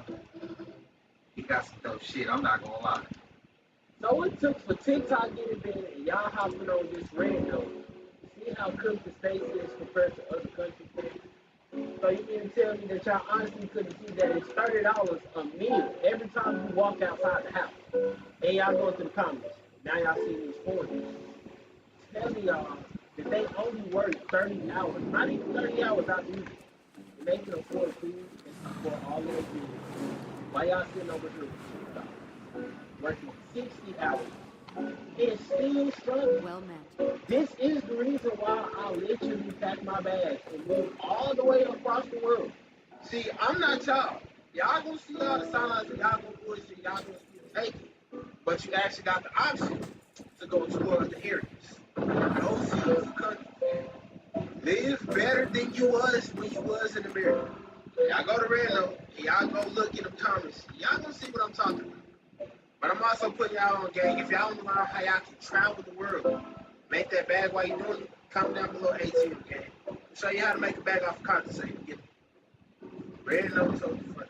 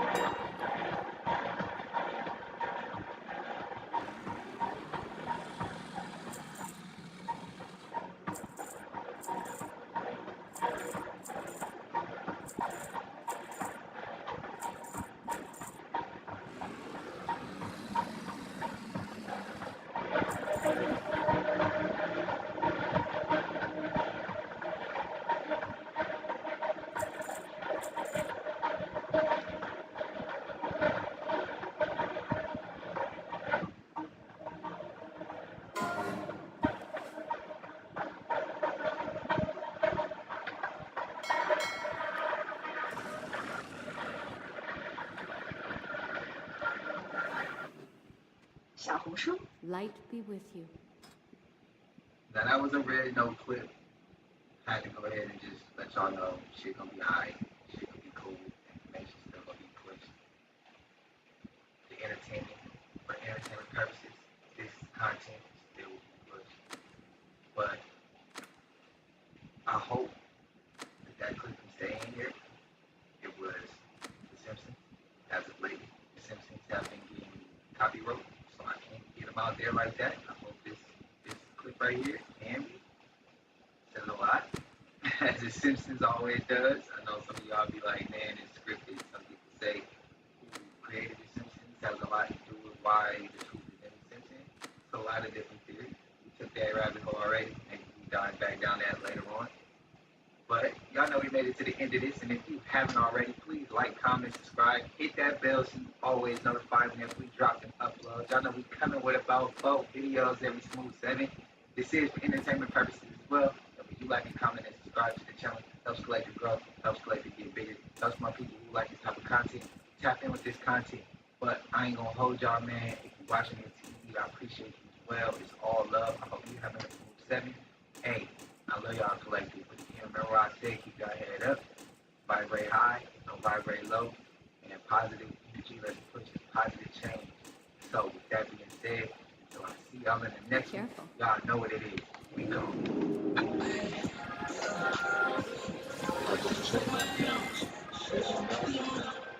You already know.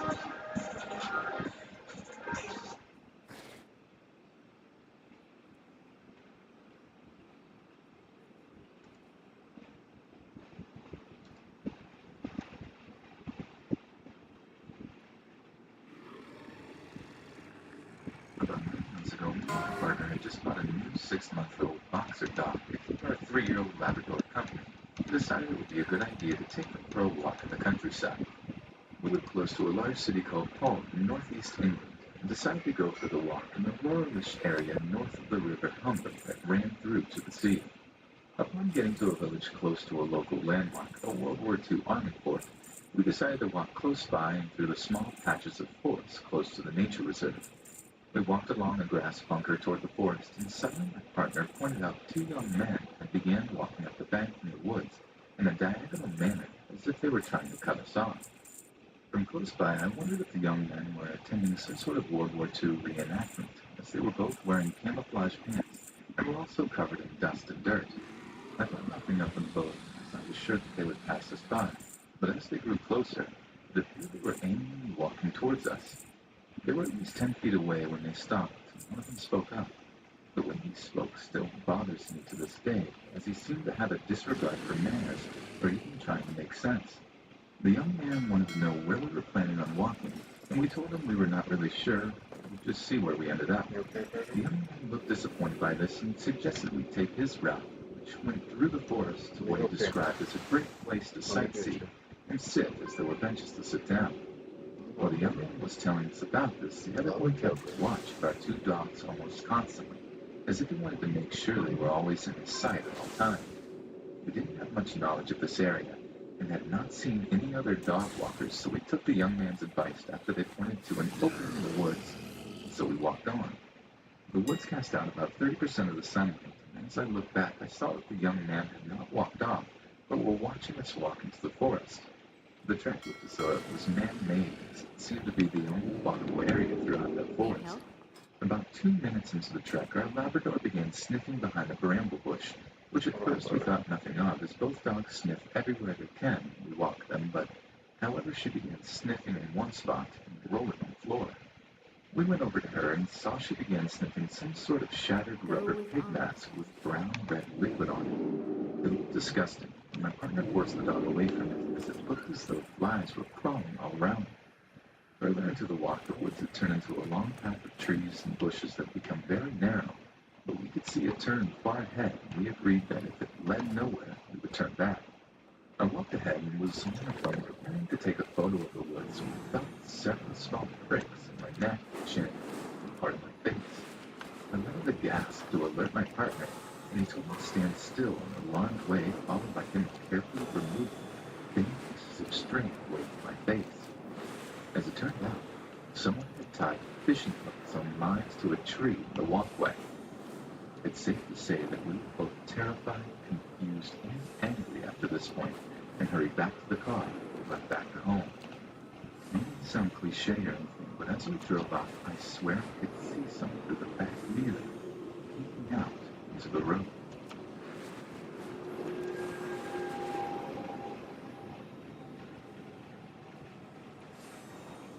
Last year I was hiking Shenandoah, Virginia. It was a planned 2-day hiking trip, myself and 2 friends. Late into the first day, one of my friends grew ill and decided to turn back. The second friend joined him, just in case it got worse. They told me to go on, and seeing as I'd been looking forward to the trip, I did. As evening approached, I came upon a clearing into the forest. On a table, surrounded by tools and several cans of spray paint, was an elaborate dollhouse. It was large, perhaps 3 feet tall. Its walls and windows were open, as if it had just been built and was drying. That lingering smell of spray paint still hung in the air around it. On the back of the house, a photo had been affixed. It was a family picture, old, perhaps taken in the 80s. Everyone in the picture looked very uncomfortable, like they didn't want to be taking the picture, or were forced to. Not scared, just very uncomfortable. I left it and continued on so that I might reach my planned campsite by nightfall. The wind picked up considerably. In the distance, I heard a branch give and fall, crashing to the forest floor, startling me. I found the campsite, but was a bit unnerved by the dollhouse in the middle of nowhere. I realized I didn't want to camp out in the open, where whoever was working it might stumble upon me. I had one of those little one-person tents that stand just tall enough for a person to lay down in. I set it up behind a thick stand of brush, one side blocked off by a tall stand of rocks. I was glad for this because not only was I now hidden, but the rocks effectively blocked the heavy winds, which had now turned cold as the frigid air tumbled down from the mountains at night. The sound of wind-churned forest was relaxing. I think I fell asleep right away. Have you ever been awoken by a loud sound? You're unsure what it is exactly, but someone A loud sound, you don't know what it is after waking up. What is happening right now? Pitch dark. I had the sensation that something was near. I listened intently, trying to hear over the wind. I heard a man's voice somewhere in the distance, harsh, rapid, becoming softer. He was too far away from me to discern what he was saying, but close enough that I could hear inflection and cadence. It sounded like a crazy person scolding himself. Then, his voice became softer, answering. As I listened, his voice grew louder and louder, until I could hear his clumsy footfalls crashing towards me. He walked by where I was camped, just several feet away from the brush that concealed me. By now, my eyes had adapted somewhat to the pale moonlight, but I still couldn't make out anything more than a large, massive shape. He was probably about 6'6", heavily built. He was carrying something long beneath his arm, a rolled-up tent, I guessed. He was angrily talking about someone's face and how it haunted him. His voice then became childlike, and his conversation with himself turned to the topic of cheese and crackers. The dude was clearly off his rocker. After a moment, he continued on, his voice receding until I could no longer hear him. I slept little at night afterward. At first light, I booked it back the way I came, back to town, and I noted that the dollhouse was not in the clearing when I passed back by.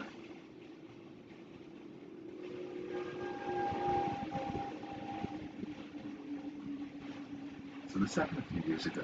I believe it was the summer going into my junior year of high school. I had been going to sleepover camps since I was very young, and that summer was no exception. However, I was in a different option of camp this year where I would be hiking the Appalachian Trail for 2 weeks, as opposed to staying in campgrounds. This was a new experience for me, but I was very excited because I'm an adventurous person.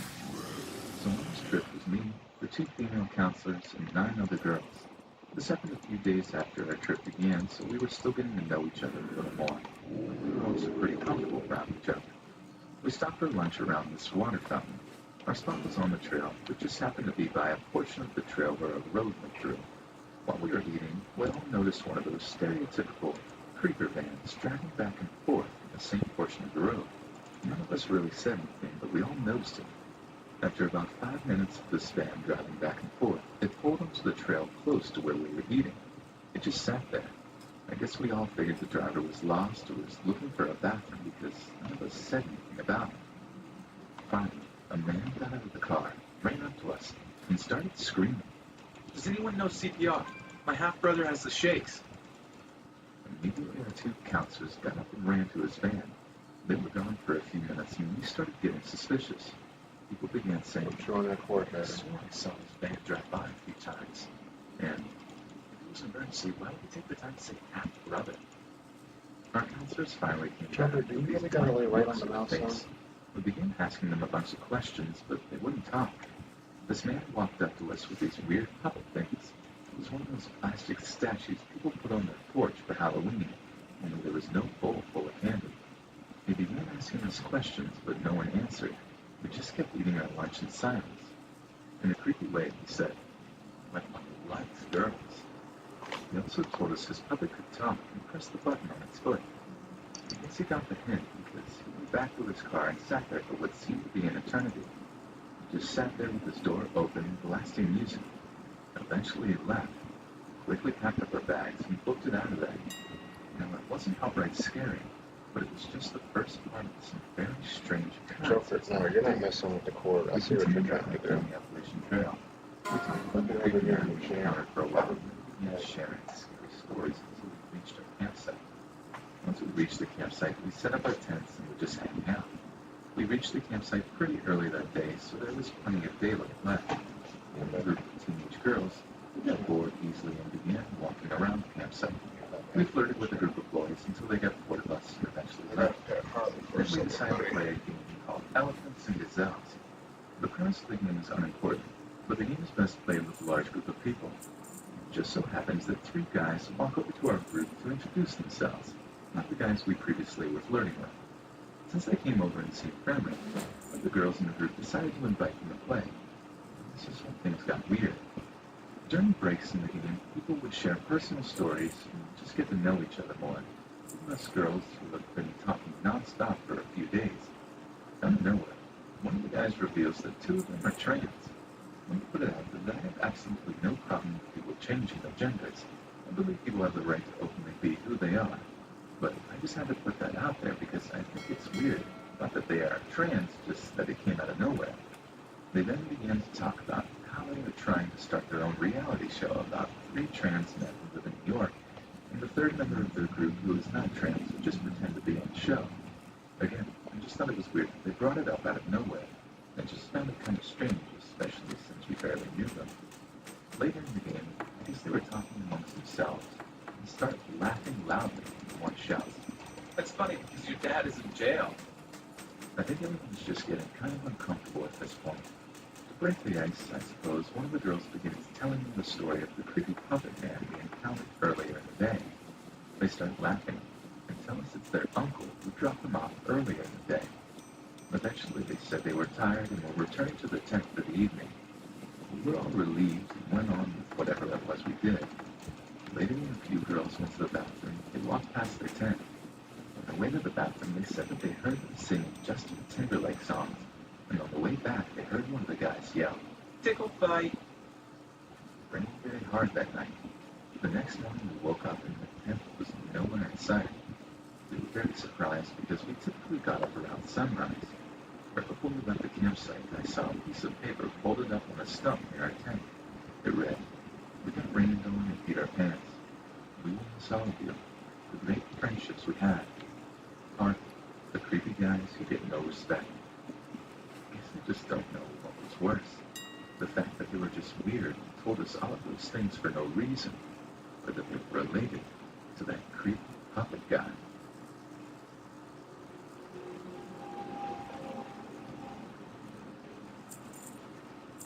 I'm a 33-year-old female from Los Angeles.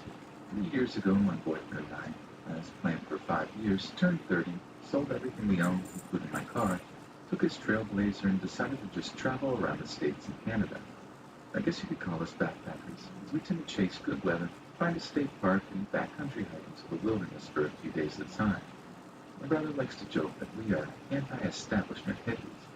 We don't necessarily live off the grid, but between the two of us, we have one prepaid phone, used for emergencies or checking in with family and friends, and one MacBook, which I use for work.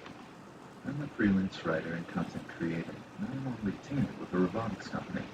I mostly write boring white papers on web content.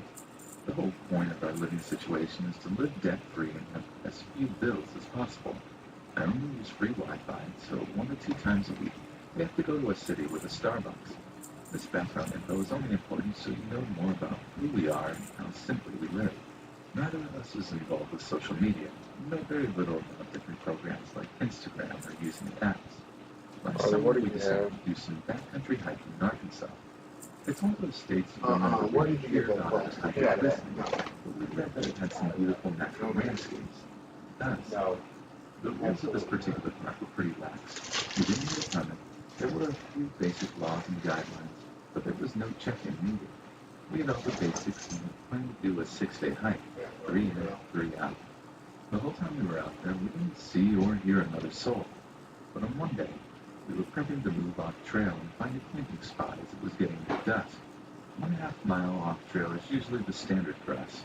We took what looked like kind of an animal trail, and about half a mile out, we saw a green 2-person tent. It was almost camouflaged in the foliage, so we came on it almost by accident.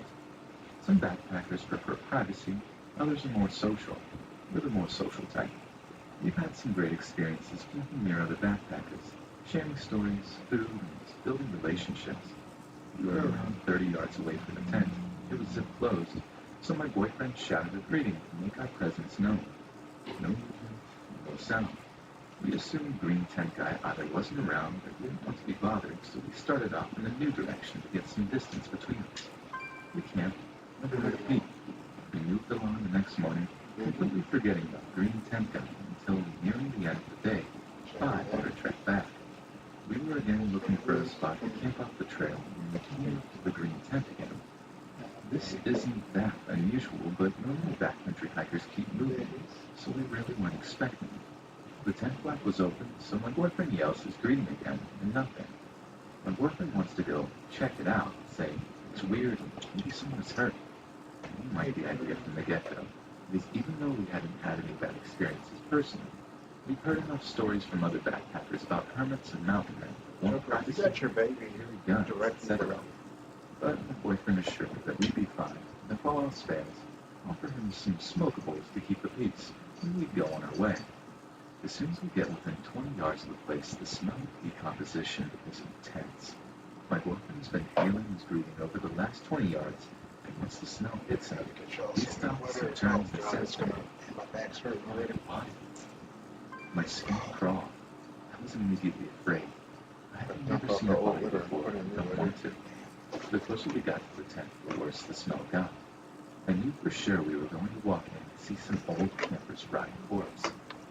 We found it was worse than. I wish I had a nurse to do that because that shit's fucking weird. Oh, is this not charging or what?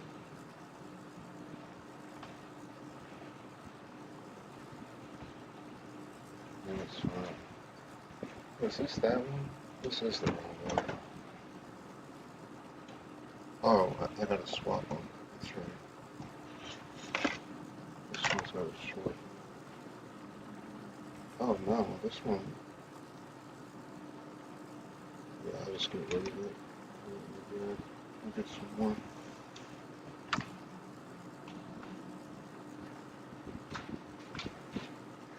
One that had those. Oh, I think it's still. Oh. But maybe I just put the little one in the big one. I gotta put the big one in the little one. What am I talking about? Switch.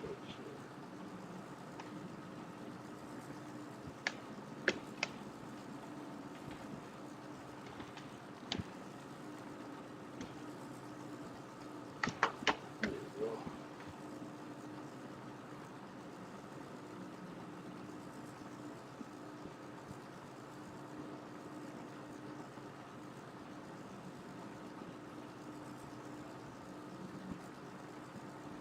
People put down their fantasies and regretted it.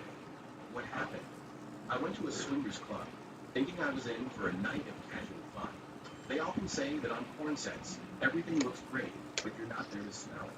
What greeted me when I got in the door can only be described as the aroma of King Kong's dangly bits. There was a roughly even mix of women and men. The age group varied between probably early to mid-30s to late 60s or early 70s. I wasn't quite prepared for either the geriatric male or female form engaging in such activity. I mean, no disrespect to older readers, but it is not pretty. Maybe it's something you get used to, I don't know. But to my fresh young eyes at the young age of 23, it is an image forever seared into my memory. They had opened a new hot tub that night, which promptly sprang a leak in the roof over the dance floor, due to the proverbial motion of the ocean going on in it. One could engage or merely watch the spectacle of debauchery and not engage. I chose the latter and remained fully clothed and somewhat stunned. I was encouraged by a 60-something who pressed her bare jugs upon my behind and fondled my tea bag gingerly. She whispered in my ear, "Oh, look at what we have here. Some fresh meat. My friends would love to meet you." I politely declined and made my way to the rear kitchen, a small room where partygoers could take a breather, make a cup of tea, and chat about their experiences. It was flanked by a large bed made up of several mattresses laid side by side, thus also serving as a kind of party room, a kind of curtained temple of Sodom and Gomorrah. I sat gingerly on a leather couch and was soon joined by a gentleman who had come there with his wife.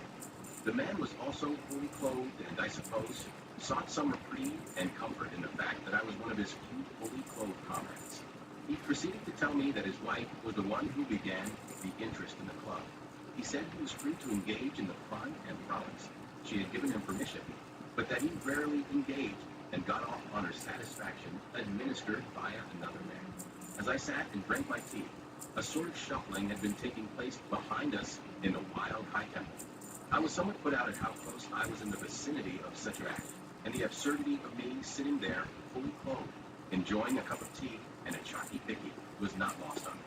Upon turning my head out of morbid curiosity at the many sounds now emerging from the adjoining love pit as they clearly began to reach their climax, the gentleman proceeded to inform me that the sounds I was now hearing were indeed those of his wife. We had been sitting there, drinking tea, discussing the subjects of the day, all the while his wife was getting plowed by a man with the physical build of a pickup truck. I decided to step outside to the smoking area. Although I don't normally smoke, my frazzled nerves convinced me to take a drag. I borrowed a cigarette from a friendly woman who was about 5 feet tall. She was full dressed, pleasant, and seemed to understand my deer in headlights expression. She offered to brighten the evening up with a BJ. to induct me into this hall of filth. I decided that having come this far, I might as well, and took her up on her kind offer. We went into a room, a sort of small cabin really, at a height. It can't have been that large, just big enough for 2 people, and the inside was lined with mirrors and a leather mattress. She proceeded to give me what would have been an outstanding performance had it not been for the many male and female spectators that had now gathered around the cabin. This room was evidently the observation box, a place where one was brought solely to be watched. After a solid 20 minutes worth of a workout, I unfortunately found that the mental pressure of it all was too much. Alas, despite my companion's stellar efforts, my little guy would simply not work. The entire experience gave me a renewed appreciation of porn stars and the mental gymnastics they must have to go through in order to perform, stay focused, look appealing, and be convincing, whilst also being surrounded by blokes who are all probably clothed and who are watching your performance with intensity. I applaud anyone who can maintain a stiffy amongst that sensory smorgasbord. Alas, I discovered that swinging was most certainly not for me. Story 2. I first came across Soapland videos during the early days of the internet, and I found them fascinating. When I entered a relationship, I figured it was the right time to check this item off my bucket list. At that point, it wasn't something you could easily find in every adult store, so I ended up ordering the powder from a questionable website and waited over a month and a half for it to ship from Japan. The first issue was that the air mattress I bought didn't fit in our bathroom, so I had to set it up in the spare bedroom on top of tarps. Then, I had to make the dash from the bathroom to the bedroom, dripping wet, since it's recommended to be damp to start. Despite the logistical challenges, the massage and foreplay were enjoyable. The slickness of the soap made it easy to give a really good massage. The problem comes when you want to go to pound town. With no close walls, you got no traction. At one point, the girl shot out from under me like a champagne cork. Every time you push, she slides away. You try to find a foot purchase, but you've been slinging that crap all around, so the tarp is like a banana peel minefield. As the gel dries out, it starts to get sticky. So now you've got some traction, and the pounding begins. But once you start sweating, it's cork time again. You give up on the air mattress and go to rinse this crap off so you can just finish it, and take a shower fully covered in gel from head to foot and frustrated. Then comes the cleanup. The stuff just soaks up water, so you're left rinsing the tarp and air mattress. You have to drag them downstairs in a bit of a walk of shame for the clothesline to dry.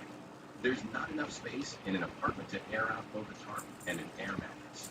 Your neighbors might not know exactly what happened, but they'll definitely be aware that you were up to something that required a tarp and a second bed. Congratulations, you've officially become those neighbors. Story 3. In my early 20s, I had a thing for older women. I went to a Chinese restaurant with a bar that had a reputation as being a pickup joint for 50, 60, 70-year-olds. I went into the bar with a few friends for kicks and giggles, and started chatting up with the ladies. I settled in on this older lady, wearing a white leather suit, pants, vest, and jacket. I noticed her large fun bags, and she looked good. Lights were low, so it made her features softer. We decided to leave and go back to her place for some fun. We hop in her car and head out. We get to her place, and with real lights, you can see she's much older than I thought she was, and rougher looking too. I think to myself, well, her body is good, so I can get through this. We go to the bedroom, and she goes to the bathroom to freshen up. She comes out with nothing, and oh my God, the loose skin, it was sagging and wrinkled. Then there's the bush. It was huge. She probably had not trimmed it in years. I could go on, but you can see where I'm going. I still did it with her, and it was gross. The worst part was, she was talking dirty in a granny voice. Since she drove me there, I was basically trapped. I should have called a cab, but I was broke. I stayed the night, and we banged a couple more times at her insistence. She was actually really good at giving oral, and me being 21, it was no problem getting me up again. Eventually, she got tired and fell asleep. Then when she woke up, she made me breakfast. I do not remember the specifics on the breakfast, but it was really good, and she made percolated coffee, which was great. Then I hopped in the shower, and she came in, and we did it again. She then said she would drive me home. As I got dropped off, my mother came out and saw me get out of the car. Oh my gosh. The worst part was the lady saying, and my mom hearing her thank me for the fun time. My mom did not bring it up and didn't talk to me for a few days and had a super disgusted look on her face for a few days. Edit. This took place in 1990. The lady is probably not with us anymore. Story 4. I hooked up with a sugar mummy once.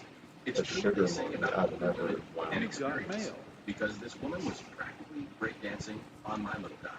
She could have been in circus, or at least a Spider-Man musical. What I wasn't ready for was the next day when her son, who looked like he was about 2 years younger than me, sauntered into the kitchen while I was eating breakfast. I had to sit across from him while she Sauntered, you're tried breaking to out the encourage big us word. to get to know each other. I will never forget the, oh, she made the waffles. She never makes me waffles. Look of disdain out of my head. Story 5.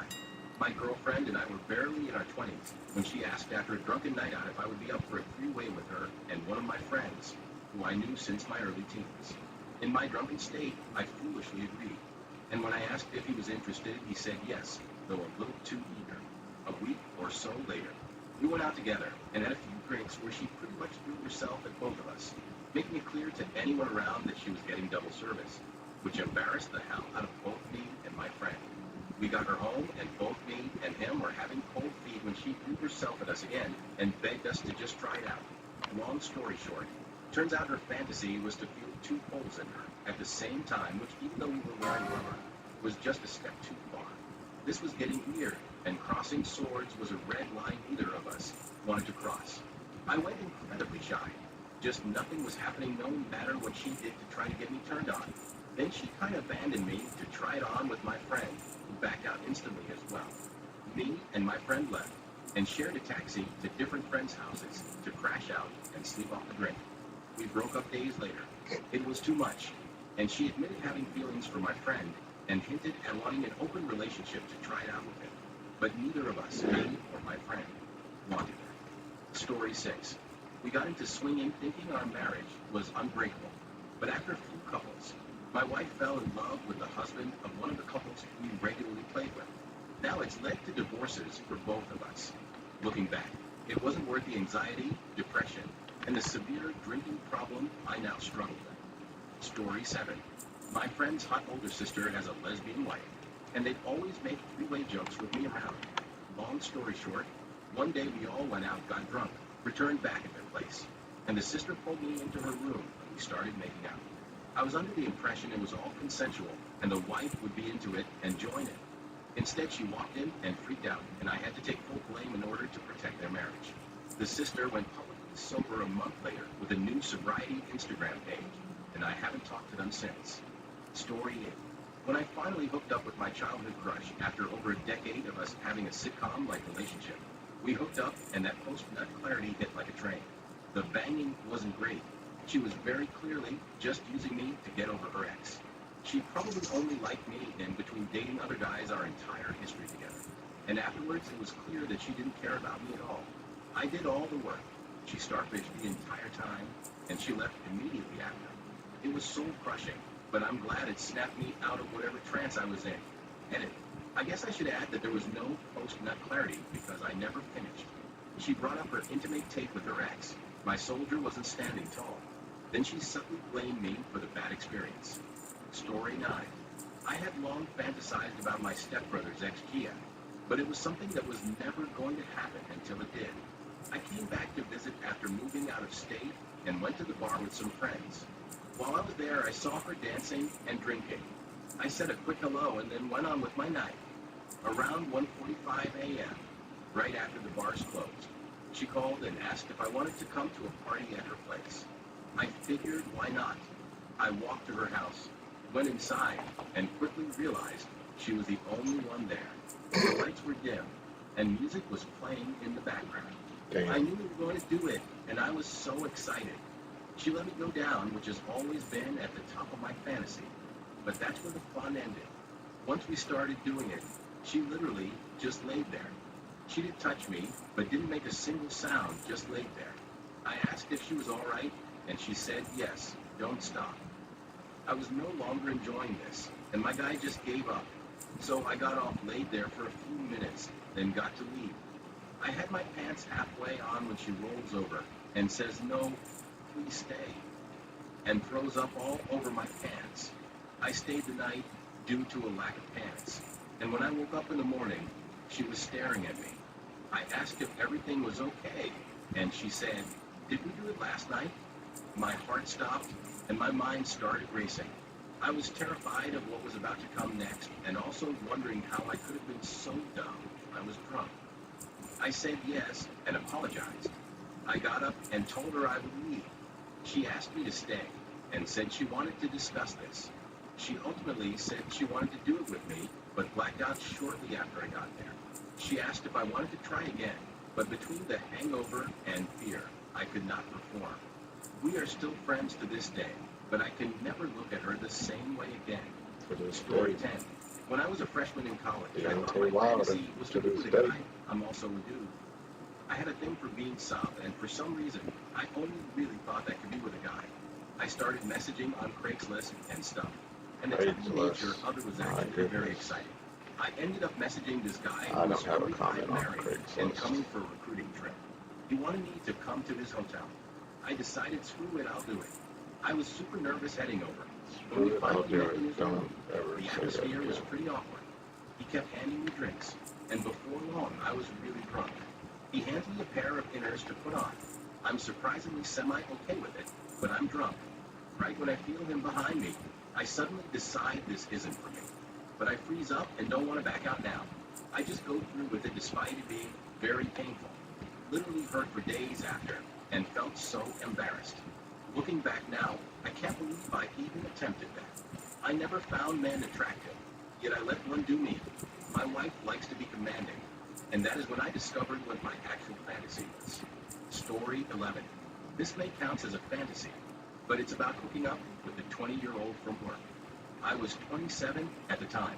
They were the only person I regularly interacted with. That was hot as hell. Took amazing pictures on Instagram.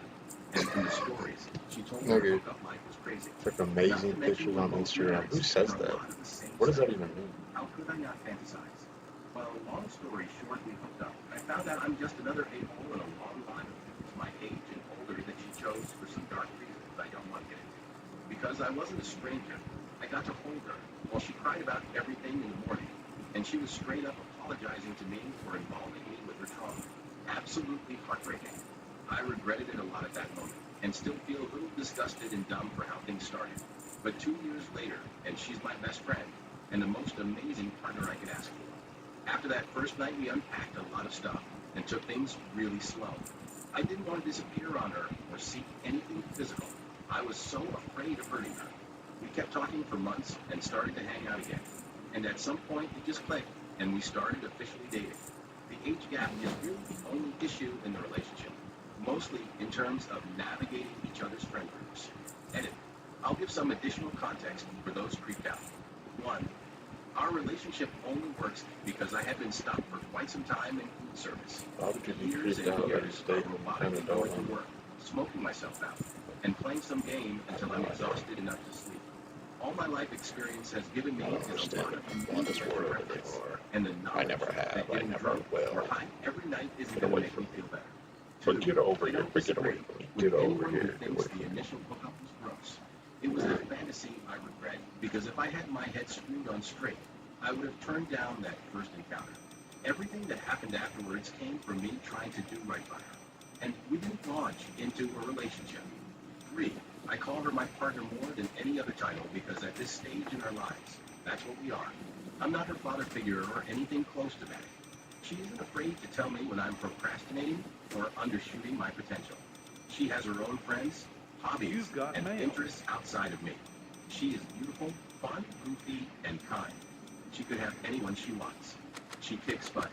If she wakes up one day and decides she's outgrown me, well, that's okay. I love her deeply and would never seek to control or guide her actions. More than any relationship I've had, we feel like a team, and that's what counts to me. Story 12. So I'm a male, and I've been interested for a long time in trying an MFM trio, and in my mid-20s, when I was single, and found a girl who was also interested. We advertised for a bit on some dating apps, but eventually she found out that her ex was an interested party. She had some reservations, but eventually decided it was our best opportunity. Shortly after we decided to go with him, on a random night, the two of us were hanging out drinking together, and just having a good time. One thing led to another, and after we had one round of pounding, she said she wanted to invite him over now. He lived like 10 minutes away. I had brought up the fact that since I had just finished, I may have some difficulty getting it up. but she was very enthusiastic. So I said, screw it, go ahead and bring him over. When he got there, she was already ready, and I was in just a row. He came into the bedroom, and not much later, we got started. It didn't last long. We were both sloppy drunk, and she started crying after he hurt her mouth, so he left. And we all said we'd give it another shot sometime soon. No big deal. But then after a few days, she started saying that her downstairs region was suffering a bit, and thought it was herpes. She went and got tested, and sure enough popped positive. I wasn't wearing a protection, and neither was he. And her and I had both previously tested negative, so it seemed he had given us herpes. I had engaged with her a few times after that night and before her test results, so I was sure I had it too. Eventually, a few months later, I decided to get tested, and it came up negative. I told her this, and so she got retested, which also came up negative. But all three of us lived a good few months thinking we had herpes. But I guess false positives do happen. I don't regret it as much now that I know I don't have it, but those few months were pretty rough. Story 13. My ex-husband / first boyfriend said we should try an open marriage for the rest of that year. We were married for 3 years. He said since he was no longer a part of church as a worship leader, and quote, we never got to live out our college days. He also claimed it would be great because he knew I wanted to explore my bisexual curiosities, and we had never been with anyone else.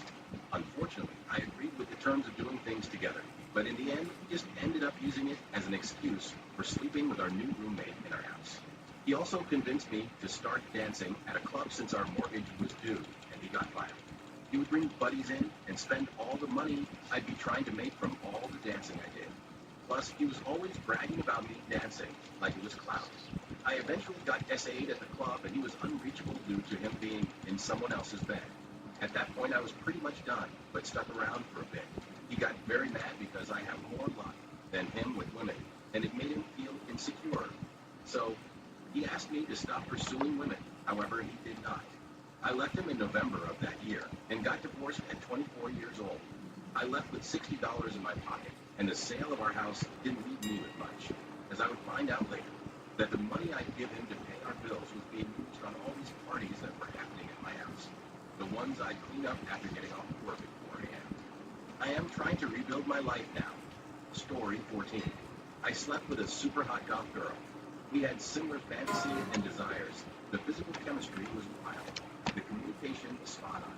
It was the best for both of us. Hours on end of dirty, passionate, risky fun. We did almost everything within a month's time. My little man was worn the F out.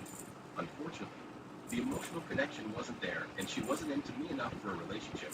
I was just there for the physical intimacy. Can't blame her. We were both in rough spots in our lives. She ended up moving and getting married. I suppose she found the right guy, but I was spoiled, and every sexual encounter and relationship has paled in comparison, and it's not fair to someone to hold them to that. So I haven't dated in 3 years since after the few rebounds I had afterwards. That fizzled out in disappointment. Hello, don't worry, I got my life together and got into therapy. I'm hoping I find that connection again. Story 15. This girl I really liked for years started hanging out with me after college. Let's call her Jay. One night she invited me back to her apartment. It was a 1-bedroom apartment. We brought her roommate some food, let's call her M. It was like 2 a.m. and we ate it in the small living room. They agreed I could stay the night. Jay showered first. I noticed M looked sleepy and said she could go first. She flirted that we could save time and just shower together. I said I didn't think Jay would like that. When Jay came out, M told her, he thinks you won't like it if we shower together. Jay said, I don't care. Shower together. I couldn't believe this was happening. I thought Jay and I were almost dating. I thought she's testing me, or this is some kind of prank. But I ended up showering with M. Nothing happened in the shower. M's bed ran across a wall near a window, and Jay's was on a perpendicular wall to M's. Jay and I started making out. So many thoughts were going through my mind. I was really into Jay, but she told me she didn't care if I showered with M. What did she see me as? Why are we making out? I was so confused and conflicted, but I really liked Jay. We did it. I was aware M was awake. She could hear us, or maybe even saw us. Whenever I told my friends about this, they either told me I'm stupid for not going for a three-way, and some form of congratulations, or basically a three-way, because M was probably doing a solo watching us. things, but I don't think they understand how heartbroken I felt, though. Jay really didn't care about me, but there I was doing it. A couple weeks later, I tried to tell Jay that I really liked her and wanted to know if we could be boyfriend/girlfriend. She said, "This always happens to me. You like me now, and I'm not interested in you. But when you stop being interested in me, then I'll start liking you." That kind of happened. We didn't talk or text after this. I don't know if she ever started liking me after this, because we didn't stay in touch. Story 16. About 7 to 8 years ago, my friend bought a 4-bedroom house and invited me and 2 other friends to move in with him. The rent was cheap, and we got to live in a house instead of an apartment. Pretty sweet deal. The house next door was home to a young single mom about our age who lived with her kids and her own mother. And, well, she was hot. Most nights, she'd sit on her porch drinking wine alone. Eventually, I introduced myself, and soon enough, porch wine nights became a regular thing. She was clearly into me. She told me she was single, shared the story about the kid's dad, alright, and even let me know she wanted me to take her out.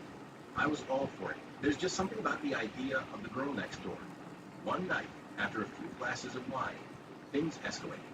Instead of waiting for a proper date, we ended up heading inside. We slept together, and it was perfectly fine. However, around 2:30 in the morning, her phone started blowing up with calls and texts. She tried to ignore them, but they just kept coming. Then came a knock on her window, which happened to face the porch, right by the front door. That's when I learned she actually did have a boyfriend. She tried to play it off, saying it wasn't serious, apologized for dragging me into it, and begged me to stay.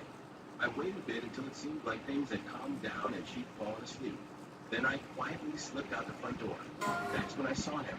He was sitting right there on the porch. And let me tell you, this guy was huge. I tried to de-escalate immediately, saying, "Hey man, I'm really sorry. I had no idea," and made a move to head back to my place. But he wasn't letting it slide. He tried to corner me, and things got tense fast. I stood my ground, though, which I don't think he was expecting. I didn't want to bring the drama into our house and wake up my roommates. So for the next hour, it was this weird back and forth of arguing and almost coming to blows. I kept apologizing and made it very clear that she had freaking lied to me. Eventually, she came outside to intervene. Her explanation? She slept with me because he had agreed to dog sit for his ex recently, and that seemed to instantly mollify him. He turned to me and said, "Dude, she was just using you to get back at me," almost like he was trying to convince himself. I didn't bother mentioning that she'd been asking me for a date and more for weeks. But at the end of the night, actually in the morning, he shook my hand and went back inside with her. What's going on, It was one man? of the most bizarre experiences of my life. I drilled her again, at least once more, before we moved out of that house. Story 17. My girlfriend wanted me to call her names and take control of her.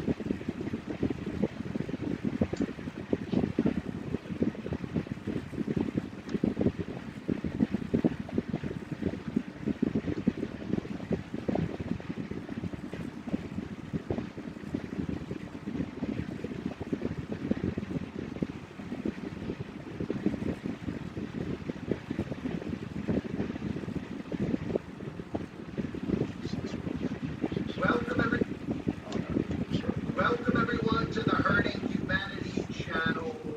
You gotta love how the mainstream media continues to show Donald Trump signing all of these executive orders, and there are hundreds of thousands, if not millions of people who are watching these live streams of Trump signing these executive orders that are being played so easily. It's so easy to figure out. I'm going to show you how manipulative, how deceptive they are.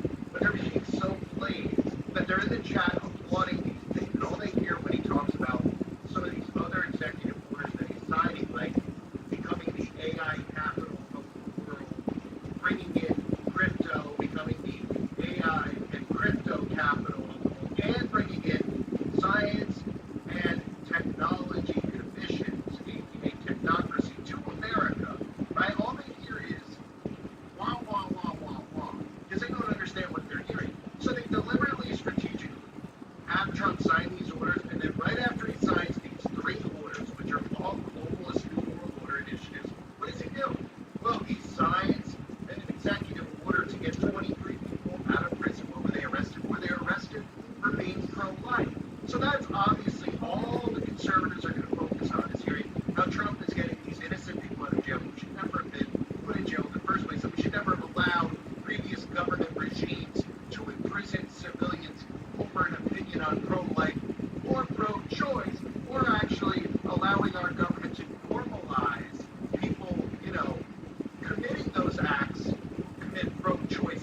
their children in the first place, right? So all they hear when they listen to the executive orders that he signed are him talking about 23 pro-life people who are being let out of prison. He calls it disgusting. And then, of course, saying he's going to release those documents finally on JFK, RFK, and MLK. This is manipulation at its finest, because he's literally telling you that he's going to sign these executive orders to bring about the Davos AI governance plan, which I just went through this video over on Nations Inspired by other channel, breaking down his speech at the World Economic Forum, where again, nobody pays attention. All they hear is wah, wah, wah, when he's talking about all these new initiatives, and when he says stuff like men are men and women are women, they just cheer. When he says he's going to release pro-life people from prison, they cheer. They say, that's our president, that's our guy, and they don't even realize that he's literally holding up the middle finger to anybody out there who's paying attention, right in front of us, telling us he's going to bring in a digital currency, which again, these rules think that crypto is some type of decentralized currency, that they're free from the Federal Reserve. They think somebody just randomly created crypto. The government didn't try to whack them. The government didn't try to stop them. The government didn't try to arrest them. This is the government's plan all along, and it's decentralized now that you think you're free from the Federal Reserve. When in fact the plan is to enslave you with a digital currency. So all these people are making money off of crypto. Don't want to hear it. They don't want to hear it. Good for them if they're making money off of investing in crypto. Sooner or later, they're going to snap out of it and realize crypto deception was the government's plan all along. Just like the artificial intelligence movement and the advancements in technology. This is all part of the New World Order blueprint. So let me show you this, because Donald Trump just spoke at Davos, and he talked about how he was going to accelerate, he was going to fast track getting AI dominance in America immediately. And all these people here, it's nothing that makes sense to them because they don't understand what AI infrastructure means. It's a control grid. It's to control everything digital, which means everything you say, do, and think will be controlled by your government. But they're thinking less government because they're only paying attention. Elon Musk talking about the Department of Government Efficiency and firing all these people who don't report to Congress and getting tax money back. Right, here's a couple, here's $50 that you only have to give us anyway in the first place. Here, we'll give you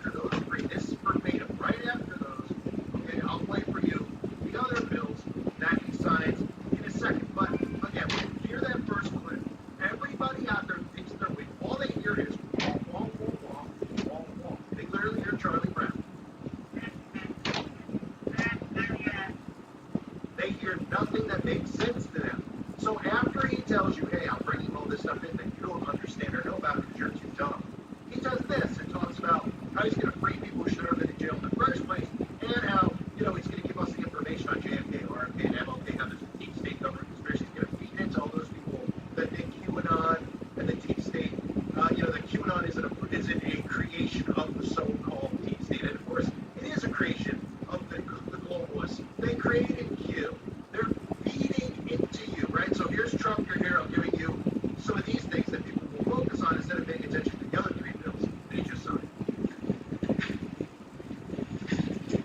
Next, we have a set of pardons for peaceful pro-labor protesters who were prosecuted by the Biden administration for exercising their First Amendment rights. I believe it's 23, so 23 people prosecuted. They should not have been prosecuted. Many of them were elderly people.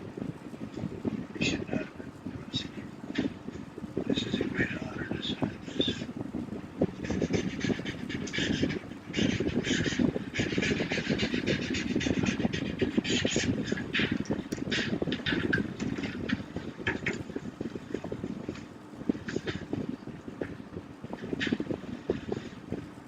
Maybe they have, because they're all in prison. some are around prison. Ridiculous. Okay. Lastly, sir, we have an executive order ordering the declassification of files relating to the assassinations of President John F. Kennedy, Senator Robert F. Kennedy, and Reverend Dr. Martin King Jr. That's a big one, huh? We've been waiting for this for years, decades.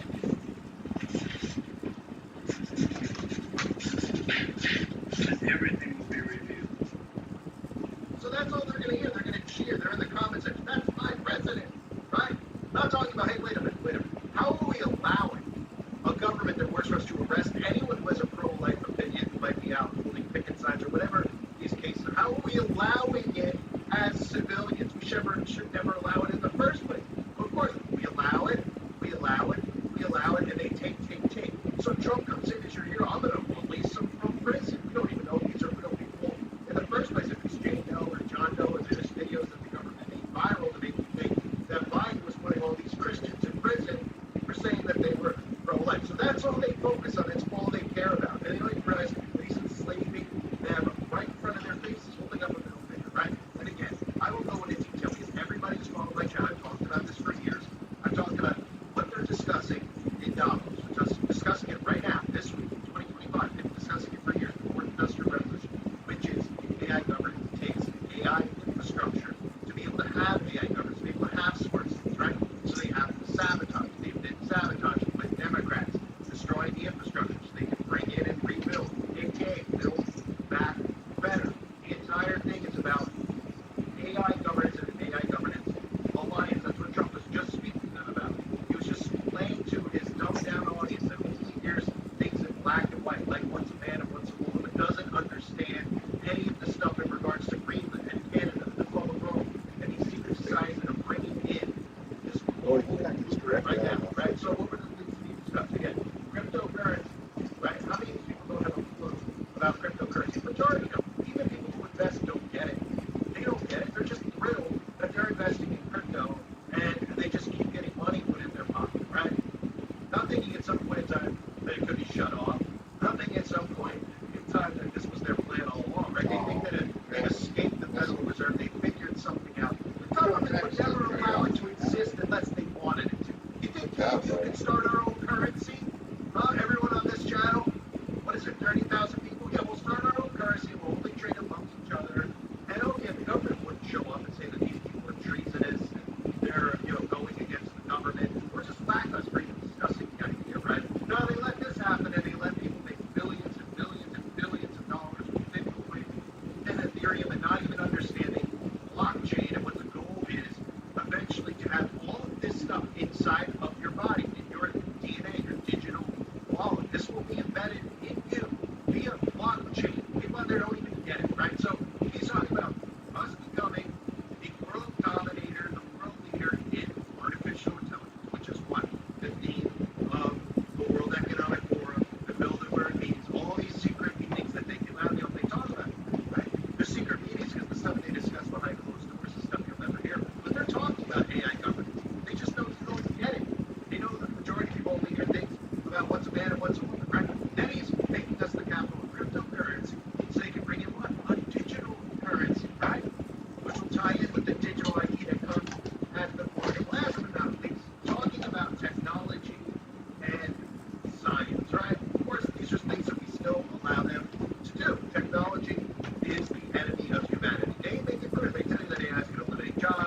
Could eliminate people literally can make T2s, but people are having too much fun making memes and doing stuff with AI, and they don't want to hear it right now. They say that's never going to happen. I'm just trusting in Trump.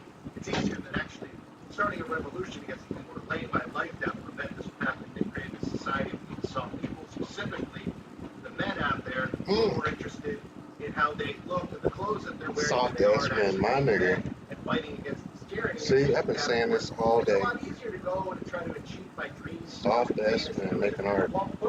Veterans play. They did nothing for nothing. Right? And it's Being real men for weak men to over come. the last couple of weeks, It's a fucking shame. a couple days ago or yesterday, even articles out there now talking about Joshua Haldeman and technocracy and how threatened it is, right? Because now some of the Democrats and the liberals are waking up to some of these things, right? The conservatives refuse to now.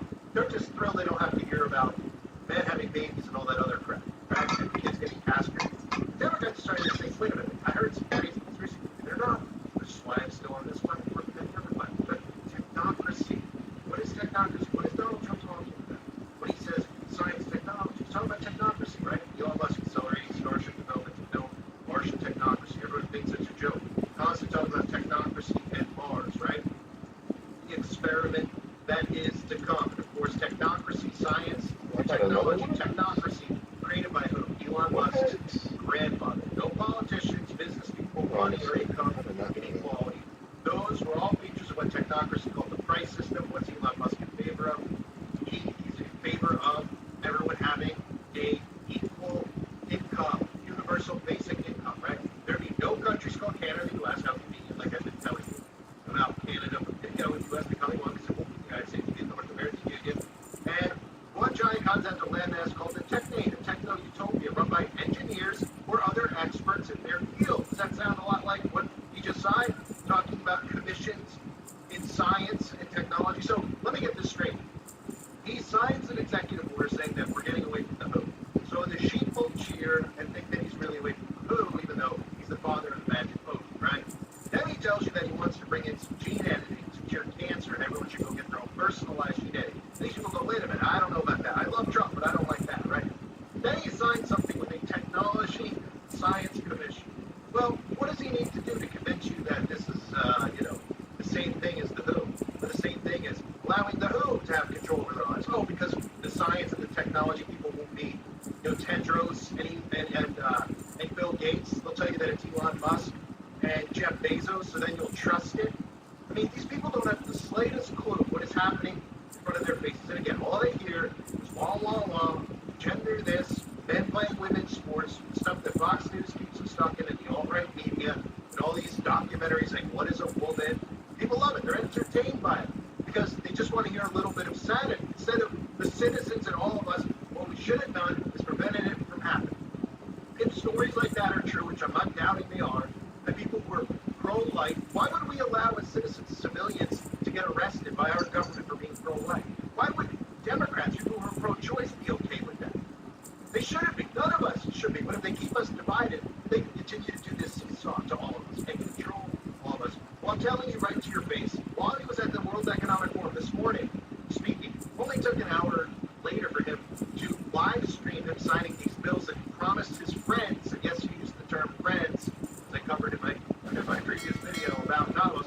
He used the term friends, speaking about all the people at the World Economic Forum. He promised them that he was going to fast-track artificial intelligence infrastructure, which is what they're all meeting there talking about. AI infrastructure, AI governance, smart city technology, making a science commission, and of course, bringing in crypto, becoming the capital of crypto so they can bring in a digital ID. And all they have to do is tell these people that this digital currency that he's bringing in, it's not part of the federal bank currency. Because we all heard about the federal bank digital currency, right? And the pushback and everything. And Trump said, we'll never bring that in. So we'll just name it something else, and then you'll think that you're free and you're free of the Fed. So all they need to be told is you're free of the Fed. That's it. I'm free of the Fed. I'm in. Come on board, right? They don't know what the boogeyman is behind the curtain. Guess who it is? It's the Fed.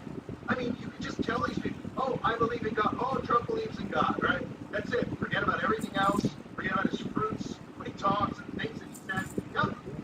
I'm on board with Trump. He says that that's all it takes, right? So you don't think that a con man would be scamming you, telling you these things like, oh, yeah, we're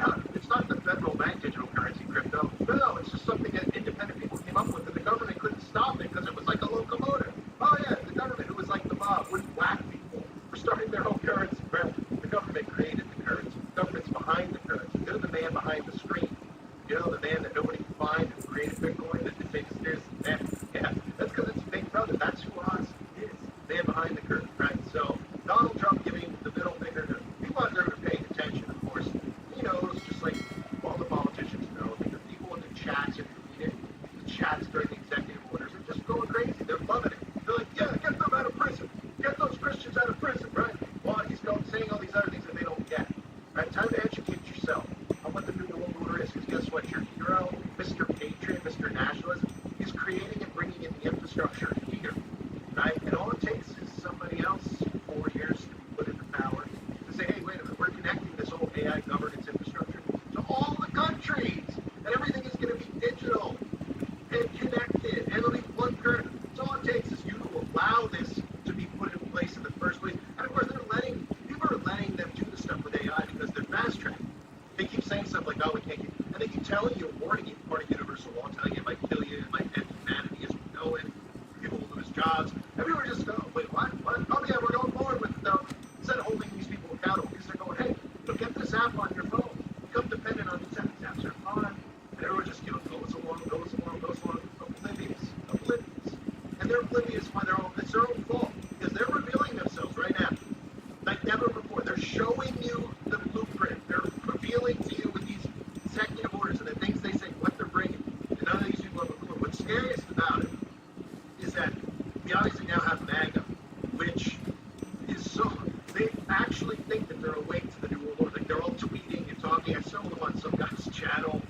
He got recommended because of my video on the World Economic Forum. And he's sitting there and he's like, Trump destroys the goals of the World Economic Forum. He's got a picture behind him of Trump holding up this. I mean, complete cheat, right? Likely a government operative, 2 million subs. These people talk about being suppressed and taken offline. All right, well, if you keep them in the left-right paradigm, they will not take close to you. But, the people in the comment, they're like, yeah, he destroyed the goals. What world are you living in? What world are you living in? Because he went there and he said America first, or how he wants to put America. I mean, he literally told everybody at the World Economic Forum who he said were his friends that he was going to bring about and fast track AI infrastructure. None of these people have the slightest clue what it means, even though they're revealing it right in front of you. Scary time to be alive when you see how dumb these people are. All they need is a little entertainment, like AI and everything else. Bring it. Oh, sure. Yep. I'm in. I mean, it's not what it seems. Somebody messaged me the other day. Sorry, I'm continuing to rant here, but and they were saying like they would listen to other channels, which of course I expect. Obviously, listen to nobody should be in an echo chamber. Only listen to me, but so it's like I listen to other channels and some bigger channel hasn't been censored, of course. Who keeps people on the left, right? Because again, people take them down. Was talking about this stuff with AI. That's not real. That stuff with AI. That's not a danger. That's not a threat. Oh, are you kidding me? These people who are taking the wheel, leading people in the MAGA movement they built up to think that they're awake and they know what's going on. These other people out there are either gatekeeping or they're so dumb. And the looks of most of them are just really, really dumb. Okay? We know you got mail. Daily Wire, Alex Jones. Then we know there's other YouTubers and other prominent figures like Benny Johnson get millions of views. And you look at them and you go, are they operatives of the government or are they just really dumb? Because all they have to be is really dumb and not be able to see this stuff and talk about these things to get a big following. And the government saying, hey, push voter in the opposite. That's what's happening. Nobody's waking up to what this really is. And it's a real shame, it's a shame, but I'll continue my best to try and stay in the fight here. But it's getting tougher by the day. So we'll see, how Donald Trump has promised to bring about this country becoming the AI capital of the world. Yeah. Let's hope some people start waking up to it. You would have thought Operation Warp Speed would have come. Nope. Would have thought in 2017 when everyone was getting censored online and Trump did nothing. But that would have woke him up. Nope. You would have thought when he said he was going to drain the swamp, put Hillary in jail, would have woke people up. No, because he did nothing, right? Would have thought even a couple days ago when he immediately gave $500 billion to AI infrastructure, that would have woke up. Nope. And you really, really, really would have hoped and thought that him coming out immediately talking about the guy from Oracle and trying to gene edit you would have woke people up. Did it? Doesn't look like it. I thank everybody for being here. Hope you're all doing well. God bless you and your families, as always.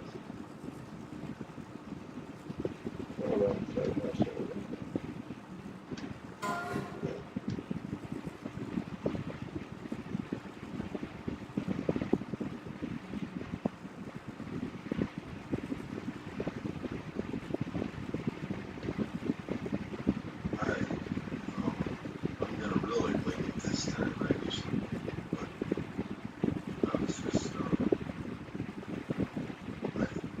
want to, like the title says, I want to clarify something. I think there's over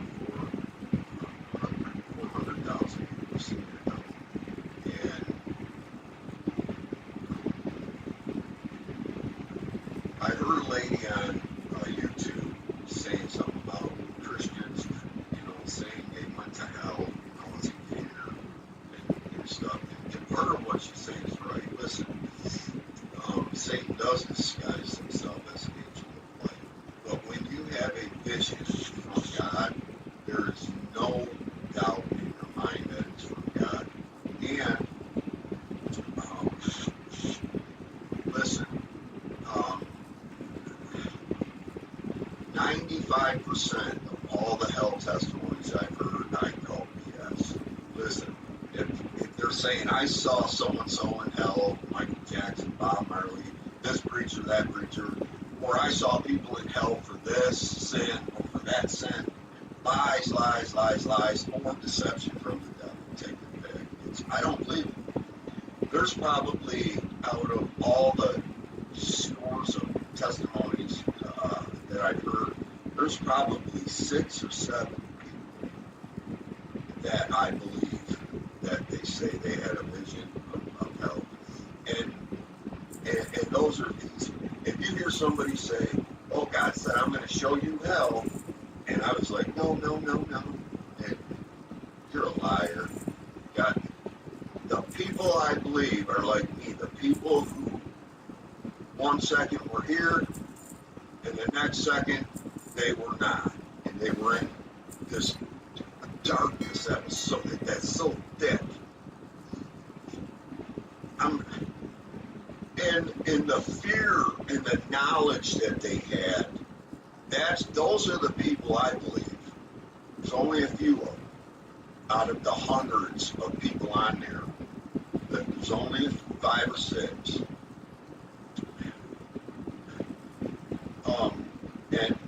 And guess what? They're the people who, when they come back, they're having a heart attack. It seems like when they wake up, soaked in sweat, terrified. They know, and listen. Yeah, we may see people there, so I didn't know anybody, but I got a feeling. Now, here's what I wanted to say. In my hell testimony, I says, yeah, I had a feeling they were like me, lukewarm Christians. But being a lukewarm Christian is not being a Christian at all. This is my opinion. If you think I wasn't confused like crazy, okay, you're talking about somebody who grew up in the church, got baptized, maybe, walked the altar, got saved, how we do that several times, as a kid, learned Bible verses, went soul winning, did all that. And so I thought I was saved. And when I was praying to God in prison, it would be like, I'm praying, oh Lord, oh Lord, oh Lord, for me, for me, for me. Please make this happen, and please let me get a parole, or please take this away, or please do this or that. I had, okay, look, with Jesus Christ, I didn't have it, I had it here, but I can't explain this enough. I didn't have it here with wisdom. Listen, when Jesus was in the garden, he knew what was going to happen. He said, Father, if there be any other way, please take this cup from me. But not my will, Father, your will be done. Think about how we have hung God with our sin. Now, if we're his children, we are not trying to earn our salvation. I want to try to clarify why I went to hell, why I feel like God sent me to hell in that vision. And this is because I had a form of godliness. I wasn't truly saved. I didn't picture Jesus hung on this. You know how you die of being crucified? They would stretch you out tight, and then they'd nail your feet and your hands to the wood. And Each breath that you take, you'd have to pull on up on the nail holes and push on the nail holes on your feet to get a breath. And some people would last 2 to 3 days up on it, and you die from suffocation in excruciating pain, drowning. Each breath, you're pulling on those nails through your flesh and pushing on to lift up to get a breath. Can you imagine? You know the cat o' nine tails? It was a cord, leather cord in 9 different cords with glass and steel sharp objects in church stones and stuff embedded in it. And they would, when that would wrap around and hit your flesh, all this metal and glass would stick in your flesh, and then they whip it back and you rip chunks of flesh out with it. Can you imagine? Most people believe that it was a miracle he even survived that. It was a miracle he even survived that. And this is, he is innocent, and he's. And do you realize that our sin is why he went to the cross? For God so loved the world so much. Our sin. So, you know, at any time he could have called an army of angels to stop them while they're flocking them, or to get them off the cross, to destroy everybody and say, humans are just doomed. We're doomed. We're going to get what we deserve. Eternal separation from God. Eternal punishment. We chose to follow this rebellious devil and his crew. So we're going to go to where the place that they're going. That is why God sent his son. There's no remission of sins without blood. I beg the blood of Jesus Christ to wash over my sins, so that when God looks upon me, my sin is as far as the east is from the west, and he remembers it no more. But I didn't have this in my heart, guys. I wasn't praying, Father, for your glory, take my life and use it. I was praying, dear Lord, please help me be this and do that and get this and not get that. There is a difference, but I'm not here to judge. I'm not here to talk doctrine. I'm here to say, close your eyes, get by yourself, and picture God, and picture all the times we disobeyed. And yet he sent his son to make a way. His blood was shed for the final time, final sacrifice for all sinners. There's no Jew and Gentile anymore in Christ Jesus. There's only one way to be saved, and that's through Jesus Christ. So anybody who says these, you know, there was a story Jesus told them in the Bible. Do you know the story? Two men went up to the temple to pray. One pictured him like a pastor or a religious leader, a man who does all of the religious things. He thinks he's a good person. And listen, before you think anything, we are guilty of this. This is why this is why God showed me hell, what I'm about to tell you right now. And the other guy that went to the temple was a sinner. Now think hard about what Jesus says. The first guy says, dear Father, God, I thank you. Thank you for all that you blessed me with. Thank you. And, you know, at times, thank you, God, that I'm not like this sinner. Now, if I was a drug dealer and I go to prison and I'm on a cell block with 10 murders, and let's say we were all dragged before some superficial court, in front of some superficial judge, in my head I'd be thinking, well, I'll have a little bit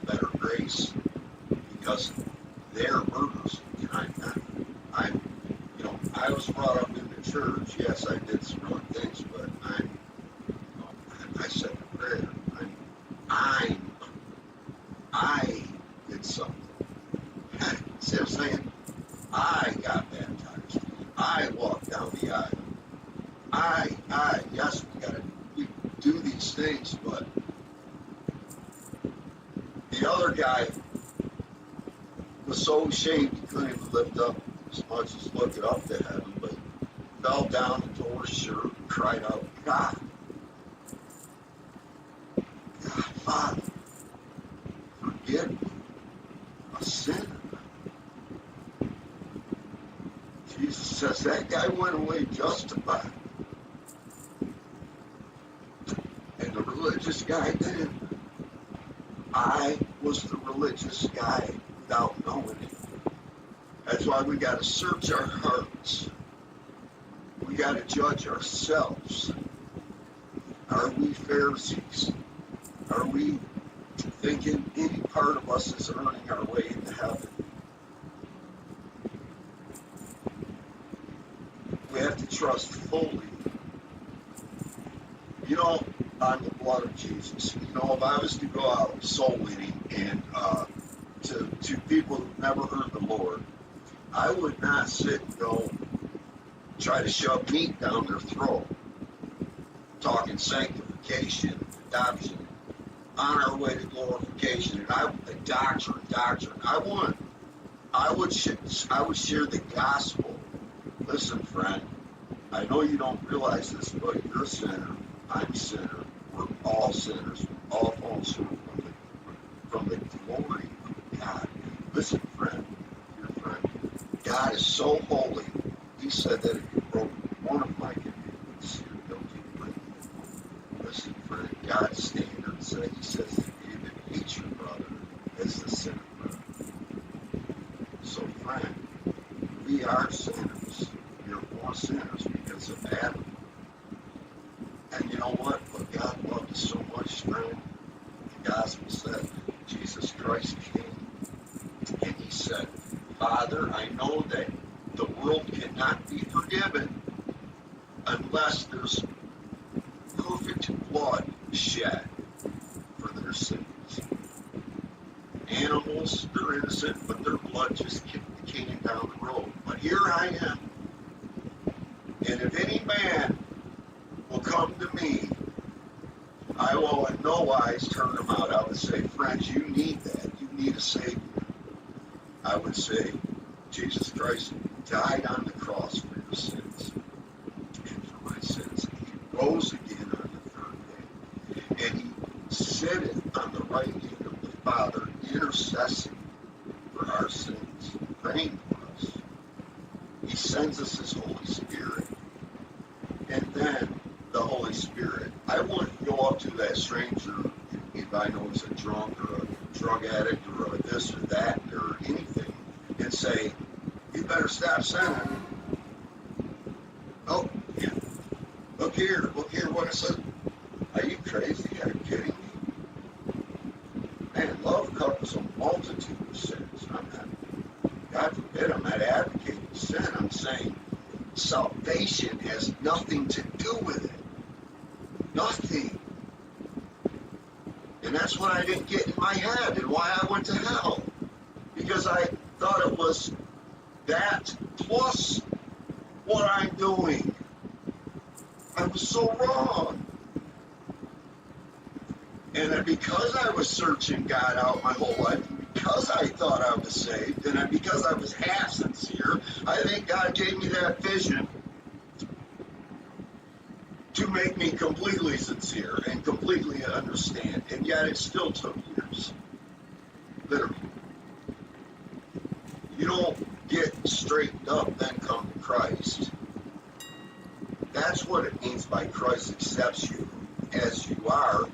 But it doesn't mean how they're taking it and twisting it. So that means you can just live in it. No, we come to Him broken. We come to Him, all of a sudden someday we realize, wow, I am a sinner.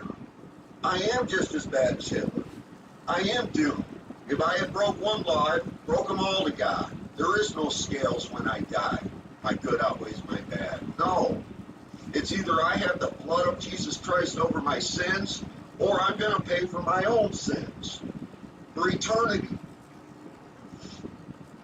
So I wouldn't be trying to shove crammed meat down his throat. And even if I could get it down, he's not going to be able to digest it. That's why the scripture, I wouldn't recommend Matthew, Acts, or something like that to a beginner. I'd say start in Romans. Paul is our apostle to the Gentiles. And he says, abstain from idols. Don't eat anything strangled or bloody. And don't fornicate. If you keep this, you will be well. I mean, our burden isn't heavy. It isn't heavy.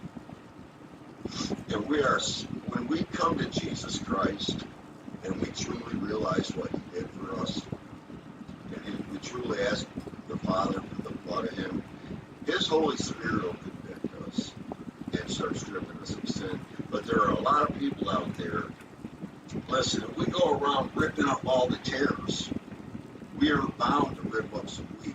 I'm guilty. I know I am. I know I've said some things here and there, some sisters and brothers in Christ, that after I said it, I was like, Lord, I'm trying not to let my human get involved. And I'm not talking about doctrine. I'm talking about just reach out to God. Cry out to God. He knows we're just dust. He knows we're sinners. Beg him to cleanse us from all unrighteousness. Lord, cleanse me from all unrighteousness. He's doing it, and he's still going to do it until the day I die. Friends, but we're not discouraged. When we have the Holy Spirit, we don't go around, he's this, he's that, he's this, he's that. You know, yes, we are supposed to call out false prophets, which 99% of them are. But you got to be careful not to pull up the. And a lot of the tares don't know they're tares. So don't think that instead of judging everybody, that we could, yes, preach the gospel of come to Jesus as you are. He will save you as you are, forgive you of sins, and cleanse you from all unrighteousness. And then, you know what? People start off coming to Christ from different areas of life. Some people got a long ways to go. Some people are. But you're never going to escape the trials of the flesh and the pains of the flesh and the tribulations of the flesh until we're glorified, until Jesus returns.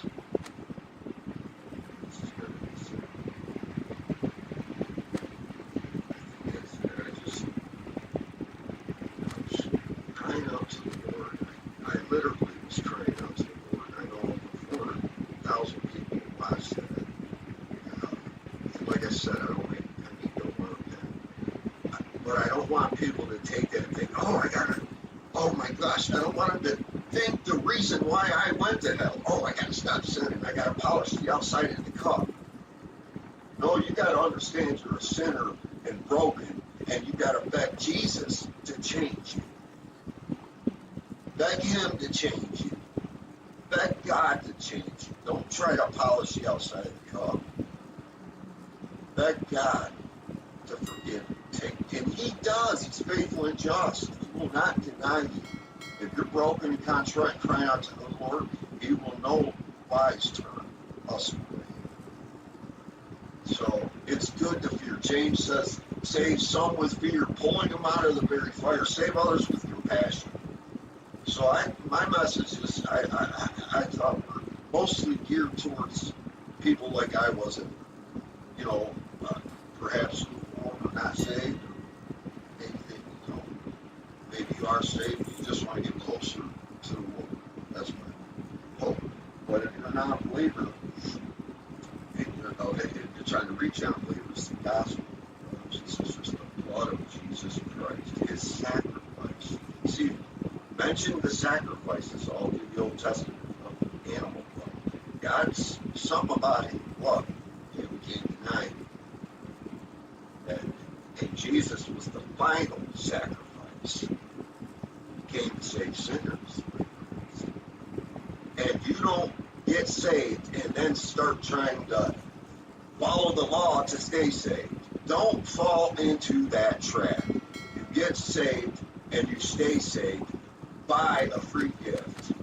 We go on to do works ordained by God for us.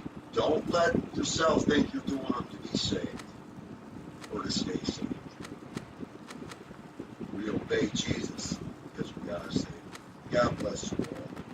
I literally, I beg Holy Spirit, I beg, please help this get through to us. Until the next time.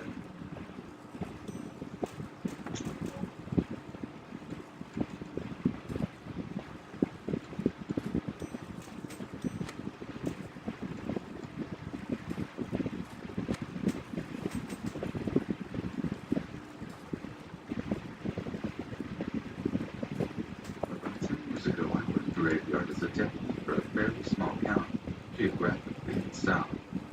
I'd usually be on a 7 p to 7 a.m. shift, but I usually worked the 3 p.m. to 3 a.m. on a split when we were short-handed. The area we covered included the outskirts of a college town of approximately 125,000 people. By the time these particular incidents occurred, I was an overnight supervisor and seen my fair share of strange things. I believe in the paranormal based on what I've seen, but I do my best to disprove everything and not to get ahead of myself. However, this particular case has been filed away in my mind as one of the strangest, potentially unexplained paranormal encounters I've had during my time at the department. Due to the fact that the college town's police department ran short-staffed most weeknights, our department ran at least 2 officers on the outskirts of the college area to help out if we could. On any given night, we'd have the unruly 21-year-old drunk at the bar, a couple of DUI stops, and the occasional drug overdose. Pretty common stuff for a college town. This particular event happened on Sunday night around 4 a.m. in late August. One of the newer officers was patrolling the college area and reported that he had seen an Apple's Oldsmobile Ford parked at a college bar parking lot with a lights and engine running. This is a fairly low violent crime area, but had a share of drug possession and distribution stops by the local PD and our department over the years. This was fairly odd, as all of the staff from the bar had left for the evening, and typically we didn't encounter any of the staff in that area until 5 or 6 a.m. From the officer's observation driving through the lot, there was no one in the vehicle. We made a courtesy stop, verified that no one was in the vehicle, checked the doors, found them locked, and relayed this information to me and dispatch. I advised to keep patrolling the area, and I would head his way to check the area for any potential vandalism. Proceeded to leave the lot, drive 2 blocks, and go down an alley that ran behind the bar. After 5 or 6 minutes after radio traffic, dispatch sends out a suspicious vehicle following the area matching the description of the Oldsmobile in question. Apparently, college kids were out jogging early, passed the car, saw a body slumped over the steering wheel, called 911. At this point, the local PD got wind of the call, 4 units headed to the parking lot. I was particularly irritated, as I believed that the young officer that initially stopped out with the car had been spooked by the body, and conveniently omitted the fact that making contact with the person, living or dead, inside without backup.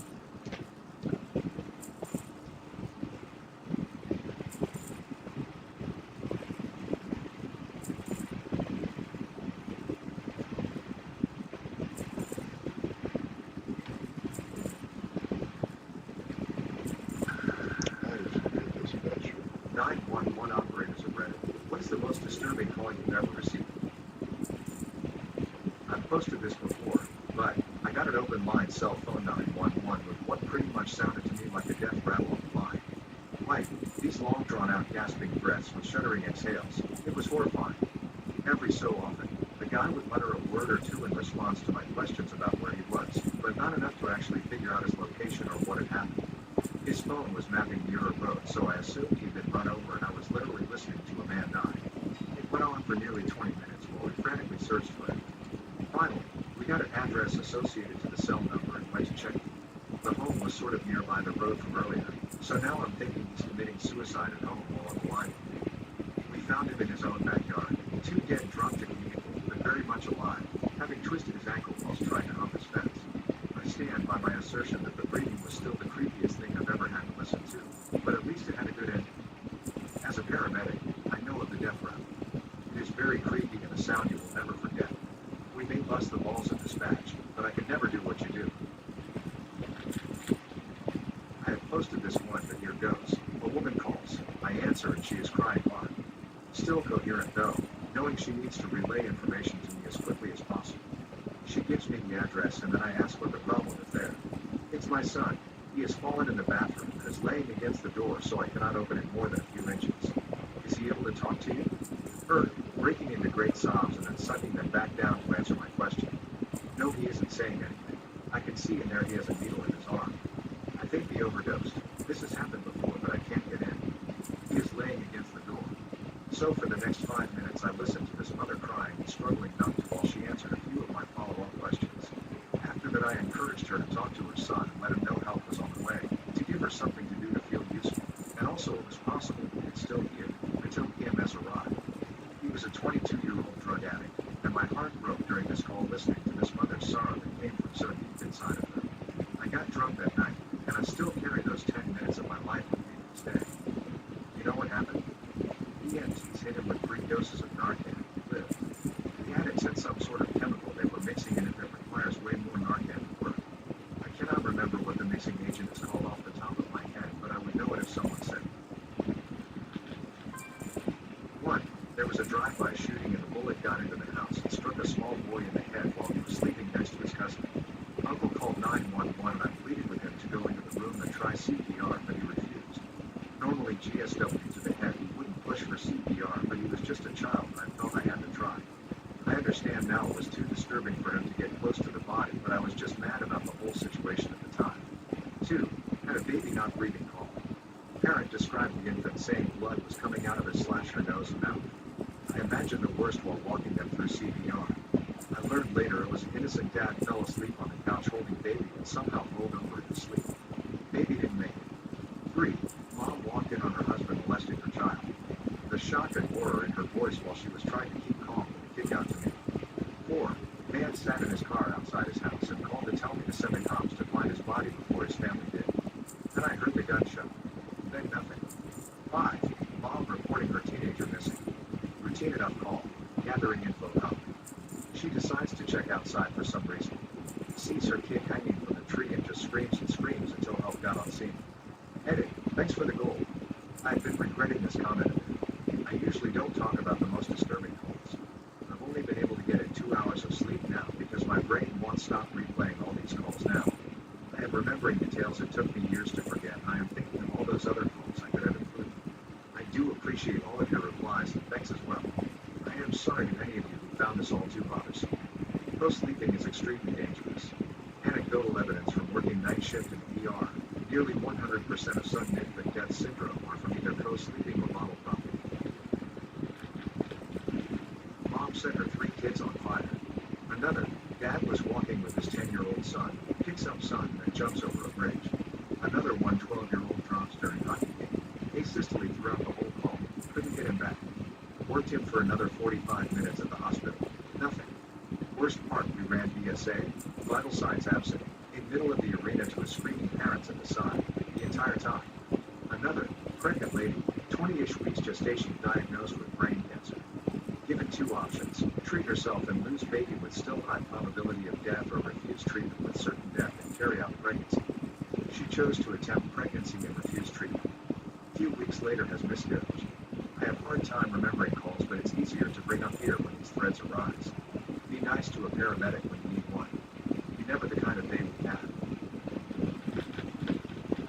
Posted this several times, but here goes. Young woman calls. She is very calm, and it's quiet on a Sunday morning when she tells me she killed her baby by bashing their head on the floor because she believed the devil was inside the baby. Another one. A man was in his large SUV backing out of his driveway, and he noticed a group of small girls walking by.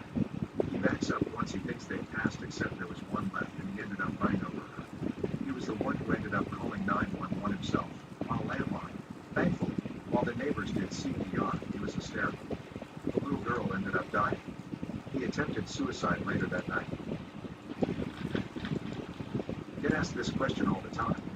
Can't narrow it down to a specific call, but a type of call. Elderly caller waking up to find the love of their life passed away in bed next to them. Absolutely gets me every time. Those calls stay with me for a long time, and I don't know why. This happened to me. My grandpa woke up in the middle of the night saying he wasn't feeling well. My grandma was worried and called the doctor over, but it was too late. He died of heart failure just minutes before the doctor and ambulance came. Grandma called the ambulance. I woke up in the morning to my mom saying he died. Didn't go to my classes that day. Went to the funeral and I was still in shock that he died. He was always kind and encouraging to everyone he talked to. Saddest thing is that he and my grandmother were together for nearly 40 years. Not my story, but one from a 911 dispatcher that I have friends with. A call comes in from a group of kids, oldest being a 16-year-old girl, as well as her 15-year-old boyfriend and the boyfriend's siblings, complaining about someone outside the house, prowling. Police were sent to the house, but it was a long drive for the closest officer. The girl screams into the phone that the man had broken in and was trying to get into the room. There was some yelling in the background before the boyfriend says fuck it out loud. The door crashes and there is some screaming and then a loud bang. The boyfriend had shot the intruder in the face with his dad's SKS. The intruder died almost instantly and the kids all got out with minor injuries, but my friend reports that that was her worst call to listen to. That kid is a hero, and the perp got exactly what he deserved. Unfortunate reality, someone died, but better the criminal than the children.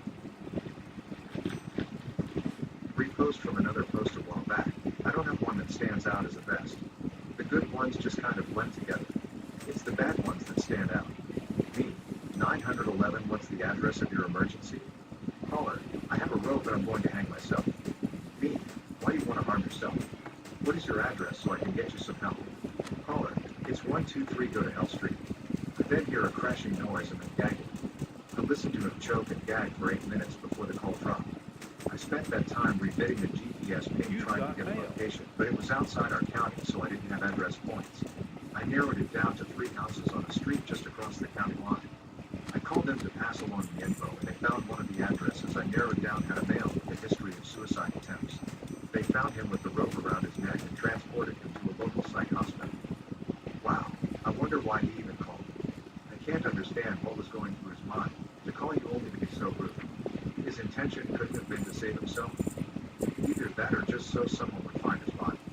It's pretty common for people to want their body found. My worst was a call early one morning, around 3 a.m. The man calling had found his wife face down in the bathroom and didn't know if she was breathing. Of course we got help on the way, but during the conversation, he tells me the last time he saw her was around midnight, and she was snoring so badly that he moved to another bedroom to sleep. He woke up to the bathroom light on and found her there. EMS tried to get him to do some steps of confirming she was breathing. He didn't think she was, but he was crying because she was too heavy to move. So, he ended up standing at the front door crying into the phone, begging someone to help him while he watched for first responders. Help was on the way, but having to listen to him fearing his wife was dead, just waiting confirmation sticks with me still. The second was similar to that, but it was an elderly woman who had woke up to her husband, dead in his chair in the living room. She had just checked on him 30 minutes before, and she was pretty amazing on getting things started and even ran next door to get a neighbor to help with CPR. But when she started begging him not to be dead because she didn't know what she would do without him, it was tough. 6-year-old drowned at a pool party. The panic from the crowd was overwhelming, but they managed to get a level-headed person on the phone. And probably the scariest to me, this woman had called and a different operator had taken the initial call, but response was slow because we were busy, so I had to call her to let her know. Initially, she said she picked up 2 12-year-old boys walking near a golf course to give them a ride, but they were refusing to leave her house. It wasn't a huge priority, as no one was violent and there weren't any missing 12-year-olds. When I called her back, she re-explained the part about picking them up and how they were sitting in her kitchen refusing to leave.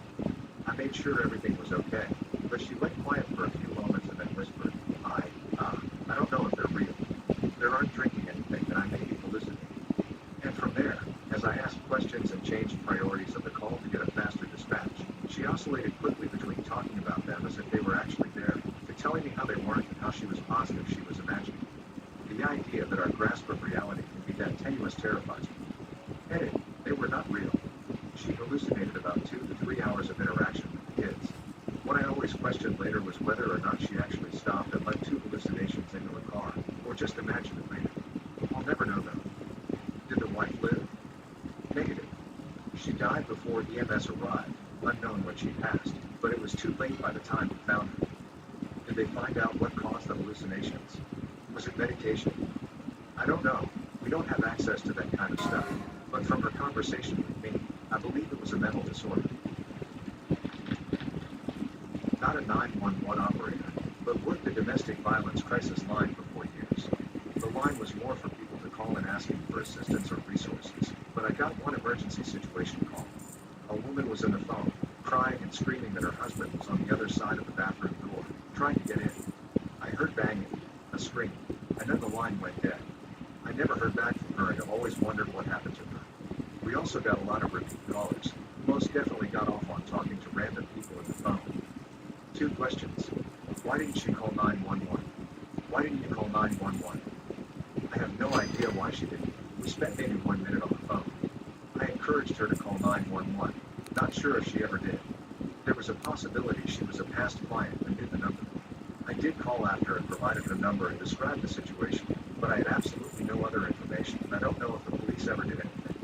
Sometimes, we got reports of crime, but with no identifying information, which makes a pretty bad police report. Everyone who has been on any length of time has lots of horror stories.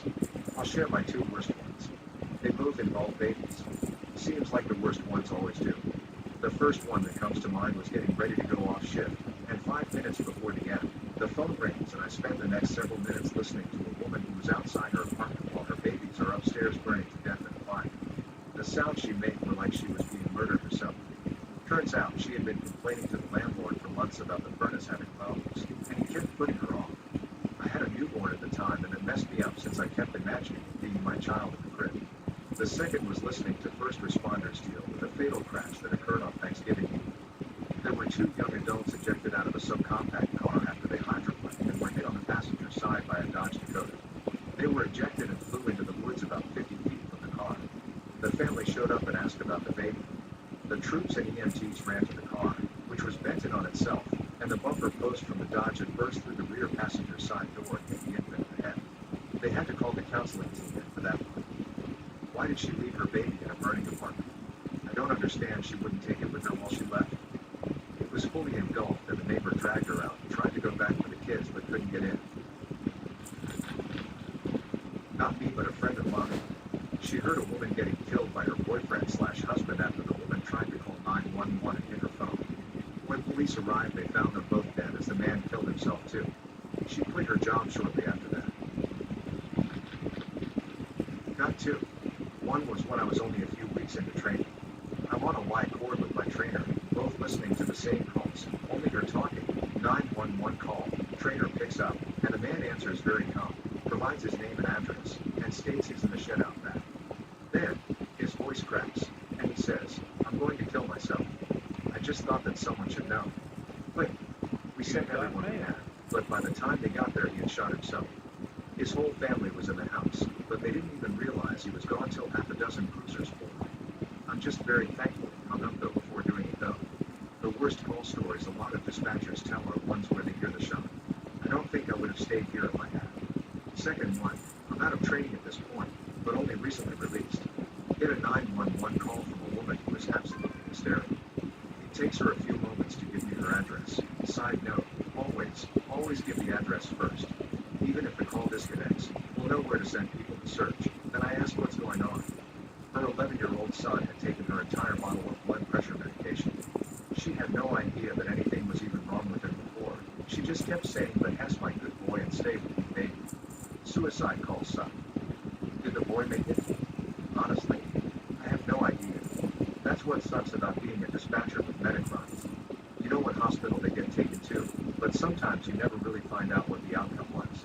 Sometimes the medics will ask what time the call was received, which can be an indicator for if they passed away or not, but it could also be for certain medications so the doctor can get a rough idea when the person took them. They asked for it, but I never found out why. I really hope he made it. I worked in a non-urgent police line.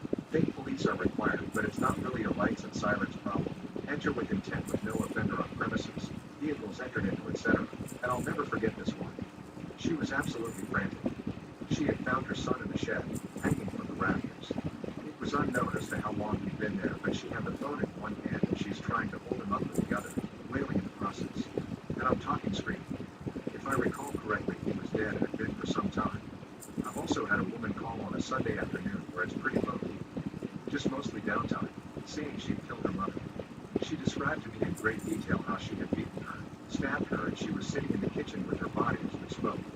Turns out she was severely mentally ill and none of this had actually occurred, but for those 15 minutes, she fooled me completely.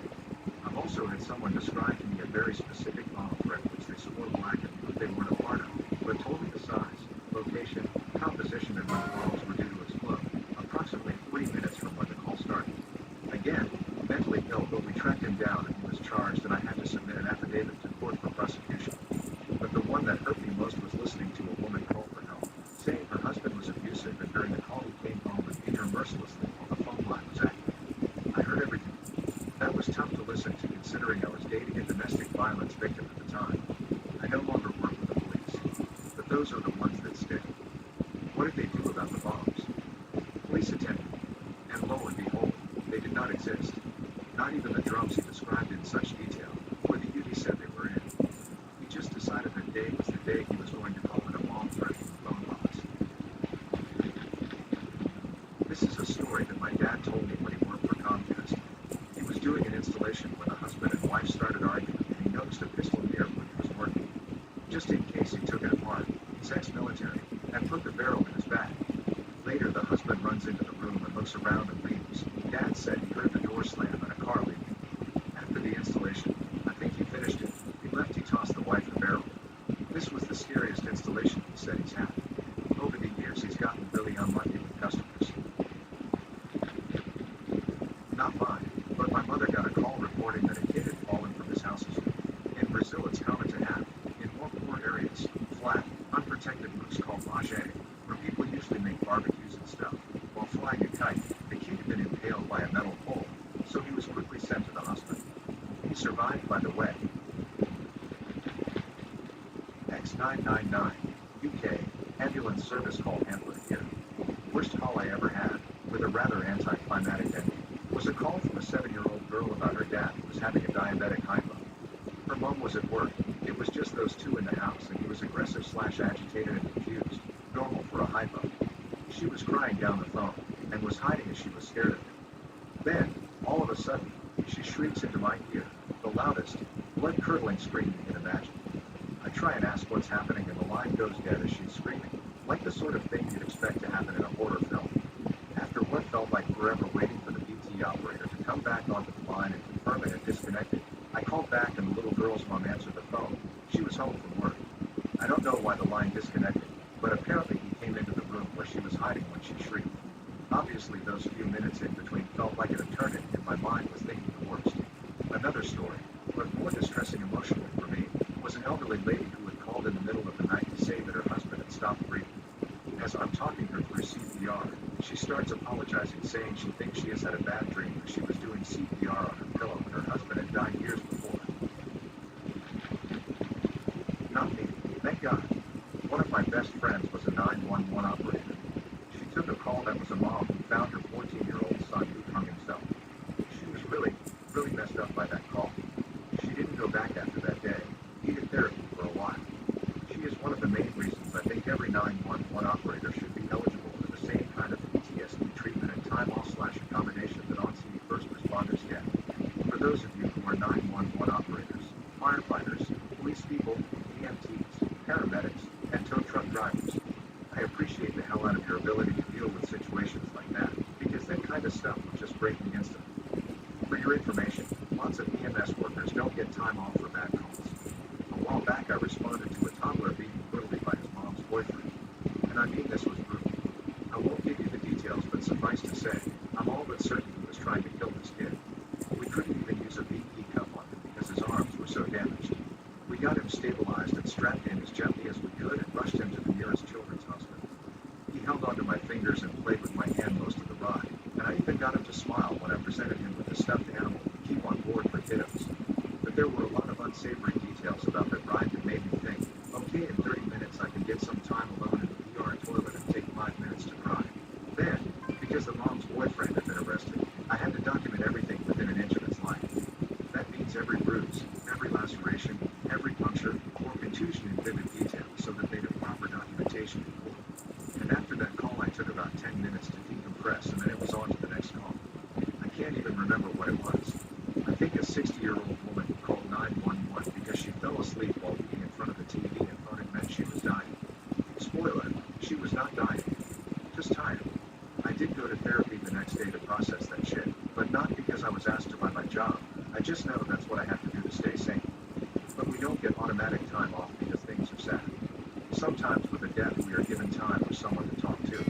But in a lot of cases, there are tragedies that hit just as hard, if not harder, than a death.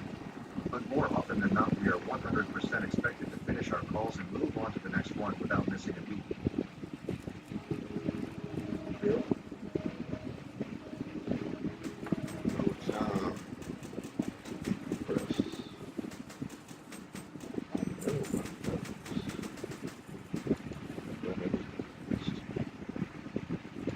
Warning, this content may be upsetting or disturbing to some audiences. Cops of Revenue, what has so far been the worst call you've ever had to respond to and what happened? Not a cop myself, but my dad is, and I asked him this one time. He told me it was when he went to this one house because a woman had called and said that men were breaking into the house. He gets there and he said it was immediately very clear that the woman was not exactly altogether mental. He said she kept mumbling things and was very jumpy and skittish, not to mention that every single wall of her house apparently had at least 6 or 7 crosses on it, if not more. He calms her down, checks around.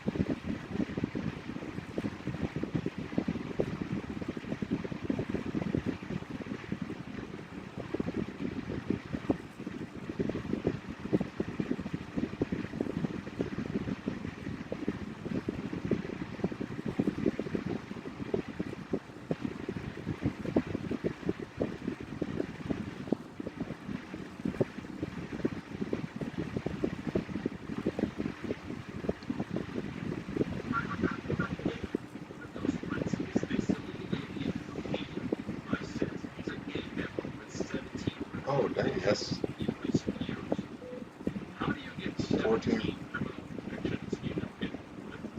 14%. Increase, decrease, same thing.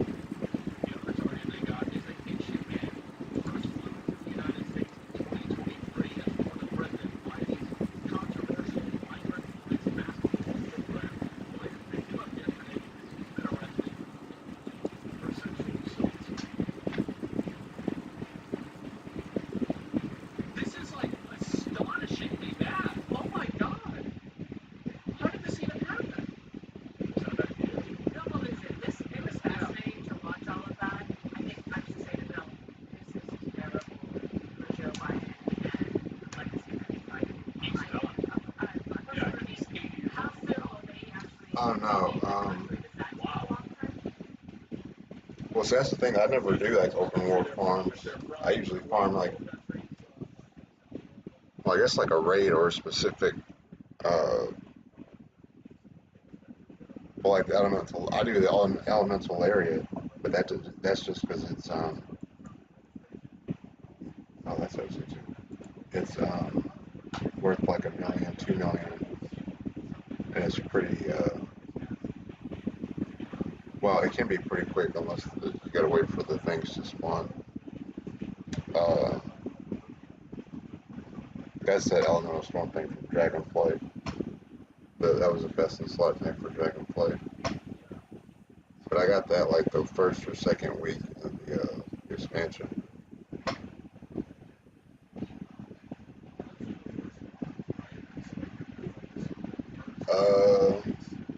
I doubt it. I mean,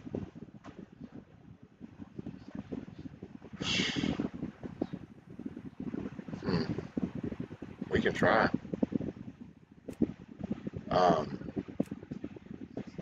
It'd probably be better if I tank, unless, I mean, if you have a warlock, well, actually, with your gear, if you have a warlock, we might be able to, as long as we don't have like a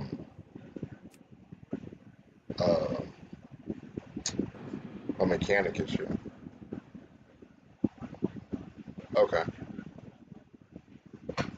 Yeah, let me, I'm not gonna post these, I'll just see if I have anything in here. And I'll get on Harn. I don't even know where the hell the raid is. Oh, it's in,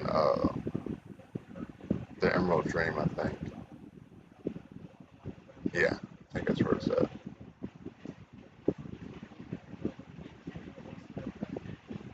Okay. Yeah, just let me know when you're ready. Let me get some cereal too, real quick.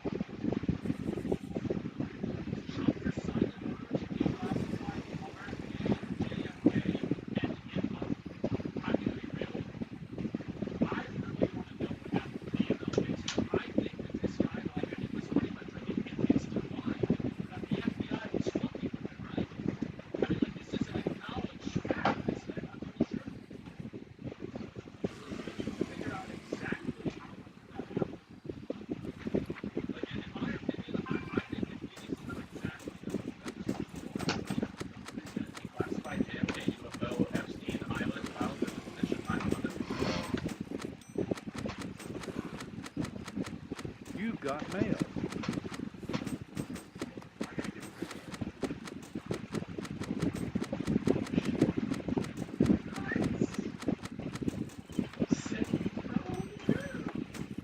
Oh shit. You've got mail. I guess Trump announced that declassified all JFK RFK files. The FBI just released the JFK files. Oh my fucking god.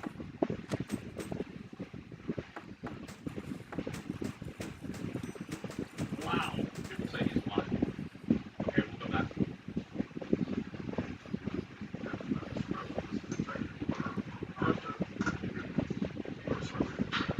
You've got mail.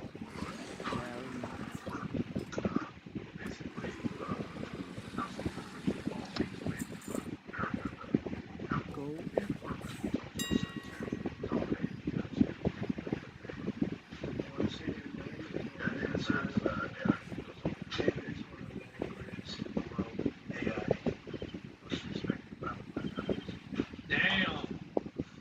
Alright. We're number one for AI. That was easy. This is from yesterday? Is it? It says live.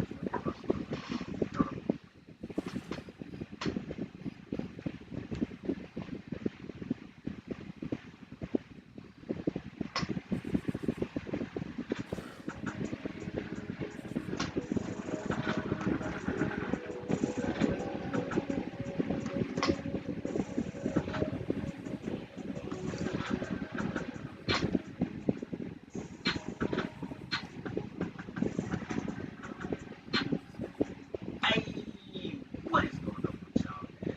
It is fun. And I'm cool. Hey, yo, y'all.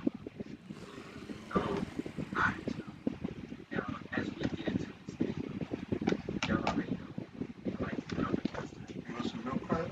Usually I try to do it right once in a while. It makes it damn good. You know, we'll talk into it. Last month, I didn't get one. And this time around,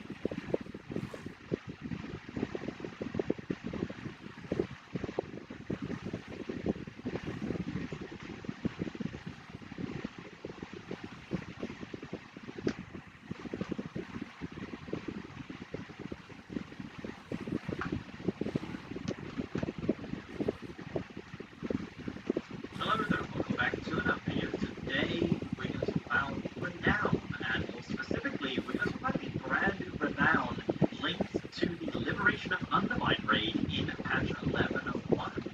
Yeah, a reputation that's specifically linked to a raid. I think this is the first of what we've dropped. But before we do jump into all of the details on that, I do want to shout out my Patreon. I've just started posting over there regularly, so if you do want to support the channel that way, I will leave a link down below. And shout out to my patrons who are currently subscribed. Right, so yes, Liberation of Undermine is coming in patch 11.1. This is an 8-boss goblin themed raid with some absolutely insane looking mechanics and bosses and just a crazy time. The raid testing has just begun. I haven't had a chance to do it yet, but no doubt I will. But one thing that is super unique about this raid is that it actually has a reputation tied to it. From the looks of things, this is literally just tied to the raid and nothing else outside of it, which is super interesting. And the rewards from this renown actually do link perfectly into the raid and kind of serve as a soft nerf of the raid over time. So let's jump into it. So the reputation is called the Galagio Loyalty Rewards Club. Now we currently do not know how reputation is gained, if it's from trash, bosses, if it's weekly, whatever. It is warbound, so this is going to be something that is account-wide. So if you're, if you apply for an out of one character, that is going to be a higher warbound, which is great when you see some of the rewards here. So this is a 20 level renown, so let's take a look at some of the rewards. So on level 1, you just have obviously unlocking reputation and the professionals. So it says profession tables, vendors, and crafting order specialists are now available on the top floor of the Intercontinental Hotel. So that is the kind of building in the middle of Undermine, your main hub when you're in concern. It's also the first part of the raid, as far as I'm aware. At Renown 2, we have stepped right up, so it says allows the use of the busted room dispenser inside the Intercontinental, giving you a chance each week at obtaining a crystallized augment room. So that's pretty cool, so you have a chance of getting that from the busted machine. You also have Can We Get That Too? It says consume food 100% faster while inside the Liberation of Undermine raid. At Round 3, we have the professionals too. So this says earn the respect of Lath Baster and Grit Alpha Drill inside the Intercontinental, giving you access to transmog and item upgrades inside hotels. That's pretty cool. I like that a lot. At Round 4, we have Token of Appreciation. So it says speak to Caller Piranha inside the Intercontinental to be issued a Galagio rewards card, returning you to the Intercontinental when used inside the Liberation of Undermine. So that will bring you straight back, which is nice. And Loyal Customer 1. So it says while inside the Liberation of Undermine, your warband damage and healing is increased by 3%. So yeah, a nice damage and healing buff at round 4. At round 5, we have Fixer Upper. It says gain clearance to use various Fixer Upper stations within the raid, allowing you to repair your items and remove the Satan debuffs. That's kind of huge, being able to remove the Satan debuffs. In theory, you could potentially last every pull, possibly, even on trash and things like that. So we'll have to see what happens with that and how that works. So that's at round 5, so pretty early on. At round 6, we have Time is Money. So this is to gain a 10% movement speed while inside the raid, which is also while out of combat, of course. But yeah, certainly a nice buff for sure. And we have Wake Up Merc. So it says use the cartel jumper cables to dust yourself off outside of combat, resurrected with 10% HP. You've got a city to burn. So this is a self-res, as far as I'm aware. Don't know what the cooldown is, don't know how this is going to work, but yeah, very, very interesting for sure. Being able to res with 10% health out of combat, of course, so it's not a bow res or anything like that, but certainly going to speed up those pulls while inside the raid. At round 7, we have Loyal Customer 2, so it says upgrade your Galagio rewards card to gold, increasing your warband's damage and healing by 6% while in the Liberation of Undermine. So that's really good. Nice little damage buff once again.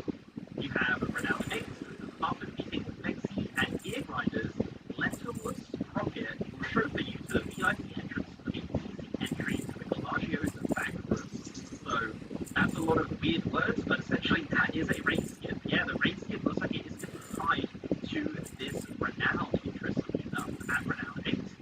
At Renown 9, we have the professionals too, so it says Sticks and Long Pocket and Skippo Screwjack will now sell their Talk and Florendo merch to you outside the Cauldron of Carnage. So I did look into this. Talk and Florendo are the two bosses, the dinosaur and the gorilla, so I'm not too sure what the merch is, maybe some cosmetics or something like that, but I couldn't see anything that was the battle heads and things like that, so it could be that, but don't give me here, but that is at Renown 9. At Renown 10, we have So this upgrades your Pelagio reward card to Platinum, increasing your damage and healing inside the raid by 9%, which is awesome. So a pretty big buff there. At renown 11, we have time is money too, so it increases your speed out of combat by 20% while inside the raid.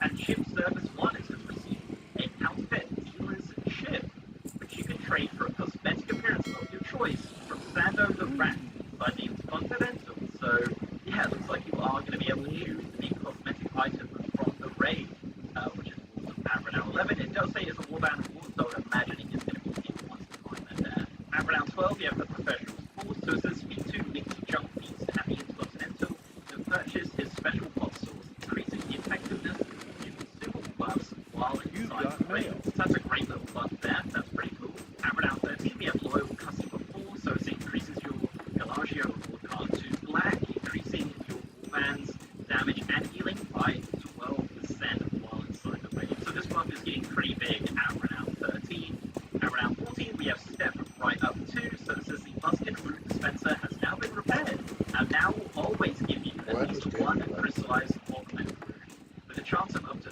3 repeated uses. It says that Pelagio is not responsible for any damage caused during this process, so yeah, at least one every week to get a augment root, which is nice.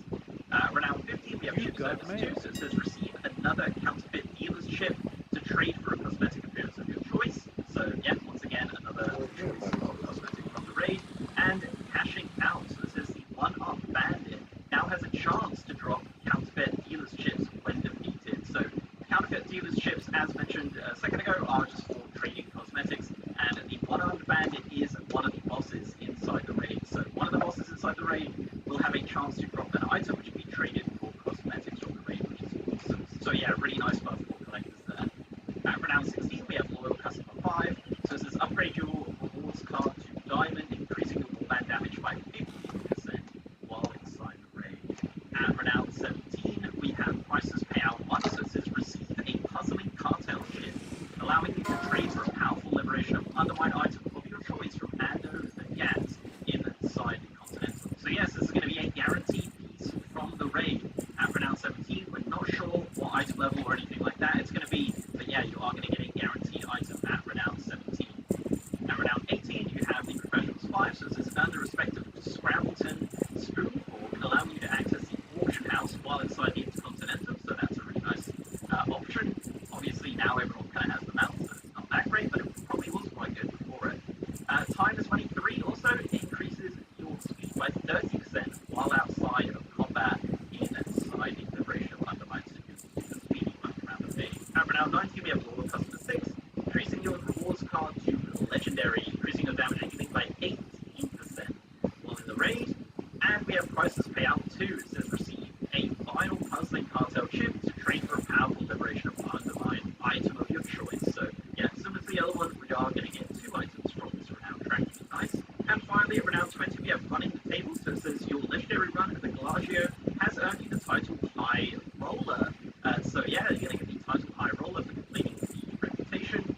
You have our doors are open, so it says gain the ability to teleport to the Liberation of Undermine whenever you want. It says because when you're here, your family, a family that spends money. So yeah, a teleport to the raid, a warband teleport to the raid at renown 20. And finally, at renown 20, the Furious Florendo. To speak to Vinny Sweets at the Cauldron of Carnage inside the Liberation of Undermine to collect Florendo's keys to be used as a mount. So this is, yeah, the dinosaur mount. The mecha dinosaur mount will be available at renown 20 to your warband. It is a very, very cool mount. I love the mount special where it kind of glitches out. It's a pretty big mount too, so yeah, very much looking forward to that at renown 20, but you don't know how long that's going to take. That's the only thing here, you know, we have no idea right now. This is super early, this is the first build, so maybe some of these will change also, but it is really great to see, you know, damage buff coming in, a speed buff coming in, and all that kind of stuff. I like the idea here, but yeah, obviously we'll see the execution, how much reputation we get, how all that system works. If it's really complicated, I'll probably make another video about it, but I would imagine it's just going to be a system of just, you can get reputation once a week from perhaps any difficulty, or whatever. But to see how all of that works once the patch launches and the raid launches pretty soon, actually, like within the next month and a half, I'd say, this is probably coming out. So yeah, guys, let me know down below what you think of the idea of having a reputation Oh, never mind. to the race. I was about to ask you a dumbass question. Well, I didn't mention it. I was gonna say, we could, get you enough gold to get the, mouth in that raid, but that's literally what you're doing. So you're feeling a little slow sometimes. But I do have learn disability is a learn disability. I don't know why I put this shit on the scale. It just depends on what it is. But, that's why I might sound a little, like, what did you say? Sometimes.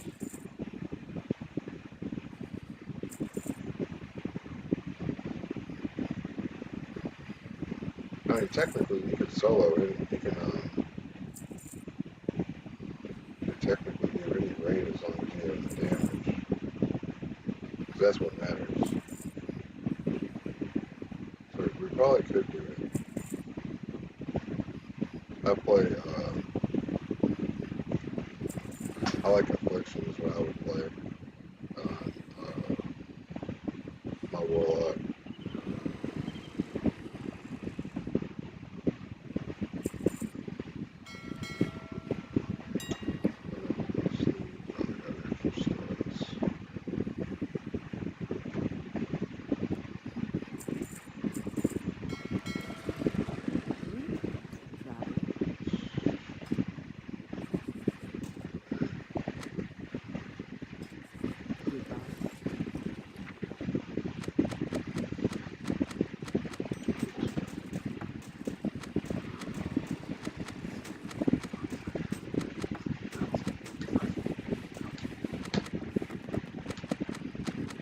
You've got mail.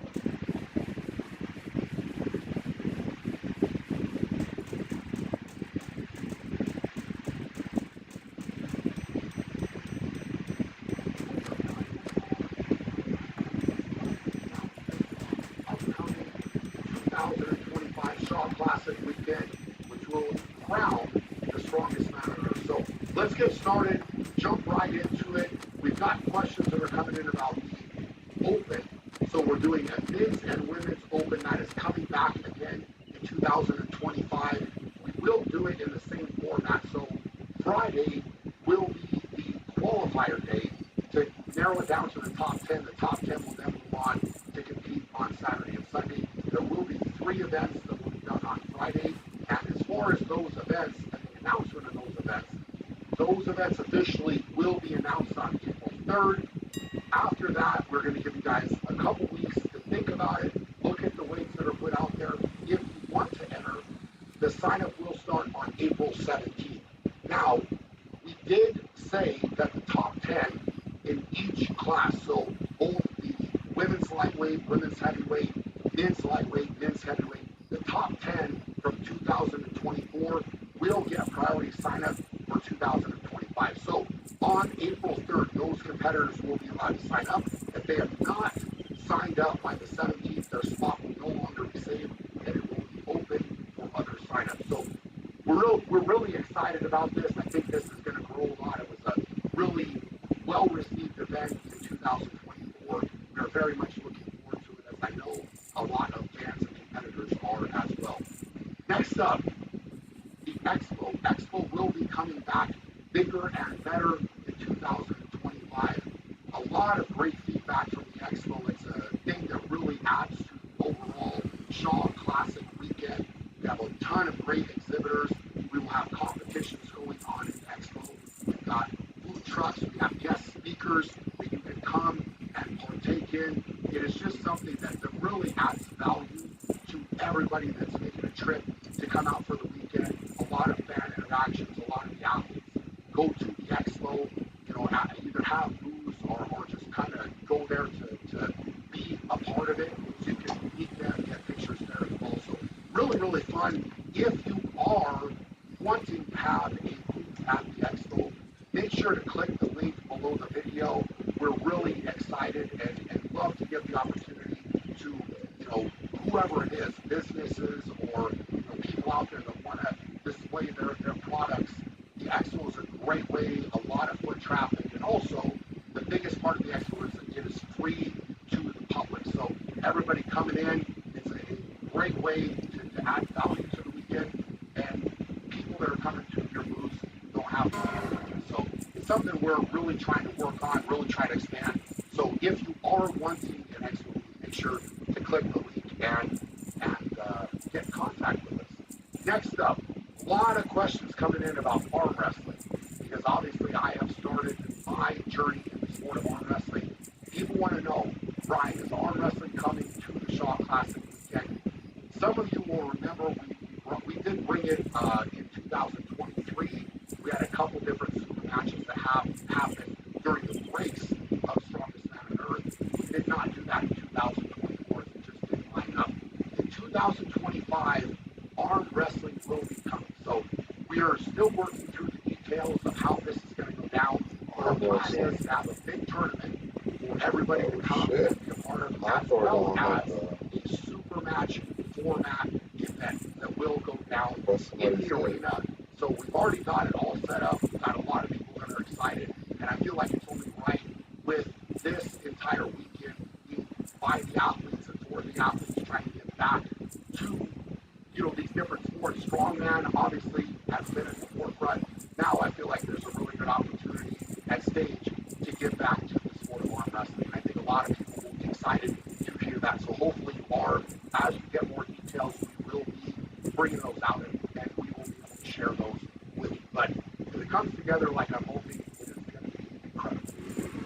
Now, a lot of questions have been coming in over the last couple of years really about how we select the competitors for the Strongest Man on Earth. And I really put some thought into this, and I wanted to just be transparent because I've kind of had my system.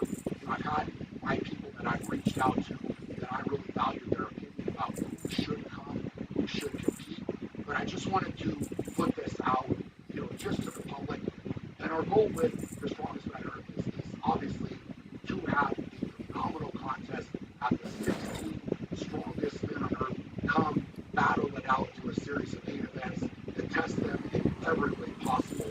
And when it comes down to it, you have to have the right competitors there. So here's what we're going to do.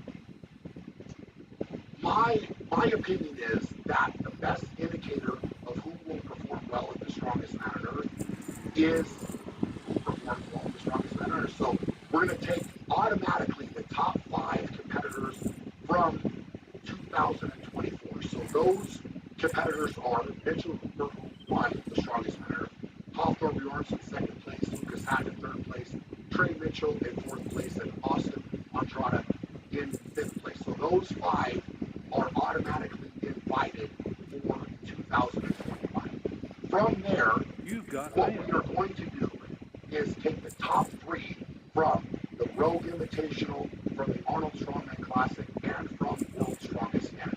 Now, the Rogue Invitational has already happened. Mitchell Hooper won that, Hafthor was 2nd, and Tom Sobel was 3rd. So there is some carryover with Hooper and Hafthor already being qualified or invited. So Tom Sobel is now added to that list. What I will say is with these competitions, it is not an automatic bump down. So for example, in this scenario, because the top 2 are already invited, we're not automatically taking number 4 and number 5. It is just the top 3. And the reason really for that, if I'm being completely transparent, is we're not in control of the events. We're not in control of the weights at these contests, but these contests are recognized as a top contest in the sport of strongman. I feel like the top 3 place individuals with those contests deserve to come. So it is something we will take a look at, the competitor in 4th, 5th, etc. But it is not going to earn an automatic invitation.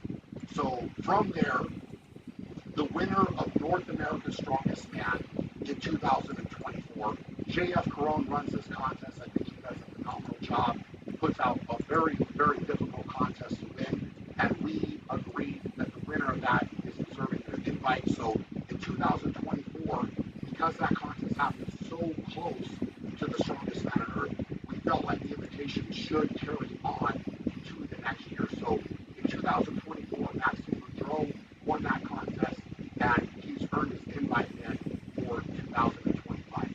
And then the final place goes to the winner of the Shaw Classic Open Men's Heavyweight Division, and the 2024 Josh Spurgeon won that. So if it were to work out perfectly, this would equal 16 places in the contest. So if every one of those spots was filled by a different individual, we would have our 16 and we would be done.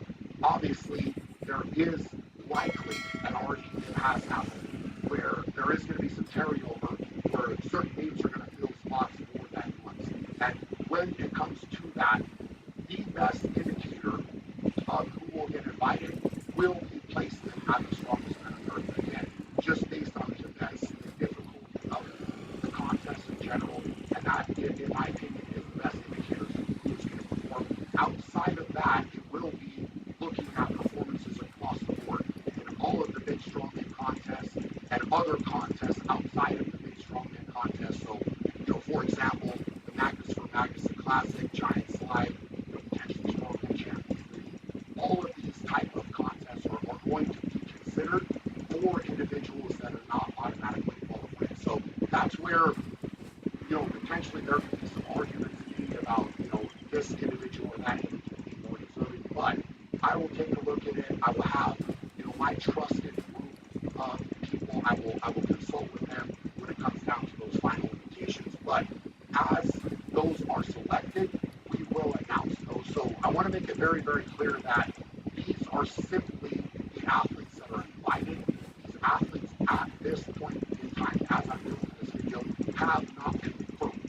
So I want that to be crystal clear. So they will be receiving invitations, and from that, they can then confirm, accept the invite, and come compete. So we're really excited about this. And like I said, my goal, our biggest goal with the strongest man on Earth is to bring the sport of strongman together, to recognize these other contests out there and say, hey, look, these individuals are deserving, and we feel like they deserve to come and compete for the title of the strongest man on Earth. And, with the events, we all know they're going to be hard, they're going to be heavy. It's going to be the most demanding test of strength in the sport of strongman. And, it's something that I really feel like it's the right format with 8 events, 16 competitors, every single point in every single event, goal score, final score. And it's going to be very, very exciting this year. I mean, I think already we have 8 there that have received their invite. So I think it's going to be a great, great year. Something that I know I'm very excited about.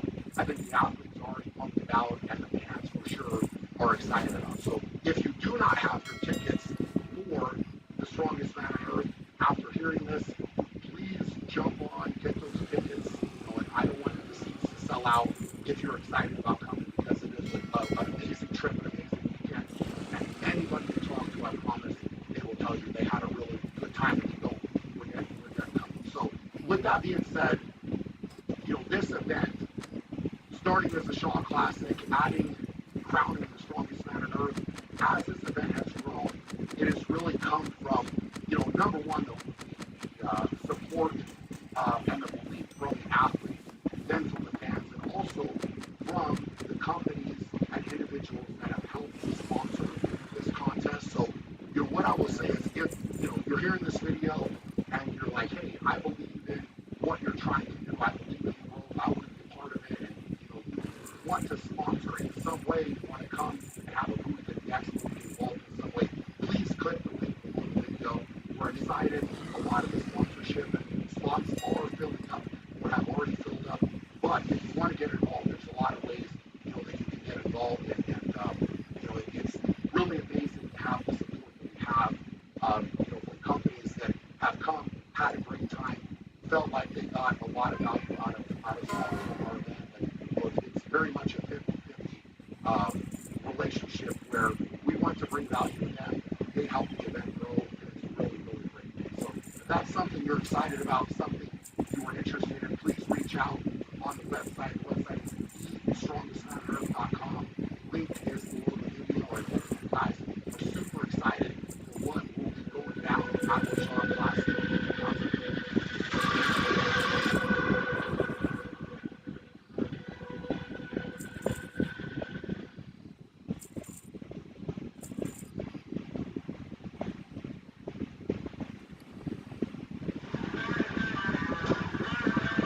action continues here in Columbus, Ohio, as we continue the opening day of competition for the Arnold Strong Woman and Strong Man Classics. Thanks for being with us, everybody. The men are set to take the floor next for event number 1, the Elephant Bar Deadlift. I'm Sean Woodland with Dr. Bill Crawford and Jerry Pritchett. We're going to have Lucy Underdown up here in just a second, who just won this event for the women, and Rob Kearney will be joining us in a little bit as well. I don't know how we're going to talk about that with the women, but Okay. Cool. Yeah, I'm probably about to take a break myself. I've been up for a good bit. But yeah, we'll get it for sure. Get that mount.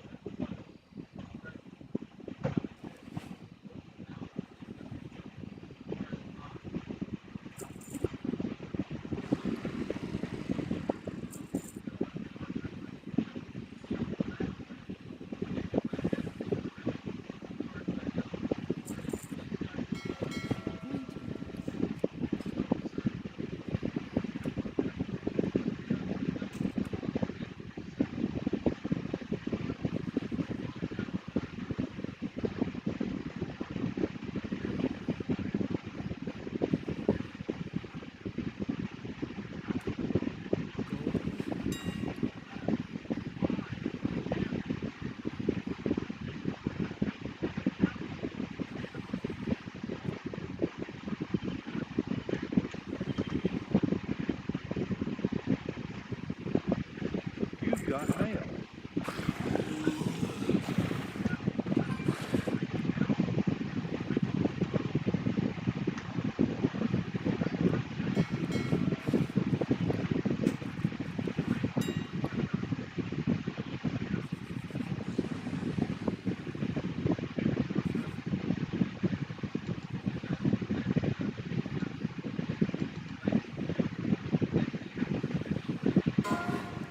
You've got mail.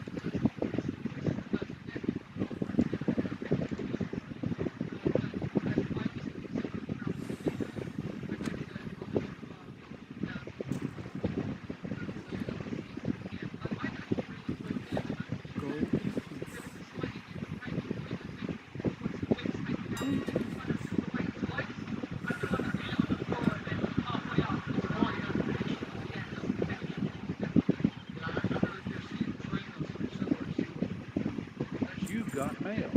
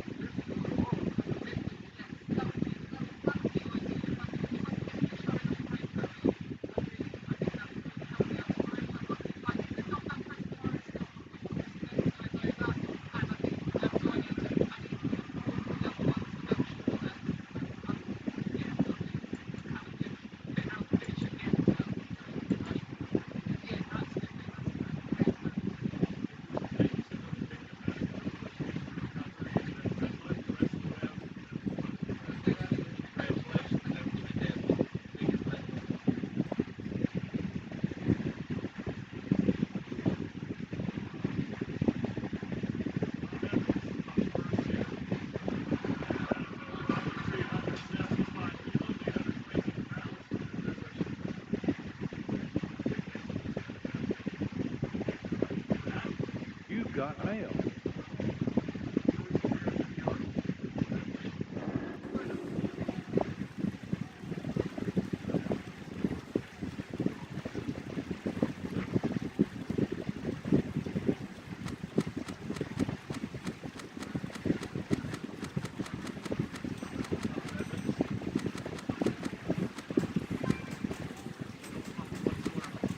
You've got mail.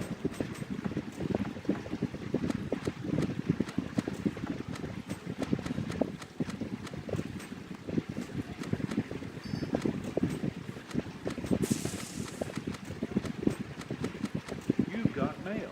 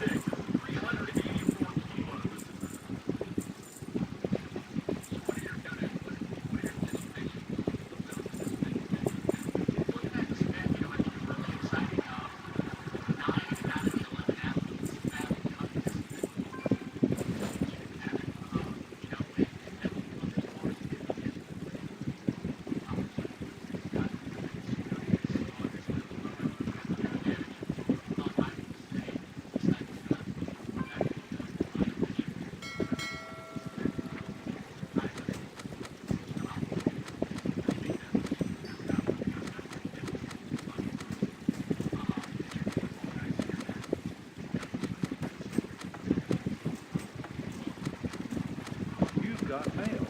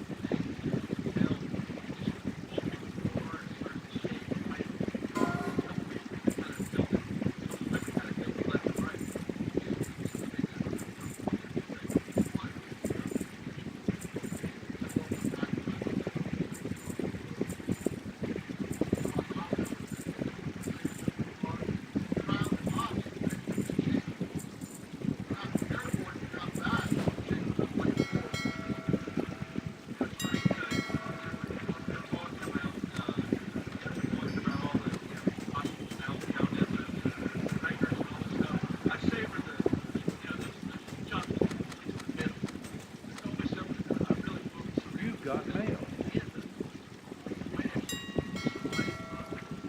You've got mail.